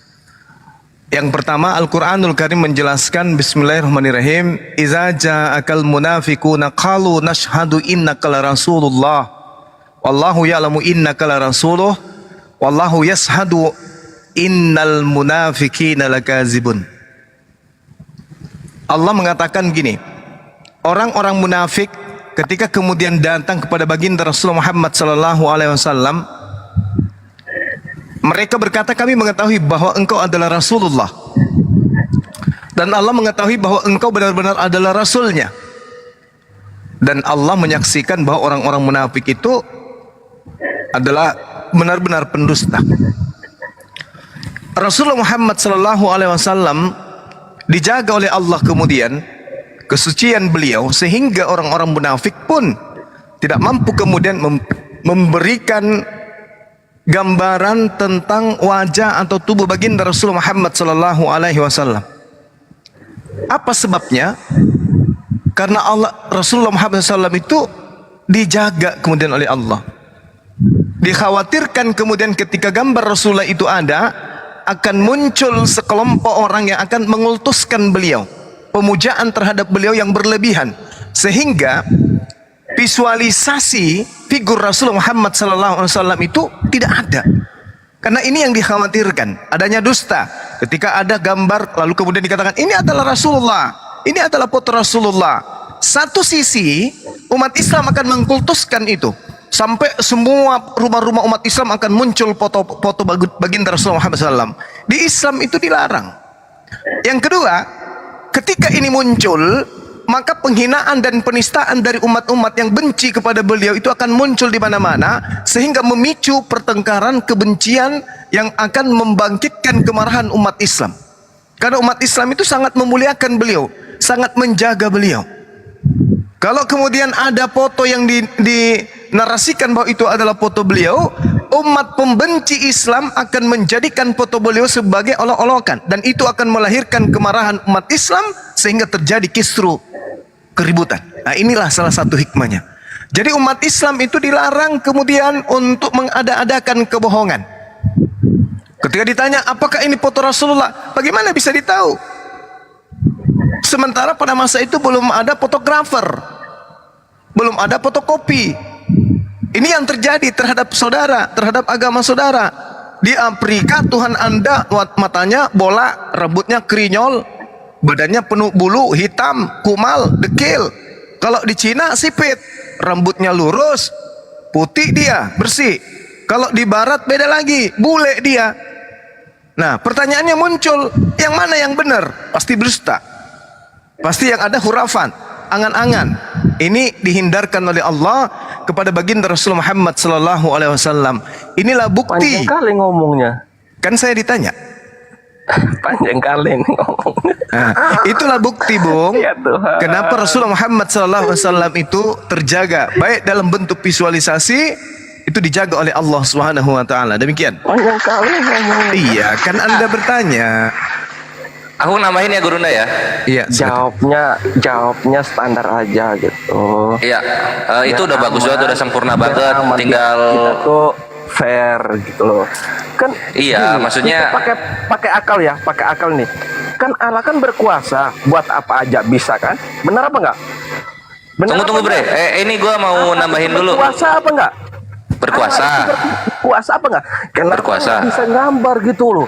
Loh, kenapa harus patokannya gambar? Kenapa harus patokannya gambar? Ada apa dengan gambar? Kalau Allah bilang bergambar, mau apa di situ? Ayo.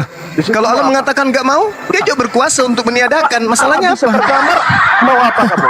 Mau apa? Lah, kalau Allah mengatakan tidak, jangan digambar. Ayo. Kalau jangan digambar kan Allah kan nggak berkuasa. Buktinya tidak digambar. Buktinya tidak digambar. Allah mengatakan jangan digambar, jangan dikultuskan. Jangan dinodai baginda Rasul Muhammad SAW. Jangan dihina. Dia dimuliakan. Bukti kemuliaan beliau dijaga. Tak ada foto kemudian yang mengatakan bahwa itu adalah Rasulullah dan dihinakan. Berkuasa apa enggak? Berkuasa. Beliau menjaga Rasulullah sehingga tidak ada foto yang bisa disama-samakan kepada Rasulullah. Buktinya tak ada. Misalkan. Jangan misalkan. Bukti yang kita lihat. Bukti yang kita lihat. Al-Qur'anul mengatakan Allah Subhanahu wa taala memuliakan Rasulullah Muhammad sallallahu alaihi wasallam. Nah, terus kenapa Anda kemudian mengatakan kenapa tidak ada fotonya? Lah, Allah berkuasa menjaga beliau. Kan kita nanya. Ya kan sama ini Gurunda. Kalau aku nambahin Gurunda ya, sama ini kalau misalnya dalam Islam itu ada wajah tokoh-tokoh bergambar, terus apa bedanya kita sama pagan? Pagan. Iya. Apa bedanya? Apa bedanya kita sama pagan gitu? Dengan Siddhartha Gautama, apa bedanya? Dengan Hindu, Itulah kenapa Buddha, Islam apa bedanya? itu menyembah Tuhan yang benar karena tidak ada gambarnya sebagaimana agama-agama pagan gitu loh. Fair dong. Kan Islam itu fair baik kan? Fair nih. Nah sekarang foto Tuhanmu itu yang asli yang mana? Gini, Allah kami berkuasa. Bisa. Iya, saya tanya, tolong tunjukkan fotonya Tuhan Anda yang asli itu yang mana? Benar apa enggak? Saya tanya, Benar foto apa enggak? Tuhan Anda yang asli itu yang mana? Ini aslinya jadi manusia bisa dipraktekin. Yang mana fotonya yang asli yang mana? Asli yang mana? Lihat aja Bang Sumo wajahnya asli kayak gimana. Mulai gepeng. Res, tampilkan fotonya Res. Yang mana yang asli tunjukin Res. Real apa enggak kita ngomong? Tunggu dulu. Anda sakit jiwa. Iya kita real ya. Tunggu dulu, ditampilkan dulu fotonya Tuhanmu yang mana yang asli. Diam dulu. Tinggal lu unjuk yang mana yang asli. Sabar dulu ya. Tampilkan foto. Akhirnya lari ke jadinya kamu agama tipu-tipu kan? Kau mau ngatakan yang ini tipu, mau yang ini tipu, yang mau dibawa tipu, diam dulu. Yang di atas Itu tipu. enggak ada gambarnya Tunggu dulu. Kami mana pernah kami ditunjukkan gambar? Enggak ada gambarnya tipu. Kok tipu? Mana gambarnya Nabi Adam? Ada nggak gambarnya Nabi Adam? Ada nggak? Nah, misalnya kita buka yang ini. Kita buka yang ini. Gambarnya Nabi Musa nih. Yang mana Tuhan di situ? Yang mana? Yang mana Tuhan lu punya 30 muka? Tuh. Apa namanya? Yang mana Tuhanmu di situ? Apa namanya? Jangan dekat ya. Nah, yang mana? Yang 10. Nomor 10. Ini yang 10 yang ini. Yang 10. Ini, yang ini. Yang 10. Yang Dari ini mana mukanya. kamu tahu? Dari mana kamu tahu, Pak? Coba apa namanya? Coba ini. Dari mana kamu tahu? Ah, inilah kebohongan kan? Melahirkan kebohongan coba. Dari mana kau tahu? Coba apa namanya? Jangan dekat. Dari mana kamu tahu? Jangan dekat. Yang mana?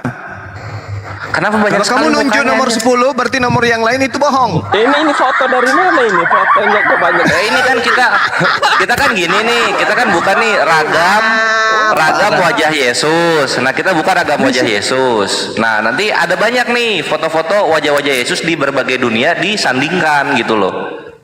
Mana. Coba kasih lihat dekat. Kayaknya saya bisa buka terawang yang ya. mana di situ. Kan, Nomor kita kasih 9, pilihannya nomor lebih 9. sedikit aja Gurunda supaya gampang ya. Nomor 9. Kasih lebih. Nah, ini misalnya yang ini. Nomor 9 mana? Banyak agama. Nomor 9. Oke, nomor 9. Tunggu. Nomor 9. Nah, ini nomor 9. Itu nomor 9 tuh. Sendiri kita Nomor 9. Tuh nomor 9. Anjir kayak kue jahe. Tuh. Bagaimana Anda bisa mengatakan bahwa ini bukan foto Tuhan Anda? Bagaimana caranya Anda bisa mengetahui bahwa ini bukan fotonya? Apa alasannya? Nah, apa buktinya kalau ini bukan Tuhan Anda? Mampus. Oh, terdiam dia. Kayak monyet, ini yang kayak monyet Di kan? manusia. Bagaimana caranya Anda bisa membuktikan kalau itu bukan foto Tuhan Anda? Hargai dong. Kita kan ada foto-fotonya. Iya, ini foto-fotonya Tuhanmu tuh. Leceh begitu dong. Kalau bisa leceh. Nangis. Makanya kamu kalau yang mana foto Tuhanmu di sini? Yang mana, Bung? Nggak panas, Bang Juma, bener deh. Ya, yang mana fotonya Tuhanmu di sini? Suara saya itu ketahuan. Nggak usah lebay. Tuhanmu di sini yang ditanya, fotonya yang mana? Oh, ini sering kita lihat nih yang ini nih.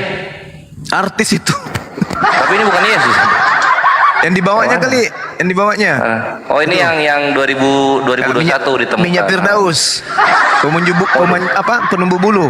Bukan. Yang mana Nah, ini. Tuhanmu ini yang mana? Ini yang versi Afrika mau nggak? Yang versi Afrika. Versi Afrikanya mana? Ini nih. Tuh. Oh. Rambutnya ikal. Ah, nih, ini yang versi Afrika Gurunda, yang ini. Cuma versi Asia. Kan banyak bulu di wajah. Ya yang mana foto Tuhanmu di sini? Yang mana? Mukanya. Yang mana? Beda wilayah, beda rahang gitu loh. Ini nggak pakai otak ini. Kena dia di sini dia. Lagi. Beda wilayah, beda rahang. Orang dari sana ketawa. Yang mana? Foto Tuhanmu yang Nih. mana? Kepintaran. Lihat, yang dia pilih yang ini, lihat rahangnya kan kecil. Nah, ini rahangnya gede, lihat tuh. Oh, beda wilayah, beda rahang Gurunda. Itu kenapa hidungnya begitu deh? Pakai tato atau apa? Yang mana? Yang Afrika. Yang Afrika. Innalillahi wa inna ilaihi. Telah berpulangnya Yesus ke negara Afrika. Berarti Ini hidungnya ini apa? Kenapa ya? Emang gitu Gurunda, Afrika kan lubang hidungnya gede-gede orang-orang. Coba yang pakai belangkon. Ada nggak yang pakai belangkon? Oh ini harus dicari dulu ya. Ragam wajah Yesus Indonesia ya. Rila apa enggak? Lo diam dulu. Rila. Ragam Lu wajah. diam Inilah dulu, kenapa jangan. kita nggak mau pakai gambar gitu loh. Allah melarang kita menggambar gitu loh. Karena nanti mukanya beda-beda. Kan Allah kan Ragam wajah Yesus Indonesia. Nah itulah kenapa, karena Allah Maha Kuasa dia membedakan dengan agama pagan. Jangan membedakan. Kan kalau Lo jangan membedakan. Terus gimana benernya kalau sama? apanya? Benarnya kalau dia berkuasa menciptakan manusia, apa bedanya? Buset. Apa hubungannya? Apanya? Kamu Mabok ini. menyembah Mabok. siapa? Allah kan? Oh mabok mana? Iya. Benar? Kalau Masalah mana, berkuasa, Ini rambutnya gimbal. Ragam Ini wajah rambutnya Yesus. gimbal nih. bisa di manusia, apa Batak. bedanya sama situ gitu loh? Kan enggak di situ kan? Ya coba sebutkan agama yang Tuhannya tidak kelihatan seperti Islam, ada nggak? Coba pengen tahu. Rambutnya gimbal ini dari mana ini rambutnya gimbal? Wajah Ada nggak Yesus. agama yang Tuhannya tidak bisa dimampu digapai penglihatan mata seperti Islam? Coba. Bagus juga rambutnya ini. Konghucu, Buddha, Hindu, Kristen dan Katolik. Res, Yesus Indonesia dulu, Res. Susah nggak ada di sini Bang Andi. Nggak ada. Mood begitu nggak ada kerja. Ada yang pakai belangkon. Mau datang besok. Oh ragam wajah Yesus belangkon. Oh ya ini Yesus pakai belangkon. Gini aja. Yesus pakai. Jadinya begitu. Kalau Tuhan lu berkuasa, kenapa dia nggak turun lagi ke bumi? Apanya? Yesus. Apanya? Tuhan Kalau lu Tuhan mau kuasa gini, turun ke bumi, kalau Tuhan mau berkuasa, kalau Tuhan berkuasa kenapa dibunuh? Oh ini ada. Nah, Saya tanya. Allah itu tuh berkuasa, ada pakai belangkon tuh. apa masalahnya? Tapi Yesusnya bayi. Bayi pakai belangkon macam. Tuh, Yesus pakai belangkon. Ketawa lagi dengar. No, Yesus pakai belangkon tuh digendong sama ibunya. Gitu loh. Ini Marianya bukan pakai tudung, pakai konde. Sial ala Jawa. Berarti Allah mau nggak berkuasa dong. Kasihan ya. Ada Ini yang gimbal ya, rambutnya Turunin gimbal. aja ya, kasihan ya. Turunin ya. Jangan nggak ada lagi ya, biarin aja udah. Yang gimbal, besar dulu satu kali. Bunda nih, Rahma gimbal. dulu, Bunda Rahma tahu. Ini rahimnya. Oh dari Afrika ini kah Tuhanmu? Versi Afrika kah ini? Mana? Ya Yesus, di situ Jesus. jangan framing semuanya, Jesus. nih. Wih, variasi wajah Yesus. Wih, Variasi. Yesus Oh, Apa ini? buset. Semua nih. Afrika wajah Yesus di Afrika. Framing semuanya nih. Bukan framing, ini beneran. Orang Kristen di sana ngegambar Yesus gitu dia rambutnya. Ini sudah berapa Framing. tahun tidak berkedip matanya?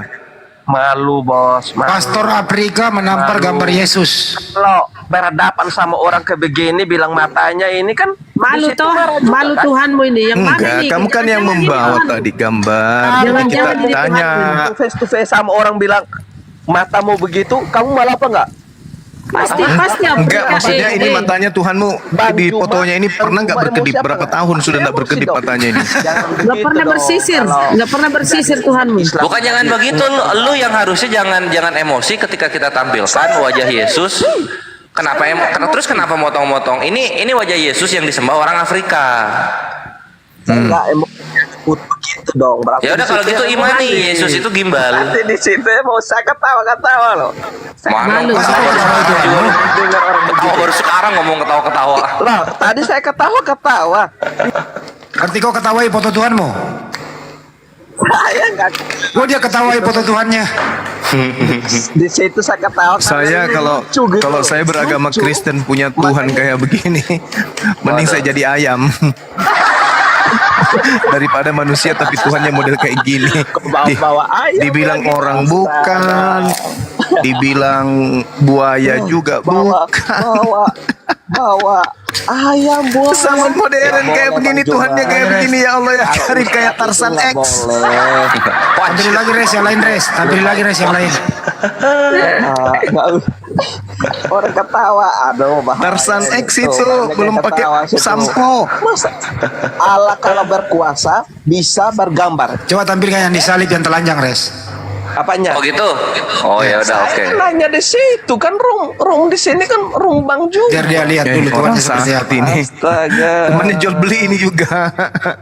Pokoknya ini malam kita kedatangan tamu yang nggak beres semua. Saya tanya, kan room Bang Juma ini. Jawab. Ya lu diam dulu. Kita mau lihat Tuhanmu disalib ini.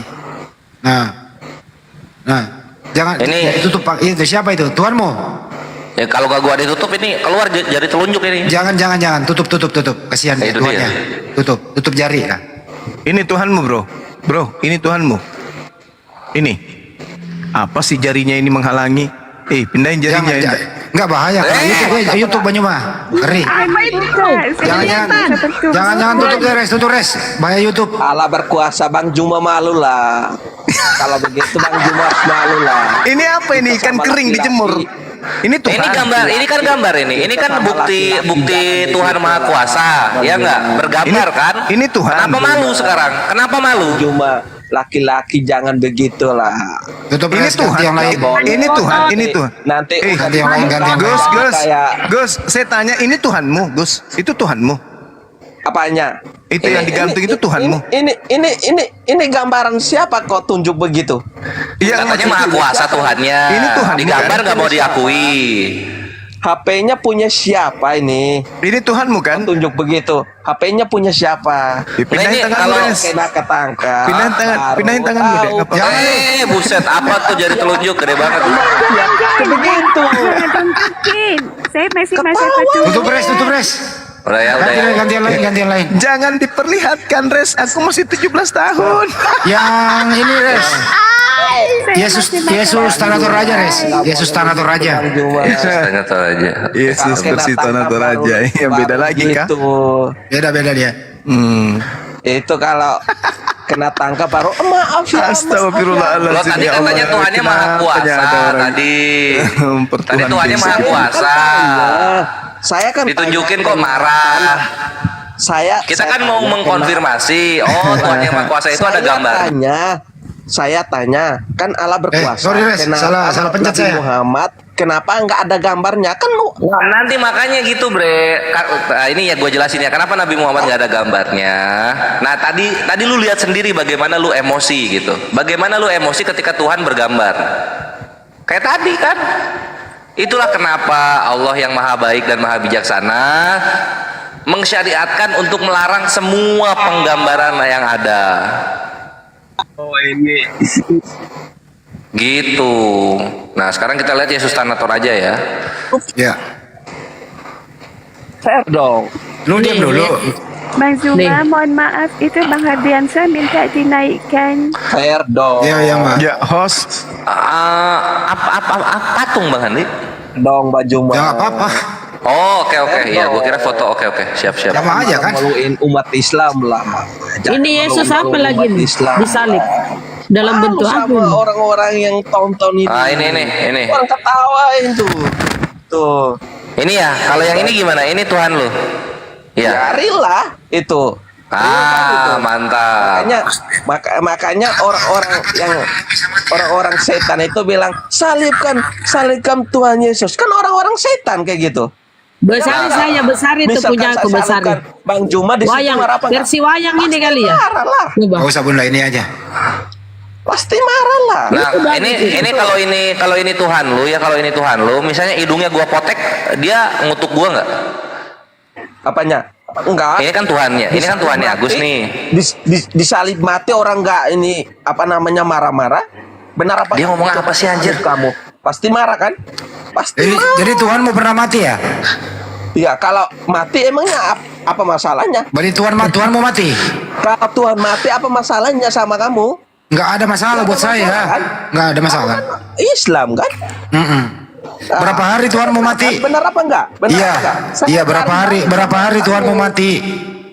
Kalau mati apa masalahnya? Terus siapa yang bunuh Tuhanmu? Siapa yang bunuh Tuhanmu? Ayo, siapa yang bunuh Tuhanmu?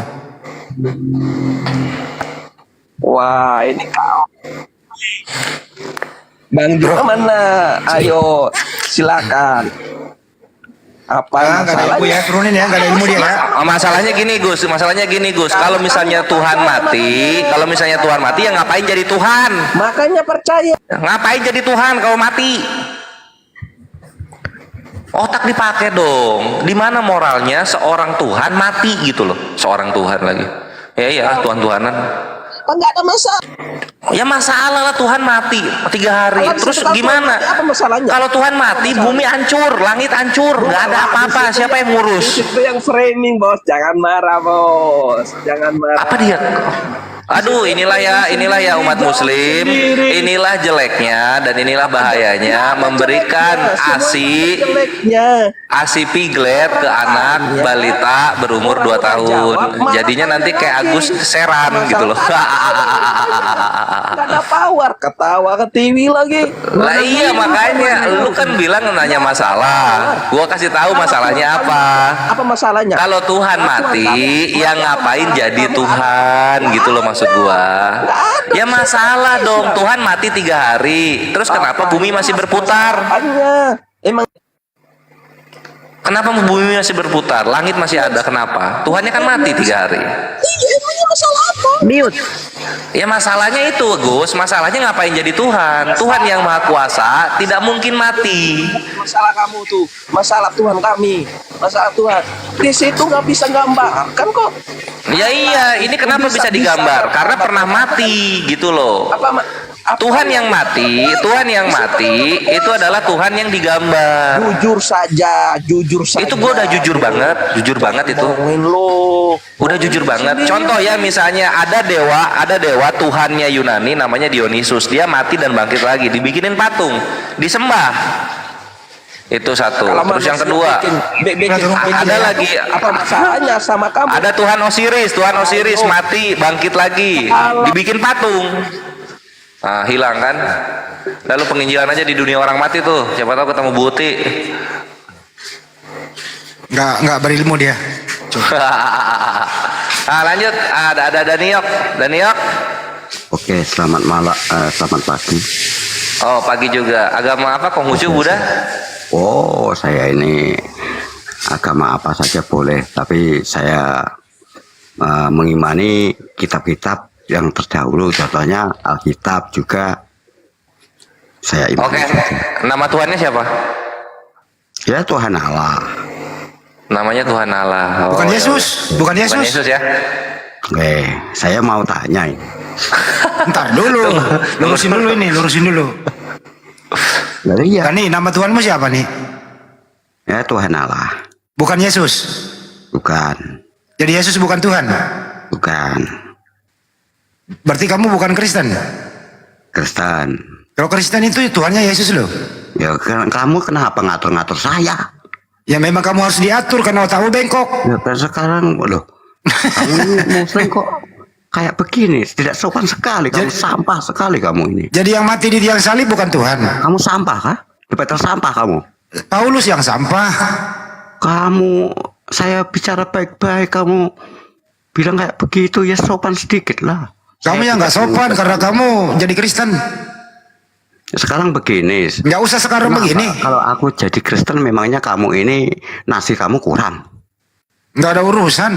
Lah ya, tidak ada urusan. Kenapa kamu kacau-kacau orang beragama. Terus kenapa kau naik ke sini kalau cuma marah-marah? Jadi iya, katanya diskusi disuruh tanya di sini ini ada orang-orang pandai-pandai di sini ini. Sebelum ditanya, ya kamu Ya, dulu. tanya, tapi yang sopan kan begitu. Ya sopan ya. Jadi yang mati di tiang salib bukan Tuhan ya? Ya itu manusia, kenapa? Jadi Yesus bukan Tuhan ya? Ya. Oke. Di antara foto-foto yang tadi itu yang mana aslinya Yesus? Saya tidak tahu, saya belum lahir waktu itu. Berarti kamu nggak percaya foto-foto itu? Tidak. Ada nggak fotonya Yesus? Hah? Yesus punya foto nggak? Mana saya tahu? Terus kau tahu apa? Ya saya tidak tahu. Berarti kamu bodoh, nggak tahu apa-apa? Ya sudah terserah. Ya udah Makanya turun. saya bodoh itu, saya Ngapain tahu. kau naik kalau nggak tahu apa-apa? Makanya kamu yang pandai. Kamu pandai tidak? Katanya kamu nggak tahu apa-apa. Kamu pandai apa tidak? Kalau kamu pandai ya saya tanya. Kalau Nggak kamu... usah pandai. Ngapain ngobrol sama orang tidak tahu apa-apa? Loh. Jangan begitu katanya. Ya, kamu larang-larang kenapa? Di sini ini. Jangan seperti sampah lah. Ya kamu memang sampah kan? Loh kamu ini. Ya kamu yang sampah. Ngaku-ngaku the better ya. Kamu kan nggak tahu apa-apa. Tanya. Tanya nggak tahu apa-apa. Nggak tahu apa-apa kan? Katanya kamu nggak tahu. Di antara sekian banyak foto Tuhan yang kamu nggak tahu. Loh, memangnya itu bukan Tuhan kok? Kok nuhan-nuhankan orang? Berarti kamu bukan Kristen kalau begitu. Ya memang. Ya memang bukan Kristen ya, kena dia. Kenapa? Berarti kamu bukan Kristen dong. Mau Kristen, kalau mau Hindu, kalau mau Buddha kan. Nah. Berarti kamu nggak jelas dong. Orang nggak jelas. Dia udah nggak mengakui dirinya Kristen dia. Iya, memang saya tidak beragama. Nabi-nabi itu saja selain Nabi Muhammad. Oh tidak beragama dia. Ngomong dong dari tadi tidak beragama. Ya. Nabi Ibrahim juga tidak beragama. Nabi Dari mana kau tahu? Musa juga tidak Loh, agamanya apa? Dari mana kau tahu tidak beragama? Agamanya apa? Kalau kamu tahu? Kalau dia bertuhan bagaimana? Ya, itu kan kalau bertuhan itu belum tentu beragama. Agama itu apa? Agama itu apa? Agama ya ajaran, untuk membungkus ajaran. Membungkus ajaran, kepalamu yang dibungkus. Iya, Nabi Musa itu agamanya apa? Saya tanya kamu. Nabi Musa itu Muslim. Agamanya Muslim? Iya, Muslim dia. Islam dia. Islam dia. Tersampah kau ini. Aduh. Kok agama? Memangnya di KTP ada agama Muslim? Jadi Nabi Musa itu nggak berserah diri kepada Tuhannya. Di KTP ada atau tidak agama Muslim? Ini orang bisa diskusi gak sih lama-lama? Iya. Di KTP itu ada. Turun dia. Aku yang kena nih. Aku turun dulu. Aku kena. Turun dulu gua. Mana Bang Dani naik? Bang Dani sini Bang. Sama Bang Suma enak loh. Nih, yuk naik yuk. Diskusi sama Bang Suma enak loh. Naik sini yuk. Bang Dani. Nih. Sini. Nih Bang. Bang Dani. Dan naik. Bang. Woi, woi.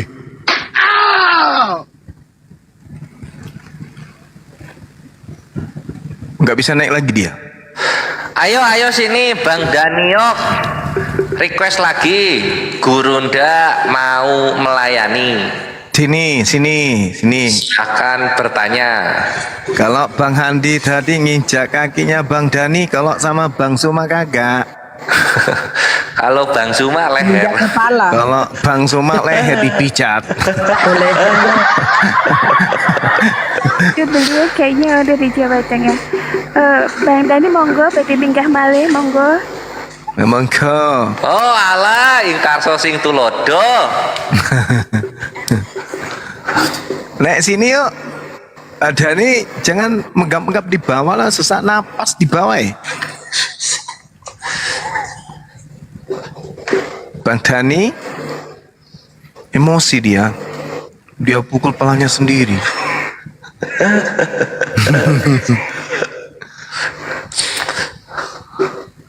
Mas Ardi ada di bawah ya? Masih ada ya? Oh, nggak tahu. Enggak. Os, Ada nggak beliau? Saat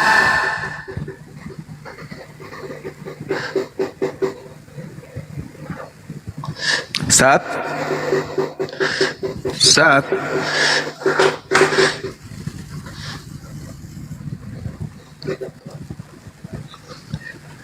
Gak ada itu ya? gimana Gurunda? Sambil ini? nunggu yang naik lah Gurunda. Itu gimana ya maksud jalan otaknya tuh gimana ya? Kalau Tuhan ada gambarnya dia berkuasa gitu. Kayak mana maksudnya ya?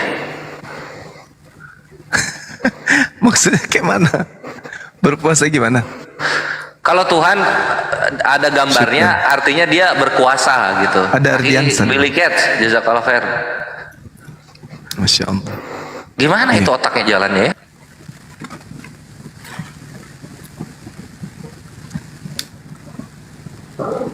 Mana semua? Kores, kebental. Bang Handi juga waktu sudah ada. Ini loh, ada pemberitahuan. Tadi gara-gara gambar itu sama Kores. Jadi lebih baik tutup akun ini. Kita tutup dulu, supaya sahabat Banyuma nggak kena total nanti. Ada pemberitahuan. Apa katanya? Apa ya? Malu lojo-lojo begitu Ji, bahasa. aman Ji. Aman Ji ya? Iya. Aman tahu. Aman Ji tahu. Lanjut mi dulu. Ada Jiliangka di sini tahu temani Ki. Biar 1 minggu di sini tidak turun-turun enggak masalah jujur. Enggak masalah Ji toh. Iya.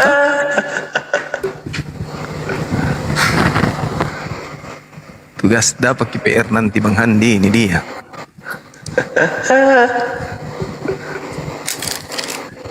Bang Handi mau kutunjuk jadi duta besar. Tadi itu orang ngaku-ngaku Kristen, ternyata dia tidak beragama dia. Beragama tonji tahu masiri Ji, malu tahu malu. Oh, malu Ki. Malu mengakui agamanya tahu karena tidak masuk di akal Ki. Jadi begitu Mi. Bang Ardiansa ada? Oh, enggak ada. Itu penghancur apologet.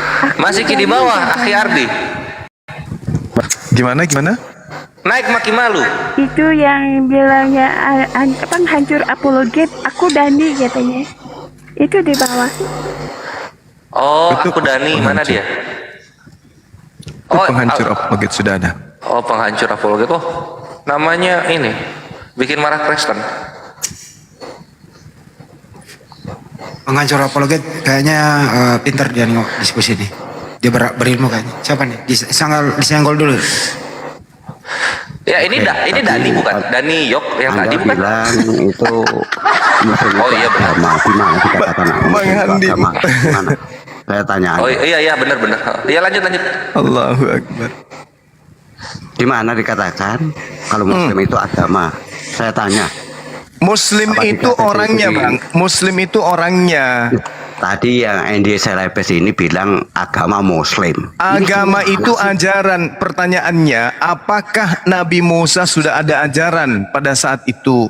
Di Indonesia lah kemudian istilah agama itu diadakan karena di Indonesia diterbitkan KTP, tanda pengenal. Andai saja pada masa Musa sudah ada tanda pengenal Bang, itu sudah ada istilah agama gitu loh. Iya, tadi kan Endi Selebes itu bilang Muslim agama.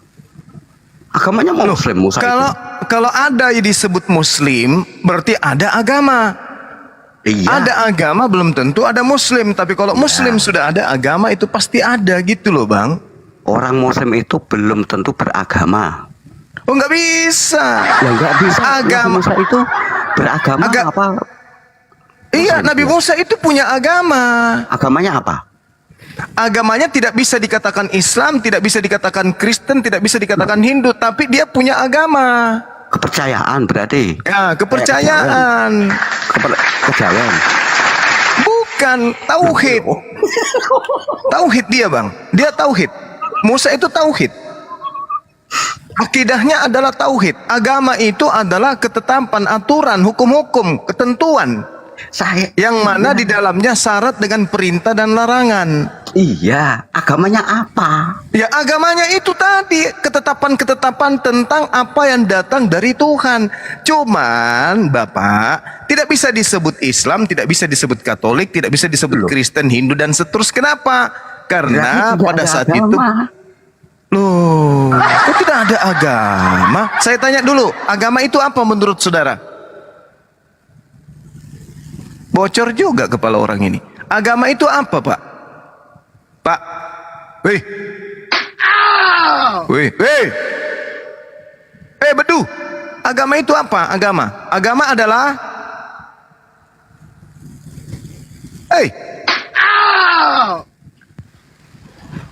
Tahu balas sama Anang. Agama adalah, coba jawab. Agama adalah.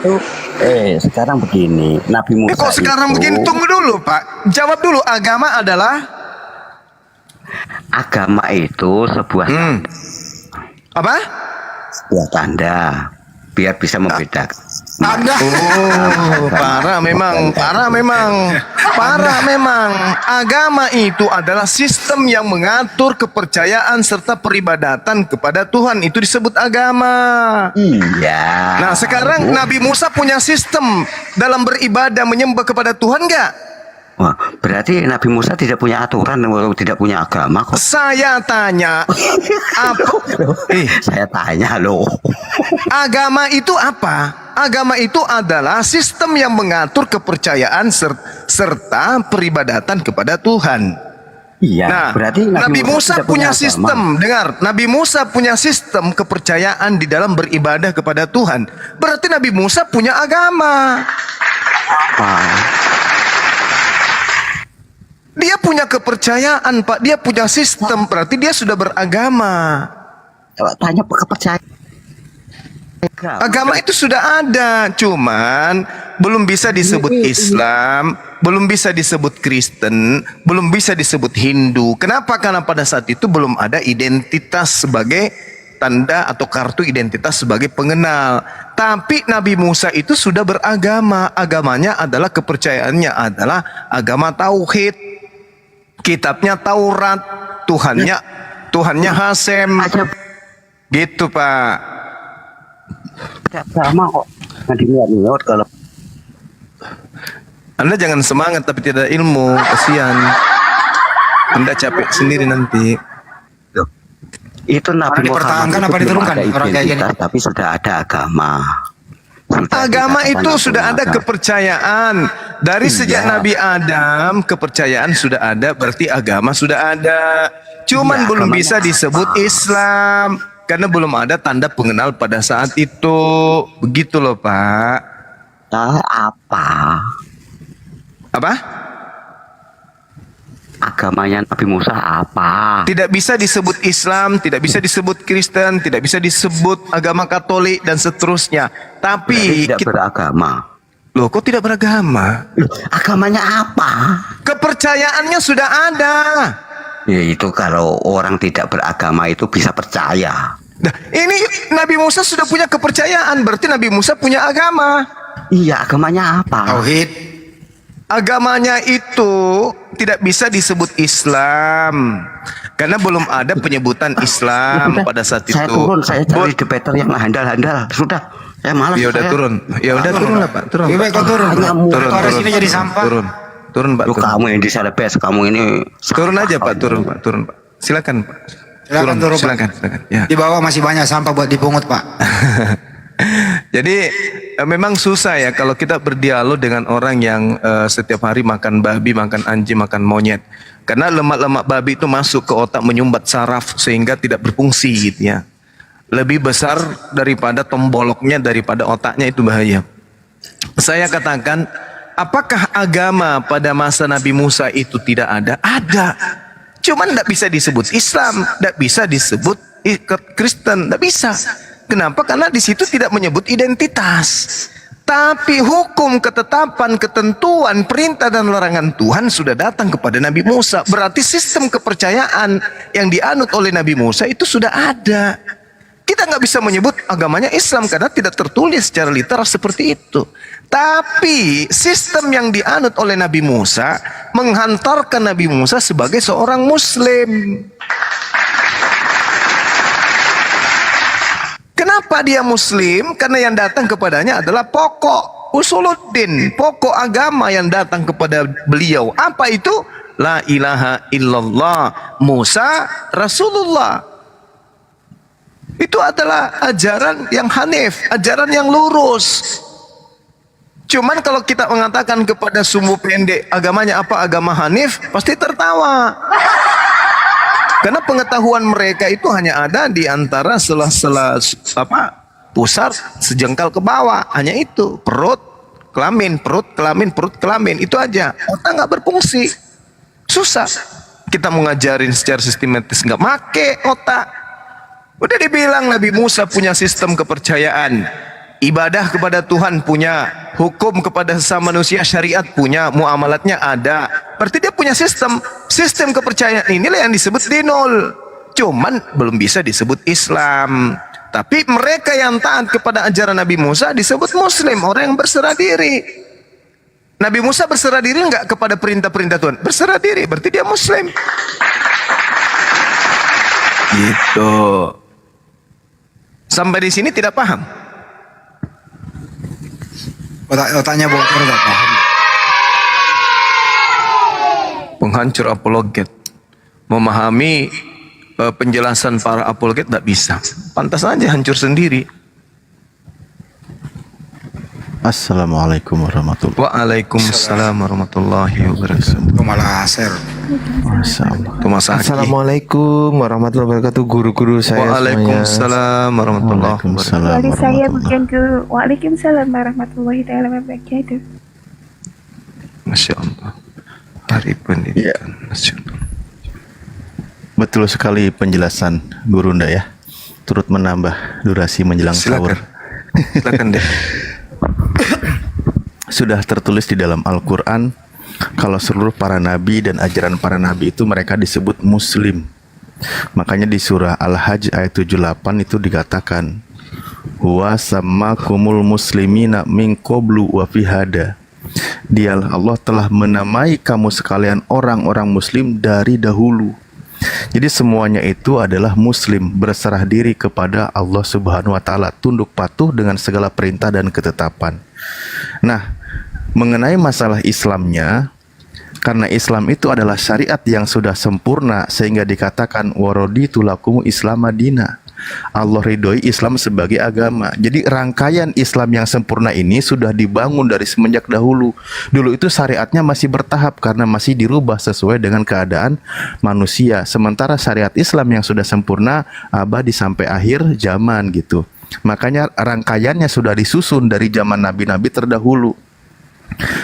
Namun mereka semua sudah dikatakan sebagai muslim. Nah, Islamnya hadir ketika syariat yang sudah sempurna, baru dinamakan Islamnya di akhir kenabian, yaitu di zaman Nabi Muhammad SAW. Seperti di Al-Maidah ayat 3 tadi. Masya Allah Gurunda penjelasannya, mantap. Iya, makasih Dek, barakallahu fiik. Tapi masalahnya kalau kita membahas lebih jauh, tidak ada alat pada diri manusia kayak tadi itu untuk menangkap materi kita. Itu masalahnya. Disampaikan kebenaran malah diolok-olok. Karena ya seperti itu yang diterangkan Al-Quran, bahwasanya semisal orang Islam menjelaskan kepada orang kafir seperti gembala yang meneriaki hewan. Mereka hanya mendengarkan suara tapi mereka tidak mengerti. Nah itu. Iya. Tadi hewan dong yang naik. Iya. Malah lebih ulaikum syarrul bariyah. Ambalhum adol. Ya. lebih rendah dari hewan. Itu Al-Qur'an yang mengatakan itu. Kalau gitu pantas sudah injak lehernya. Pantas. Apa-apa. Nah, istilah penyebutan din terdahulu itu kan disebutnya sebagai dinul hanif gitu kan. Agama yang hanif. Nah, ada lagi tadi dinul tauhid, agama tauhid. Nah, itu karena apa? Rangkaian syariat dari Allah itu masih belum bagaimana sempurnanya rangkaian Nabi Muhammad gitu. Jadi masih bertahap syariatnya gitu. Makanya dulu itu dinamakan Dinul Hanif, itu ya Islam juga. Cuman dari kaitan syariat itu kan masih tetap berjalan. Bahkan syariat mereka zaman Nabi Musa berlaku untuk masanya, umatnya, dan lingkupnya juga kaumnya gitu. Sementara yang sempurna itu yang berlaku untuk seluruh umat, yaitu tadi Al-Maidah ayat 3, untuk seluruh umat manusia.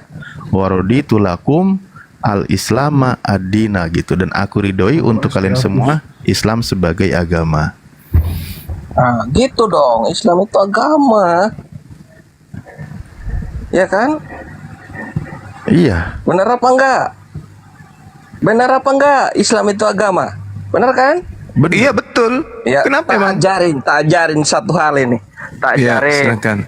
supaya ngomong itu kasih paham orang lah. Kita kan umat beragama. Ya apa benar? Ya benar Pak. Saya Terus? tanya harus Tadi jawab mau ngajarin, simpel aja. mau ngajarin atau mau nanya? Saya ajarin, di situ harus jawab ya. Allah itu satu kan? Benar? Apa ini? Bisa berkuasa dunia apa enggak? Bisa Ngajarin. berkuasa apa enggak? Ngajarin atau apa ini? Iya, saya Katanya ajarin. ngajarin. Itu tanya nanti saya namanya, tanya. bukan ngajarin. Iya. Itu Terus tanya ajaran itu, apa bukan di situ ngajarin. Mau ajarin saya. Ya itu tanya namanya. Ajaran apa mau ajarin saya? Oh iya, nanti saya ajarin kamu. Ini kan Allah itu satu kan, berkuasa kan? Iya. Terus? Saya tanya, jangan saya tanya. Bisa nggak Nabi Muhammad itu bisa gambar kak? Biar kelihatan mukanya. Nggak bisa kan? Yang tadi lagi kayaknya ini. Kan Yang sudah tadi lagi disampaikan tadi.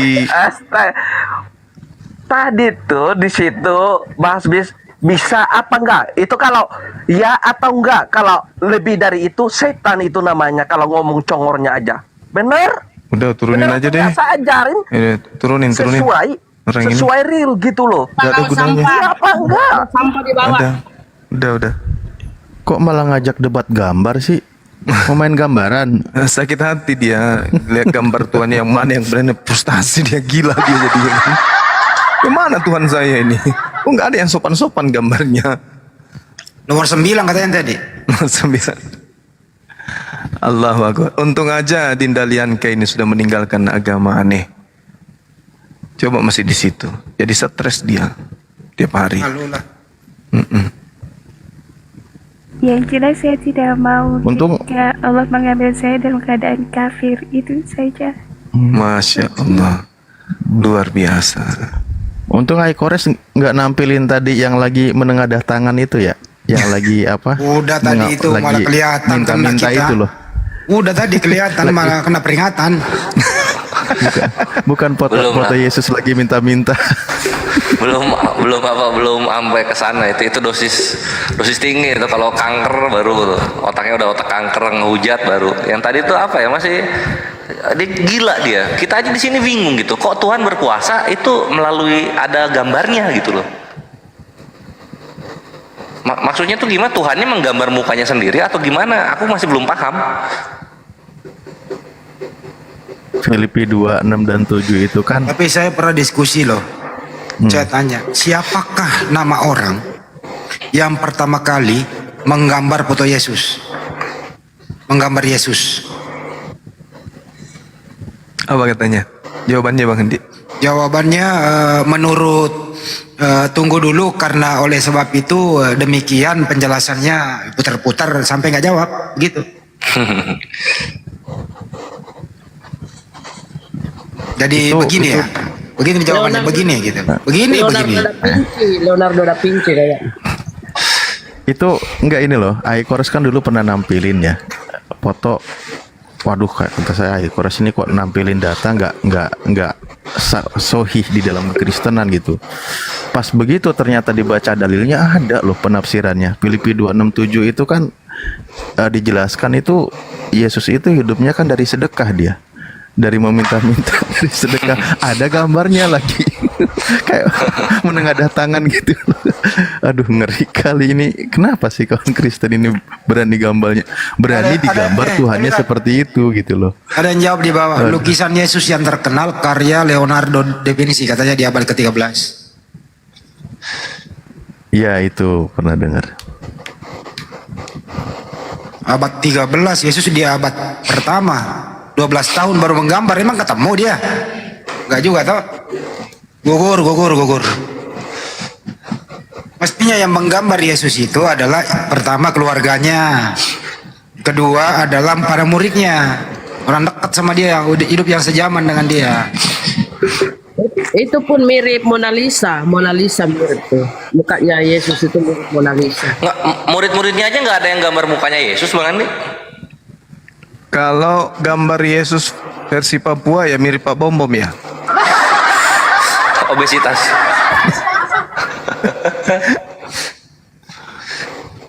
Aneh.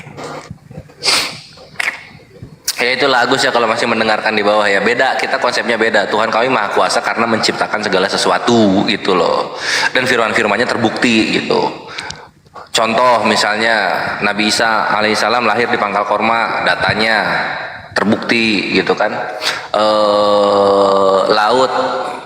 Dua laut bertemu tapi tidak bercampur, terbukti. Mayat Firaun diawetkan, terbukti gitu loh.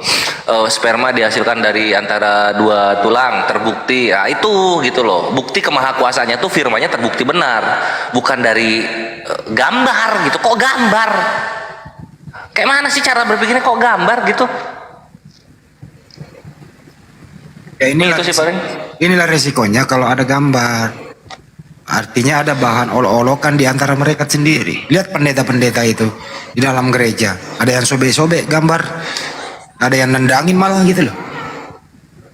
Jadi ada bahan olok-olokan di antara mereka.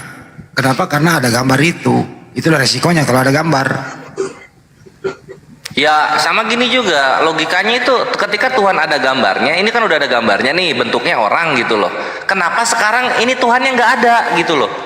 Semua Tuhan yang ada gambarnya, semuanya Tuhan yang ada bentuk manusianya, sekarang itu nggak ada mereka. Kemana? Masa meninggal? Ujung-ujungnya jiplak Islam, wah Tuhan sudah apa, tidak terlihat lagi lah. Islam dari awal sampai akhir Tuhan tidak mampu digapai penglihatan mata sampai nanti kita ada di jannah. Assalamualaikum warahmatullahi wabarakatuh. Waalaikumsalam warahmatullahi wabarakatuh. Waalaikumsalam warahmatullahi wabarakatuh. Oke, aku ini Ali Agus nih. Aku ini minta izin Gurunda. Kenceng banget egonya, Bang. Aduh, maaf ya Bang. Aduh. Ya, aku minta izin di follow untuk bisa membuat komal lagi karena akunku yang lama udah kebenet dua-duanya sama Oden. Ya mau gimana lagi, aku izin di follow Bang Kores, ya Bang Andi, Ustadz Alif, ya Bang Ardiansyah, Bang Juma. Siap. Ya Bang, ya minta izin di follow ya. Siap. Biar bisa aku buka komal lagi. Udah siap. Untuk sebagai wadah ya untuk menandingi itu si Effendi Aceh dan Andika Aceh yang memakai nama Aceh. Ini kami buat komal dari websitenya langsung, kita buka emailnya langsung sebagai DPW Aceh, API Aceh. Masya Allah. Udah di follow Bang, teman-teman di bawah silakan di follow. Ya. Izin Bang ya. Ya saudara-saudara, terima kasih follow-nya ya, tolong di follow. Siap, ini sudah. Ya. Kita kembali ya, bahkan dijelaskan itu di dalam sebuah kitab dikatakan justru kalau di Islam itu ada kalimatnya kan, jadi mahma tasawarta bibalika wallahu bi khilafi dalik. Apapun yang terlintas di benakmu tentang Allah, maka Allah tidak seperti apa yang dibayangkan itu. Nah, itulah hebatnya kalau dalam Islam. Jadi seperti apapun yang kau bayangkan tentang Tuhan, pasti dia bukan Tuhan. Sehebat apapun imajinasimu, ilmumu, pengetahuanmu, engkau gambarkan tentang Tuhan, pasti Tuhan tidak seperti itu. Makanya terjaga dan terpelihara Allah itu maha suci dan maha tinggi, tidak bisa dijangkau oleh pandangan mata.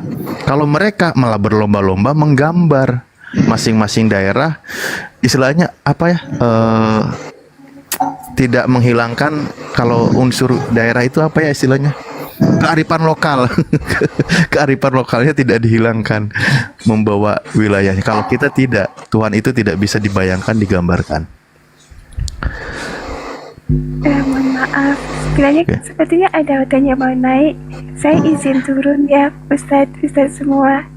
Bunda Rahmah izin turun ya.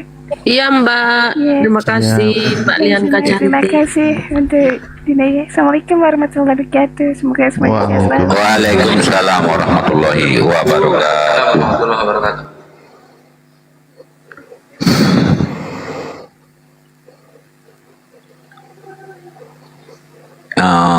Bang Ardiansah itu tentang Sabil Aceh kemarin gagal bertemu.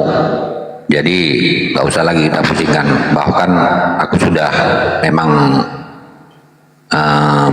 menjumpai dia, berusaha untuk menjumpai dia, seakan-akan kita yang butuh sama dia. Nah itu tentang Sabil Aceh yang kemarin di Komal. Ya. Nggak usah dianu lah bang, udah biar ya. Nggak jelas. Ya, nggak jelas memang orangnya. Iya siap. Ya. Sabil Aceh sih bawa materi apa sih? Murtadin ya? Dia membenci api, dia nggak suka sama api, itu masalahnya. Karena terlalu lama dia memang Islam, pernah justru pernah buka Komal katanya. Islam, maaf. Ya, dia memang Islam, cuman ya dia mau sesumber di apa, nggak pernah gabung di Komal kita, dia seringan di Komal Oten. Udah banyak terkontaminasi pemikiran dia. Bahkan ada statement dia membenci ke arah kita api ini. Itu orang tolol itu kalau orang Islam bergabung rumah Komal Oten bang.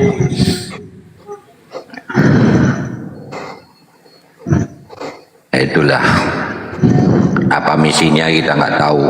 Dia statement dia membenarkan, selalu ingin membenarkan cara-cara dia. Itu. Iya betul, dia sering di situ di Komal Effendi Aceh.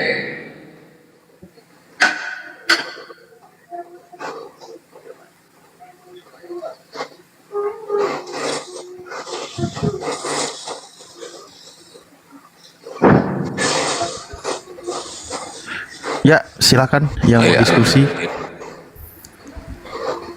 Ajukan permintaan. Oh, di sana Gurunda sudah sahur ya. Sudah jam. Iya. Udah jam 4 ya. Udah kami Kita di sini. masih lama. Di sini baru jam 3. Ya, di sini baru ngiris bawang.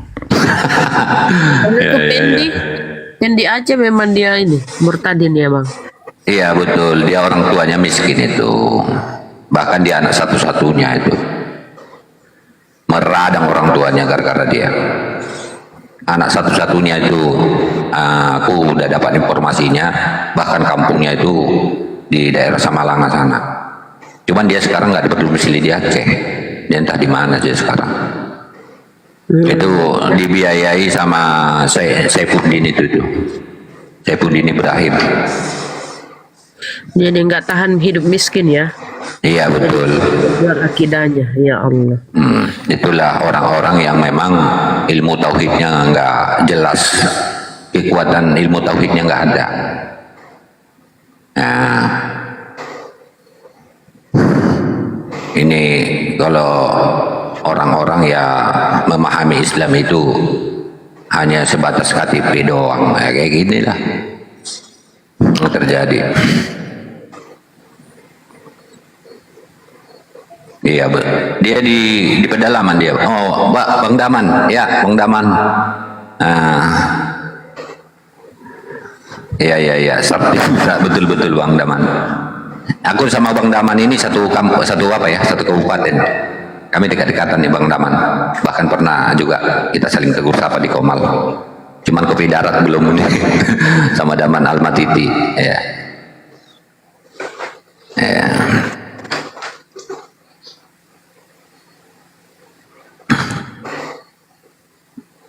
Nanti sering-sering Bang Daman ke Komal kalau aku udah buka Komal Bang Daman ya.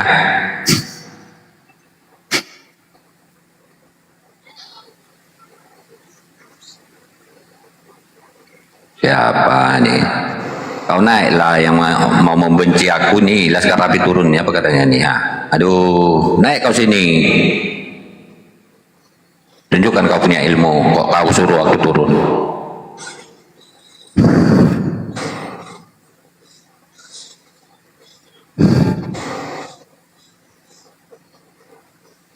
Oke. Terima kasih.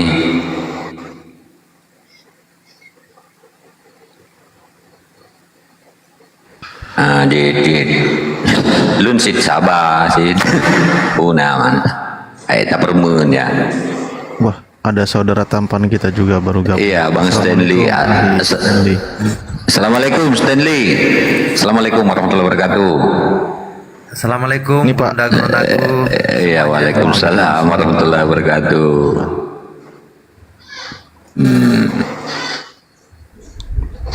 Ya, Ahli Laskar Api Aceh nih kayaknya ehonya kegedean kayaknya. Iya. Aduh. Aku belum tahu aku main kasih. Aduh, ada follower kita yang kasihkan shortcut, belikan shortcut. Aku nggak tahu memang.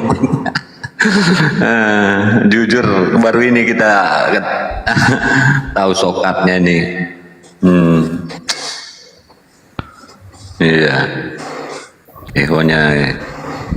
Ya, ini mau izin mau menyapa Ustadz saya Bang Alif, lama sekali tidak jumpa dengan beliau ini. Iya, silakan. Iya. Sehat-sehat Assalamualaikum Pak Ustadz. Alhamdulillah sehat Waalaikumsalam Pak Ustadz. warahmatullahi wabarakatuh. Panggil nama aja lah, aku sebenarnya enggak. Siap-siap Bang Alif. Iya.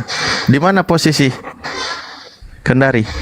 Di Kendari Pak Bang Alif. Lihat VT-nya lagi di ini LAI.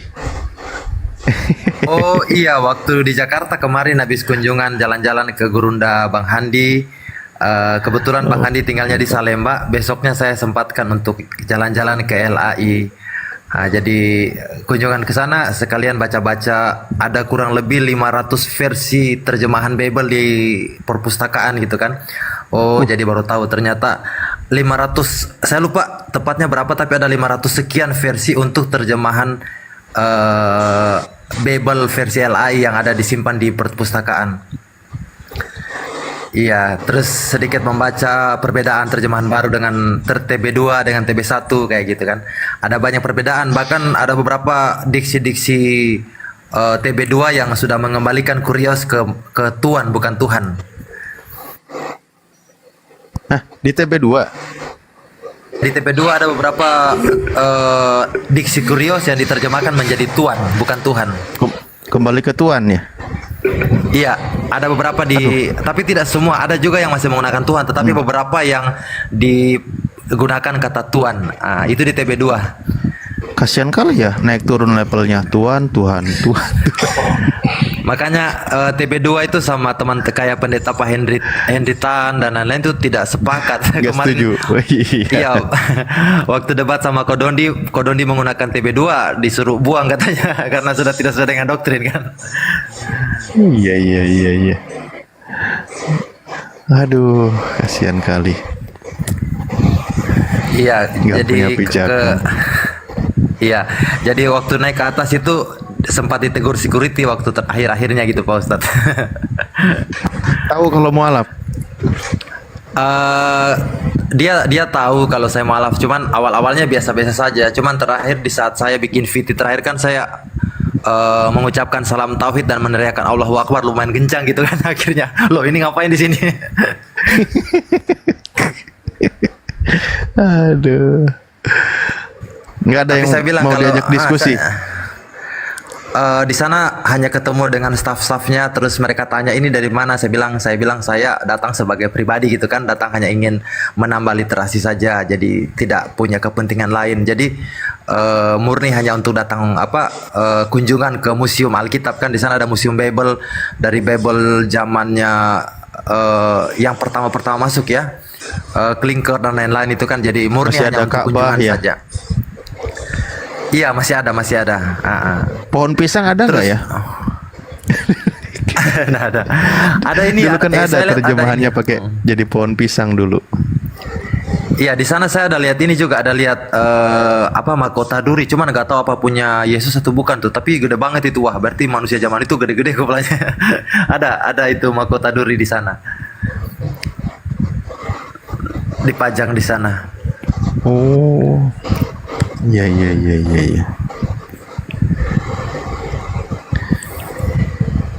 Pak Ustadz kemarin lumayan lama Siapa tahu ada yang mau muncul di diajak Komal. diskusi. Lumayan lama kemarin Iya, tidak muncul di Komal, kemana aja itu Pak Ustadz? Ada tugas negara yang tidak bisa ditinggalkan, mempertahankan Ibu Pertiwi. Oh iya, siap. Entahlah ngomong apa saya juga ini. Intinya ada kepentingan dulu. Ya. Kalau sekarang sudah mudik ya? Kalau saya untuk sementara nggak mudik dulu bang. Lah, kan mudiknya ke Kendari toh? Oh ya, kalau di Kendari kan juga sebenarnya merantau bang ya, merantau. Cuman kalau untuk mudik merantau juga.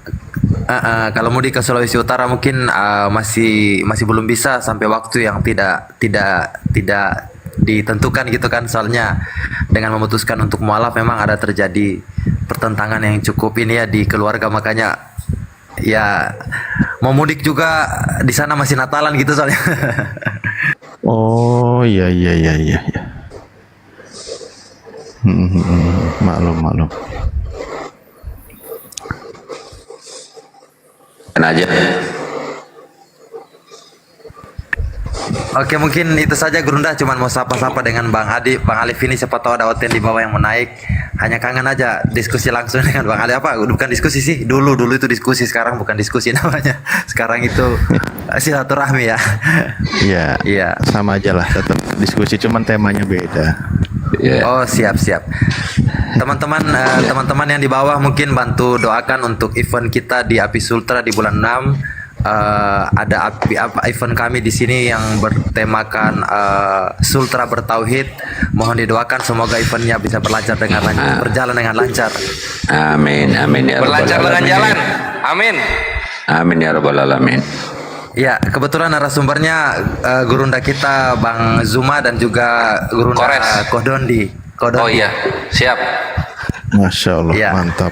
Kalau Kodoni nanti, kalau Bang Kores nanti kita undang khusus untuk event rock and roll nanti. Ini sulap.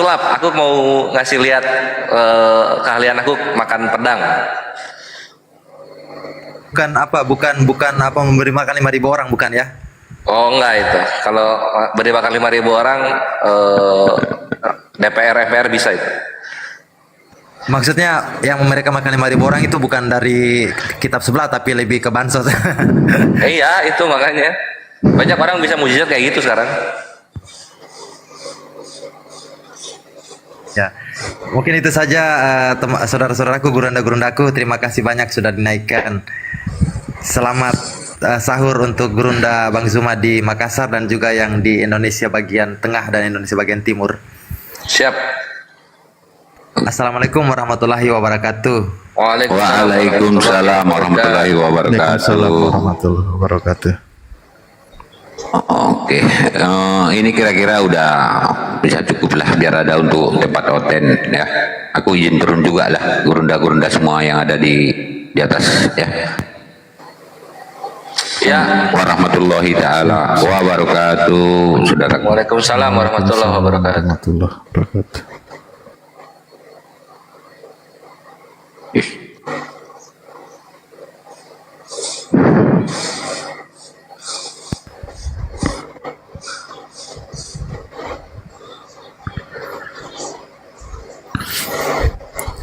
sambil nunggu ada yang naik dan mengisi. Ketika mendengar ada yang murtad, ya kita tentu banyak-banyak istighfar, minta dikuatkan iman kita, karena memang hidayah itu hak prerogatif Allah ya. Allah bisa menyesatkan siapa yang Allah kehendaki, dan Allah selamatkan atau beri petunjuk kepada yang Allah kehendaki. Jadi setiap dari kita itu tidak ada jaminan untuk kita selama hidup mempertahankan iman. Kembali kepada diri kita, makanya Allah banyak perintahkan untuk berdoa. Jangan sampai kita ini tersesat gitu. Karena sekian banyak ujian yang dilalui membuat kita atau setiap manusia ada banyak ujian yang dilalui, bisa jadi mereka bisa menggadaikan imannya. Nah, itu menunjukkan kelemahan iman, makanya kita berdoa tetap dikuatkan iman, diteguhkan, dan menjadi seorang muslim sampai akhir hayat ya. Amin ya rabbal alamin. Aku pernah naik di komalnya itu Ustaz, yang Papa Pandi Pendi Aceh. Aku naik karena dia tulis di atas judulnya tuh ayo jangan takut murtad. Aku naik gitu loh, ditarik naik. Aku tanya, kamu murtadin ya? Ya, kenapa kok bisa murtad? Saya sudah 30 tahun di Islam, tapi saya tidak pernah tidak pernah ada kata keselamatan. Jadi aku bilang gini, terus di Bible itu ada jaminan Yesus tentang kalau kalian menuhankan dia kau selamat. Tunjuk datanya. Oh, pada ribut satu komal. Tunjuk data kalau kau menuhankan Yesus kalian selamat, tunjuk datanya. Ayo. Apa ujung-ujungnya aku di-kick. Katanya nggak ada keselamatan dalam Islam. Saya minta data di mana Yesus menjamin keselamatan dalam Kristen. Kepada Kristen. Iya. Tapi lucu kali ya, 30 tahun muslim tidak menemukan keselamatan dalam Islam. Ya kemana aja? Masa nggak bisa baca Karena miskin katanya tadi kan, aja minimal. Ustaz. Kemiskinan yang tergoda dengan bujuk rayu Indomisasi. Astagfirullahaladzim zalik. Dia yang sukses ketiga. Iya sukses ketiga dia setelah siapa ya? Setelah Rudi Yohanes. Rudi Yohanes bukan murtadin. Kedua berarti setelah Tepudin. Karena Tepudin pertama rumah, mobil dan kasur dan istri. Kalau si Effendi rumah dan motor. Oh gitu. Iya. Maksudnya dapat jatah itu? Iya. Oh iya. Wah, mobil juga tuh kata Kang Yonat. Oh mobil juga karena, mantep weh. Anda lapar? Anda banyak hutang? Apa Kristen solusinya? Ya. Janjiannya neraka jahanam kekal. Amit amit. Ya Allah. Tidak kuat menahan ujian dan cobaan. Hah? Cuma menyembah orang doang, saya bisa kaya? Baiklah, gitu dia. Iya juga ya.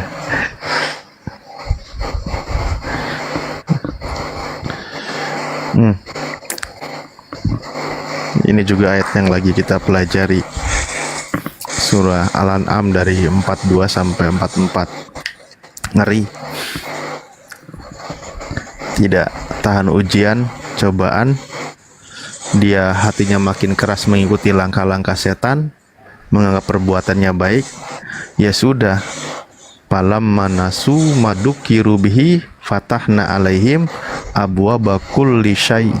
Maka tatkala mereka melupakan peringatan yang telah diberikan kepada mereka, kami pun membukakan semua pintu-pintu kesenangan untuk mereka. Malah dibukakan tuh seluruh pintu kesenangan, harta dan sebagainya. Sehingga apabila mereka bergembira dengan apa yang telah diberikan kepada mereka, nah habis itu baru rasakan kami siksa mereka secara tiba-tiba. Maka ketika itu mereka terdiam berputus asa. Istidraj dari Allah. Ya silakan saja itu jalan yang dipilih. Ngeri.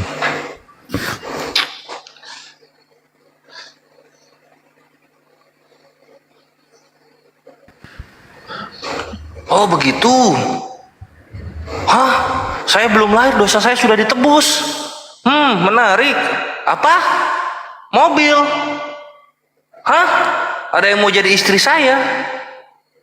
Wah.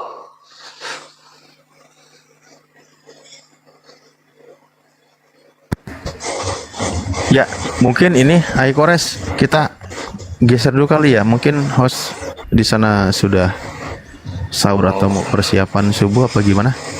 Iya. Sepertinya nggak ada tamu lain juga.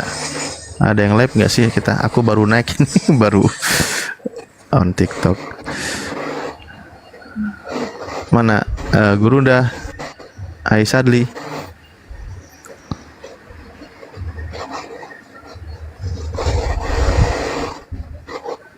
Tidur apa bosnya? Sahur.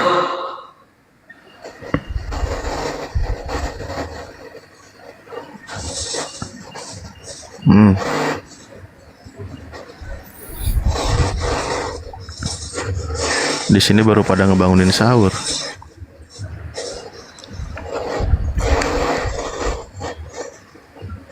Oh, masih sahur di akhir waktu. Bagus.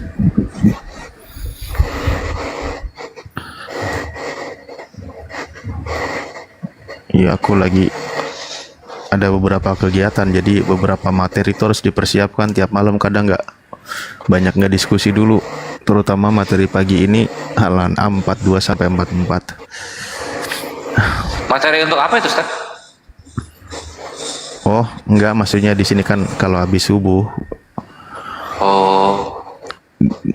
Bareng bapak-bapak.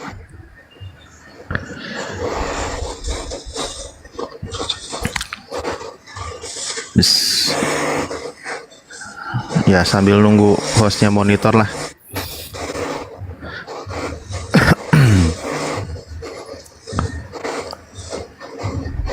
Apa jadi bahasannya?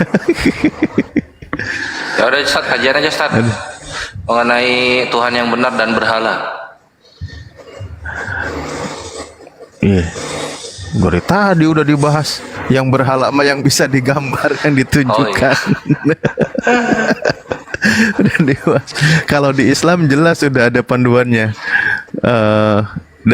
Dari beberapa ayat Al-Quran yang tidak ada sesuatu pun yang semisal dengan Allah, tidak ada sesuatu pun yang setara dengan Allah, maka dijelaskan bahwa mahmata sawarta bibalika itu segala sesuatu apapun yang tergambar di benakmu tentang Allah, maka Allah tidak seperti itu. Nah, itu udah jelas. Mau dibikin seperti apapun kau menggambarkan, Allah tuh nggak kayak gitu. Itulah konsistennya, bahwa kalau bahasa pelajaran ininya kan sifatnya itu mukhalafatul lil hawadis. Allah itu memang berbeda dengan makhluknya atau ciptaannya gitu. Kalau mereka berlomba-lomba menggambarkan, nah itu bedanya. Cobalah, bahkan ada gambarnya kan, anak ada gambarnya, bapak ada gambarnya, nah ada itu kan. Padahal bapak itu tidak ada seorang pun yang pernah melihat dia kan gitu. Setahu kan ada kan Haikores gambar anak bapak gitu kan? Ada. Gambar anak bapak. Anak dan bapak itu kan digambar kan? Oh iya, sama merpati juga. Nah, itu yang membedakannya. Padahal melanggar juga tuh apa yang disampaikan oleh Yesus itu sendiri. Di sini lagi pada ngebangunin sahur. Yang lucu tuh ini ya, ternyata Yesus tuh disalib telanjang ya. Emang. Ya, peristiwa aslinya kan memang begitu ya. Cuman kan gambarnya kan disensor. Makanya ada tuh di luar negeri ya, gereja tuh telanjang bulat dia. Karena dia begini alirannya ini ya, pendeta Allen Parker. Dia mengatakan begini, Yesus waktu lahir dalam keadaan bugil, disalib pun dalam keadaan bugil, ngapung di surga pun dalam keadaan bugil. Lalu salahkah kami jika kami membuat gereja bugil? Karena kami mengikuti teladan Yesus. Astagfirullahaladzim. Jadi ada memang mereka semua bugil. Pendetanya bugil, jemaah.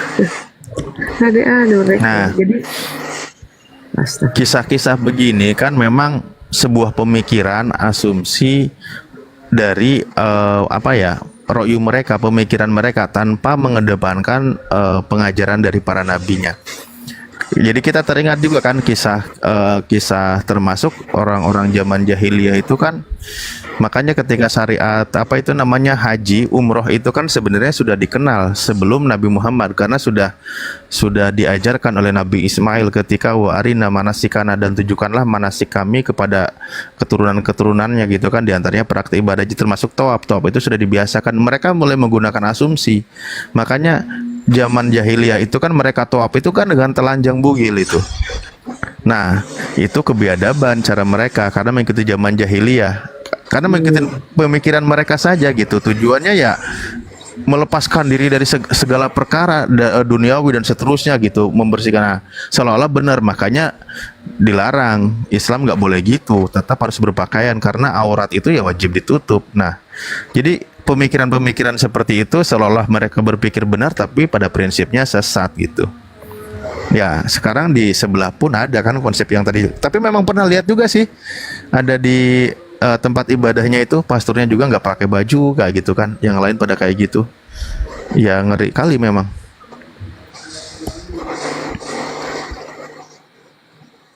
Itulah kenapa kita tuh harus ada kitab suci sebagai patokan.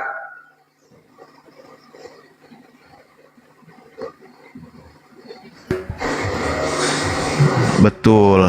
Tona dia rubah jadi jubah. Bahasa original bahasa Inggrisnya itu masih di situ tertulis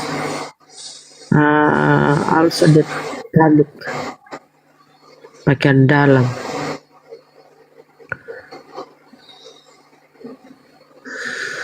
Betul-betul gambar tadi ya Bang Kores ya, yang kelihatan itunya. Iyalah. Diimani juga oleh pendeta Isra Soro. Aduh. Berarti fix Yudas yang disalib tuh. Tidak mungkin Allah menghinakan nabinya, rasulnya.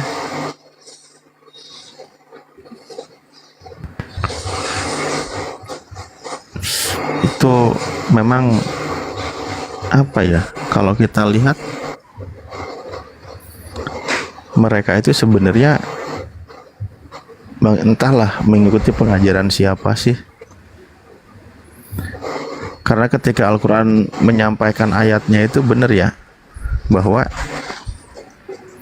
mereka itu jadi para nabi itu kan tidak mengajarkan ini di surah Ali Imran itu kan, wala ya'murukum an tattakhidul malaikata wan nabiyina arbaba, dan tidak wajar pula baginya para nabi itu menyuruhmu menjadikan malaikat dan para nabi itu sebagai Tuhan. Nah, tidak ada ajaran yang mengajarkan malaikat dan nabi itu dituhankan. Maka ketika ada yang mengikuti pengajaran seperti ini, pasti bukan pengajaran para nabi. Karena nabi tidak mengajarkan nabi maupun malaikatnya dituhankan. Makanya ketika ada konsep nabi utusan Tuhan dituhankan, ada malaikat juga, kalau kita sebut malaikat Jibril yang disebut Roh Kudus dituhankan juga. Nah, ini kena juga ya. Ya, konsepnya bukan dari ajaran para nabi. Mereka itu ternyata ayyamurukum bil kufri ba'da id antum muslimun. Gitu kan. Apakah patut dia menyuruhmu berbuat kekafiran setelah menganut agama Islam? Tidak mungkinlah para nabi mengajarkan demikian. Mereka mengikuti ajaran orang-orang yang tersesat, berhala, togut.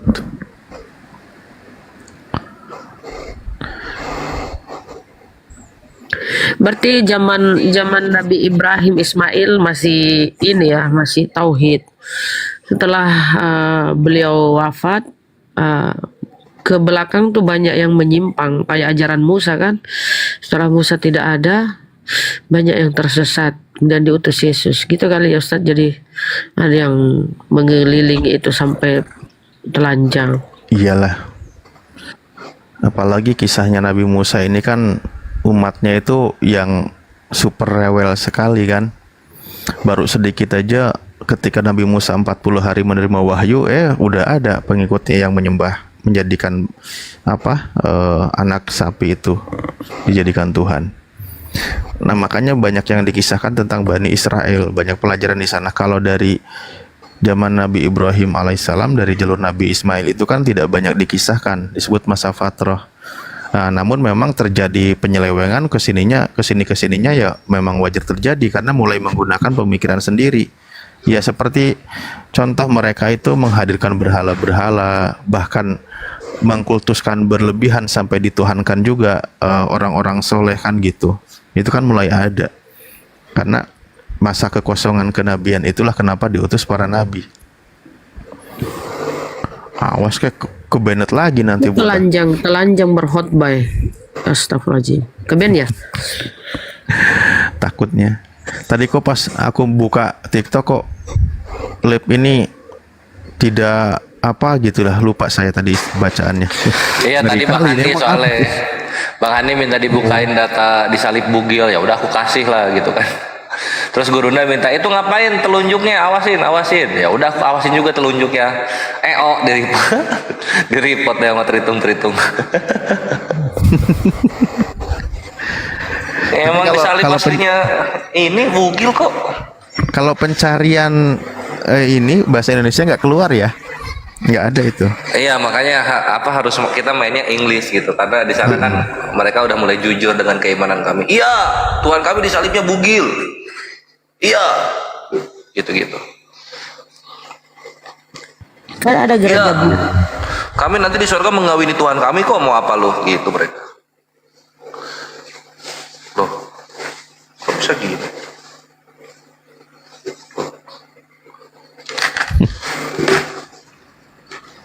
Ini sih panggil aku anak ganteng, perasaan belum sembuh-sembuh. Tiap Komal bertanya pertanyaannya sama dari yang tadi malam nanya ke sini. Bisanya typing nggak bisa diskusi. Apa ini soal poligami? Poligami itu ya banyak lah yang bukan Islam juga melakukan gitu kan. Itu Raja Thailand berapa wanita ngantri untuk menjadi istri berikutnya kan gitu. Ya enggak?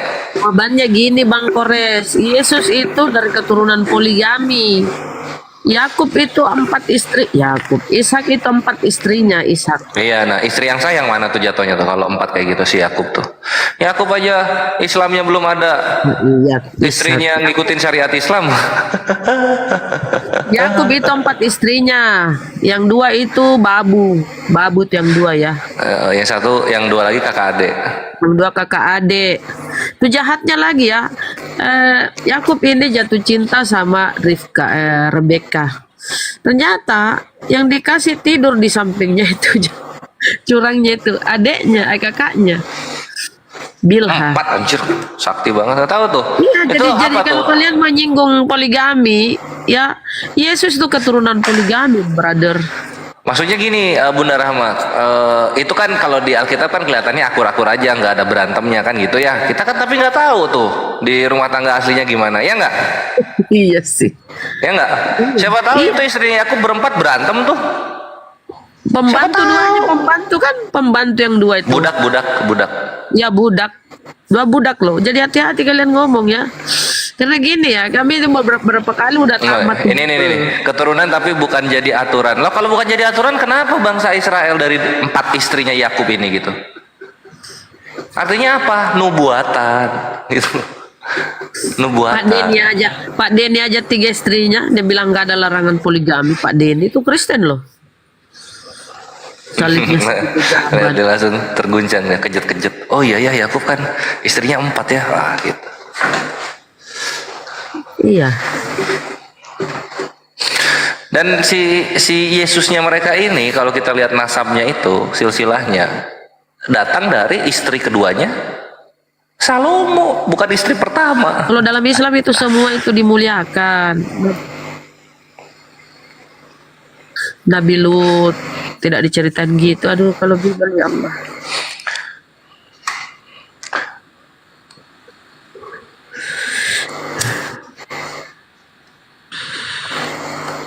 Daripada pernikahan Kristen ya, akur-akur korupsi. Betul salah. Kalau saya nenek sini kuludai mukamu betul salah. Nek sini kuludai mukamu kalau saya nenekmu. Nenek itu suka meludah. Naik sini kuludai.